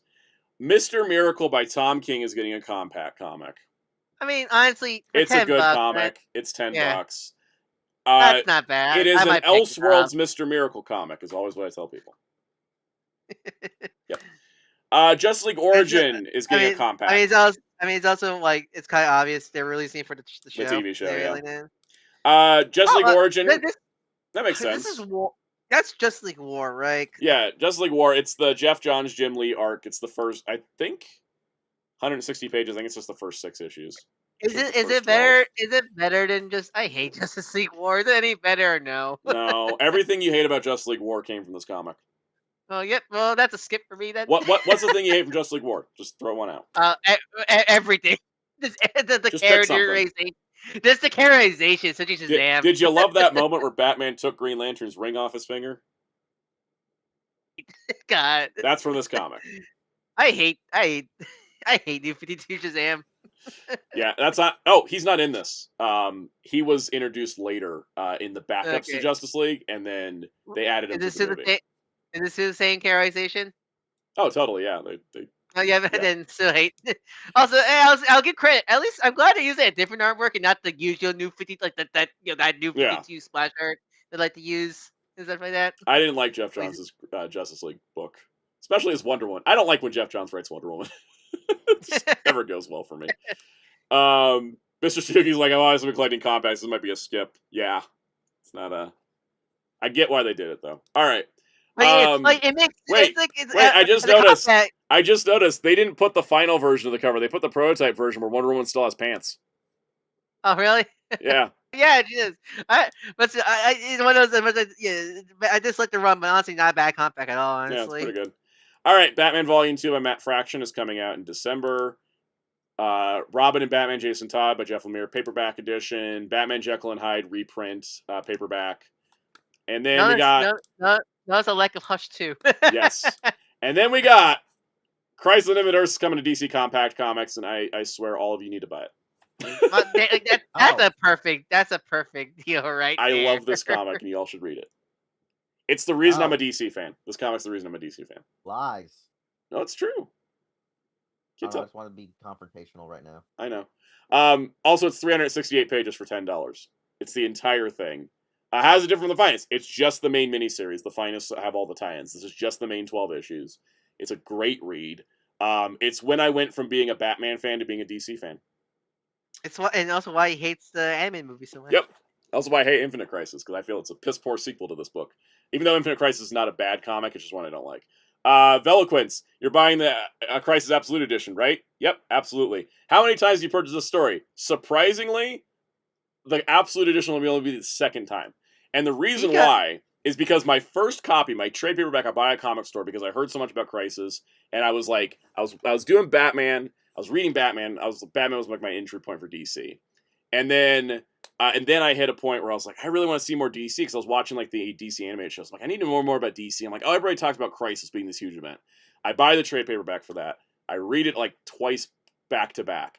I fall in love with it. I'm like I need to know more about Dr. Fate. I need to know who Amethyst of Gemworld is. I need to know who Blue Beetle is. Like, this book was like the gateway drug to like all of my DC knowledge. And so I have kept that same trade paperback. And then coming to a convention, local convention, was George Perez. And George Perez was there, and he was doing, of course, signings and stuff. And I took my Crisis paperback, the same one, and I asked him, I was like, how much to sign my Crisis paperback? And he's like, you already bought the book, I'll sign it for free. And he just beautifully signed the signature, talked to him about Wonder Woman for a while. Just wonderful, lovely person. Miss him so much. And then a couple years later, local convention announced they had Marv Wolfman as a guest, and I was like, no way. I can get the two creators of my favorite DC comic to sign my copy of Crisis. It's the first one I ever read. And so I went to Marv Wolfman, and Marv Wolfman was sitting by himself at a table that didn't even have a sign. And there was no banner, there was no sign. He had a couple pens, and he was just sitting there by himself. And I'm like, how did this convention not at least give him a handler? And like, why is he not going to sign? This is Marv frickin' Wolfman. I go up to him, nicest guy, sweet, just I love you. I love your work on Beast Machines. Yeah, no, I was just like, I was kind of like wrapped up in the Crisis of it. I didn't really talk to him about like too much else, but I mean, I just kind of had like a conversation with him. And I was like, I've loved a lot of the stuff you've done, like with Teen Titans. I think I mentioned Beast Machines. I had to have mentioned Beast Machines. I have the Beast Machines brain on it. I probably did. And then I was like, I'd really like you to sign my copy of Crisis. I got George to sign it a couple years ago. How much would it be to sign it? And he's like, well, unlike George, I don't get to sell art prints of these things, so $10 so I can buy some coffee? I was like, sure, no problem. Damn. Oh, that's great. Oh, that's great. It was beautiful, so the thing is, I've never bought another copy of Crisis since. Also, ever since I got Marv's signature on my copy of Crisis, I've had that thing wrapped in plastic, and I've only opened it a couple times. Yeah, so you need to buy one after you read. Yeah, and so I was like, oh, should I get the deluxe edition? Oh, should I get this? And then I heard there was an Absolute, and I was like, ooh, it's a book that really means a lot to me. I really should get the Absolute edition. And then I was like, all right, they'll reprint it at some point. It's Crisis, right? Fast forward a few years, DC's like, we're reprinting the Absolute edition. It's got the original colors, and I'm like, oh, that's the edition. That'll be my reading copy. A lot of people buy extra books so that the Absolute editions aren't their reading copy. I'm the opposite. I just want my reading copy to be something really nice. If you guys really like Marv Wolfman and George Perez, man, I recommend you watch the Teen Titans Go episodes with them in it. Those are the best. Those are the best episodes. I'm so glad they got to do that. I loved Marv's cameo in Crisis, the CW Crisis, because he talks to the two characters he killed, Barry Allen and Kara Zor-El. It's so great. Marv and George, absolute wonderful people. Zero bad things to say about either of them. They're fantastic. I got them to sign my book. It means a lot to me, especially now that George has passed. It's like, I'm really glad I had that opportunity to do it. And for that story, everyone go buy this. I feel like every DC fan should read Crisis at least once, because it's just it is. The thing is because I think a lot of Crisis events get very cynical, or they get very much like, we're going to reboot the universe. This was a book that was done by Marvin George to celebrate 50 years of the DC universe. That was the whole goal, right? Celebrate 50 years of the DC universe, and then DC was like, hey, could you like condense our multiverse? It's kind of a mess. And they're like, sure, no problem. It was natural. And then DC was like, this was a huge success. You've made like one continuity. Let's reboot everybody. Let's get everything streamlined. And then now it feels like DC, every time they kind of go off the path, sales are dipping, they want to fix something, they have a crisis and hit the reset button. It's also and that's why the anime movie did not work well at all. Yeah, because it wasn't doing it for the love of the characters in the universe. It was doing it for the sake of doing it. I feel like a checkbox adaptation. Like, oh, people want to see a Crisis anime movie. Check the box. And I felt like with the CW adaptation, the love of the comic was there. Like, they loved that comic, and they did a great job. But this is highly recommended. Highly recommended. And then the last thing in the comic catalog that I noticed that we were going to talk about, Tojima Wants to Be a Commentator Volume 2 is coming out in November, so we're getting 2 volumes this year. And, of course, my browser froze. The browser did not want you to see Tackle, guys. I'm sorry. There we go. No, I mean, as you said, she's a large woman. Very large woman. So Titan Manga's second volume of Tojima is coming out in November. When's the first one coming out? I forget when the first coming out. I'm gonna go see if I can find it on the Hey PRH guys, site. are the translations gonna be good on this? Yes, because from what I've heard, everything past those first couple Kuga volumes has been done by hand. They got Titan has gotten better. Thankfully, it was really rough when they first came out, but they have gotten better from what I heard. Yeah, I would have gone back and got the rest of Kuga manga, except I didn't like it. So I was like, I read that first volume, and I was like, yeah, even if with a good translation, I wouldn't like this. It's in a way writing Kuga. That's why I did. Oh, that's why I didn't vibe with it. Yeah. Let's see. Yeah, AR says you can tell that they not only cared just about the comic, but about the shows they used too. Yeah, I think that's what it was. When you do Crisis as a art of love, it comes out great. Like, because the thing that makes it like love is not just that they put together all the stuff and the shows, and they're doing like the universe reboot and merging and all that. That's one thing. It was like let's get Burt Ward to walk his dog down the street and put him in a Robin jersey. So it's like, hey, it's Burt Ward Robin when he's retired. Let's get what's his name? The reporter from Batman '89. Yeah. Let's get him. Vicky. Yeah. Not Vicky, but the other guy. Yeah, just little things like that. Like that's what they do. They're like, hey, you know what? Let's do a reunion of the Birds of Prey cast. Like, okay, we can just get one on screen and one over comms, but let's do it. A Batwoman. And let's I love kill one of them before. Yeah. I love the Brandon Ralph. Small. What's the small? The Tom Welling cameo.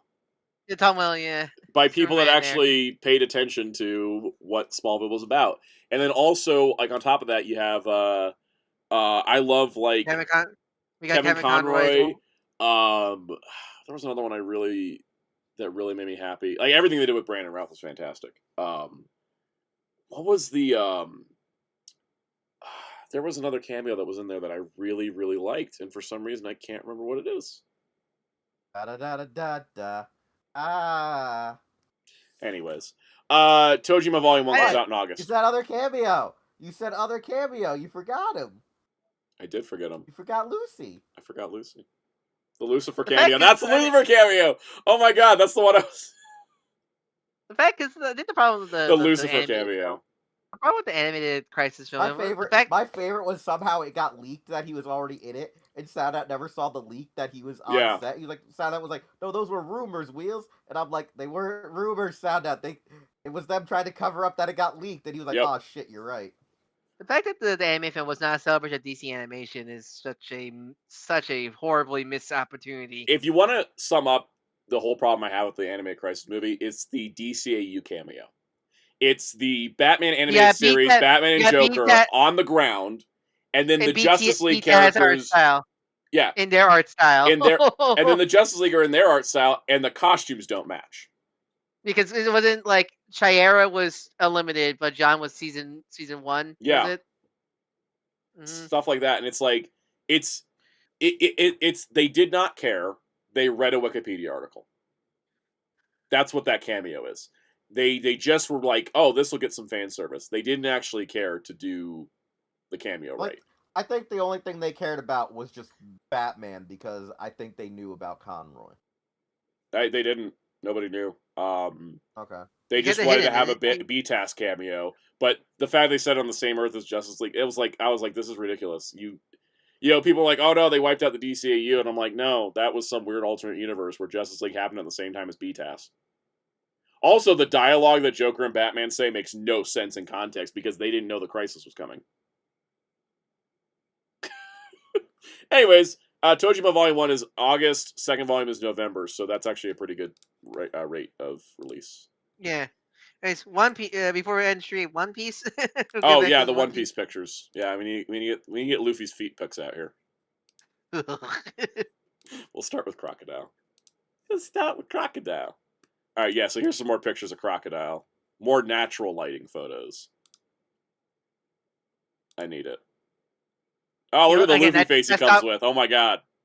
I love that Luffy face. Also, just that Stop Good coat looks really nice. It looks fantastic. I need that. I need every One Piece figure art with a cape to have that. All right, and then here's You just like disappointingly stare at Law. yes. He fell over again the other day. Crocodile's 12,100 yen. Bigfoot. Bigfoot. Oh, he does come with the face for inflating his hand. Love it. Oh, that's cool. Yeah. No notes. I shall be buying. I shall be buying both. Very happy. We be buying both the anime hero and the figure art Oh, for totally. Crocodile. I think the anime hero's the other. Are they the same outfit? Yeah, both. This is They're both Marineford? Alabasta. No, wait. It's the which one? The Alabasta is the one with the pinstripes, or which one's which? Yeah, Alabasta's got pinstripes. Let me go. Oh check yeah, they're the both anime. Marineford. They're both Marineford. You guys. Yeah. It's also in the dark outfit. Oh, it's funny. The box art for Crocodile. Yeah, the anime. Yeah, the anime, the anime hero box art. Yeah, the anime hero box art is the Alabasta look, but it's the Marineford look.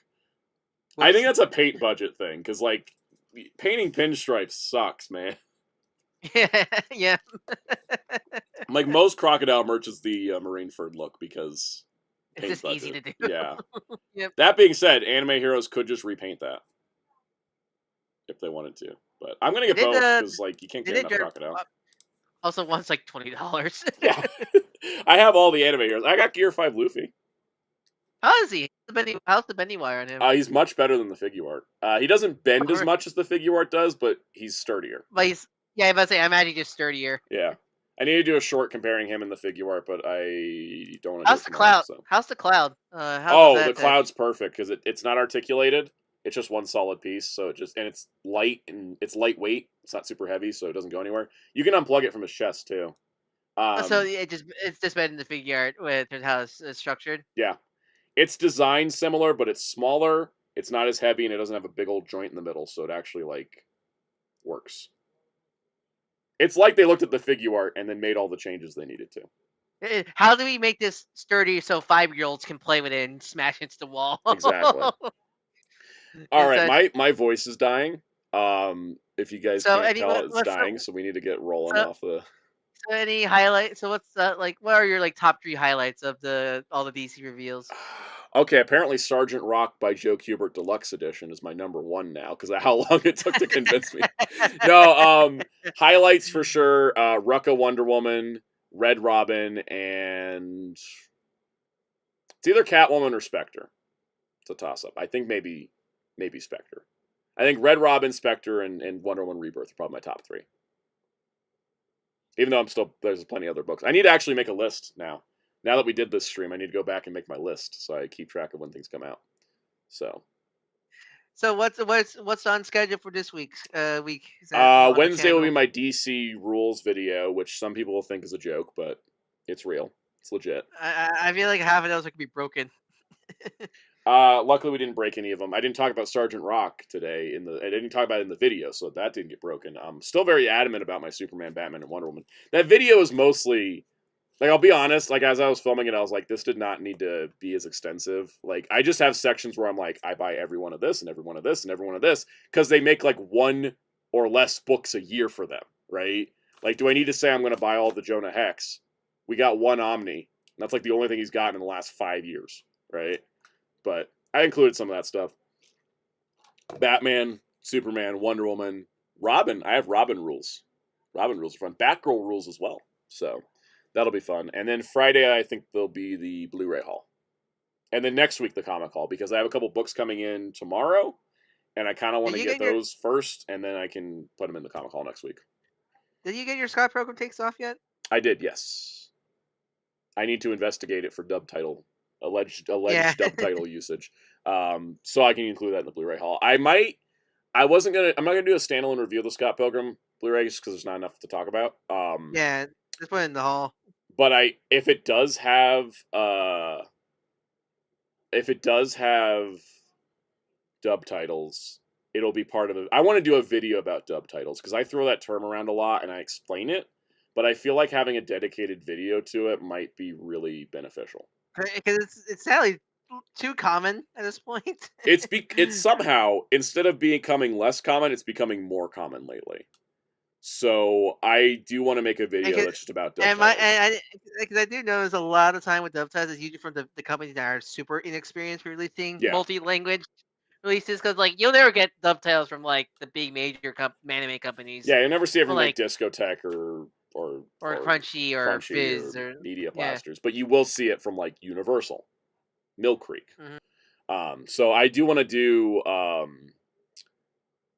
a dub titles breakdown. Yeah, this is good news. You saw Shin Ultraman's to break down all the versions. Yep, that's a key example right there. Yeah. Well, Kaos is not going to stream this week, but still, every other week, every Tuesday, besides this week, he streams Persona 5 and other games, and you can find him at. I think he finished Twitch. Persona 5 last week. I'm not sure because I wasn't there, but he's close to finishing, if not. But he's going to be doing a new game soon. I'm gonna double check because let me double check. I know you mentioned he fought Cheeto. No, he's not finished yet. He finished the last pause for the final dungeon. Okay, so next week he'll be returning to. Twitch.tv. At Twitch.tv, Fighter Cows. And Wheels, what do we do Wednesdays? 9 p.m. Eastern. Hero Club weekly on Twitch.tv. Game night is Fridays, 9 p.m. Eastern. Check out our website, hero-club.com. Follow us across social media using Hero Club for Life. Sounds good. Hey, you can follow me. And you can follow me at Darko643 on YouTube and Blue Sky. The art commission like the one you see at the very channel. You want any? Feel free to DM me in your Blue Sky or through Discord, through SoundCloud, Discord protocol. Link in the description below. And we'll see you guys next week for another stream. We got a couple trailers confirmed for sure. And I'll tell you any horror stories about trying to buy an X-Men omnibus tomorrow. I'll tell you next week how it goes. War. I'm so scared. Anyway, see you guys next week.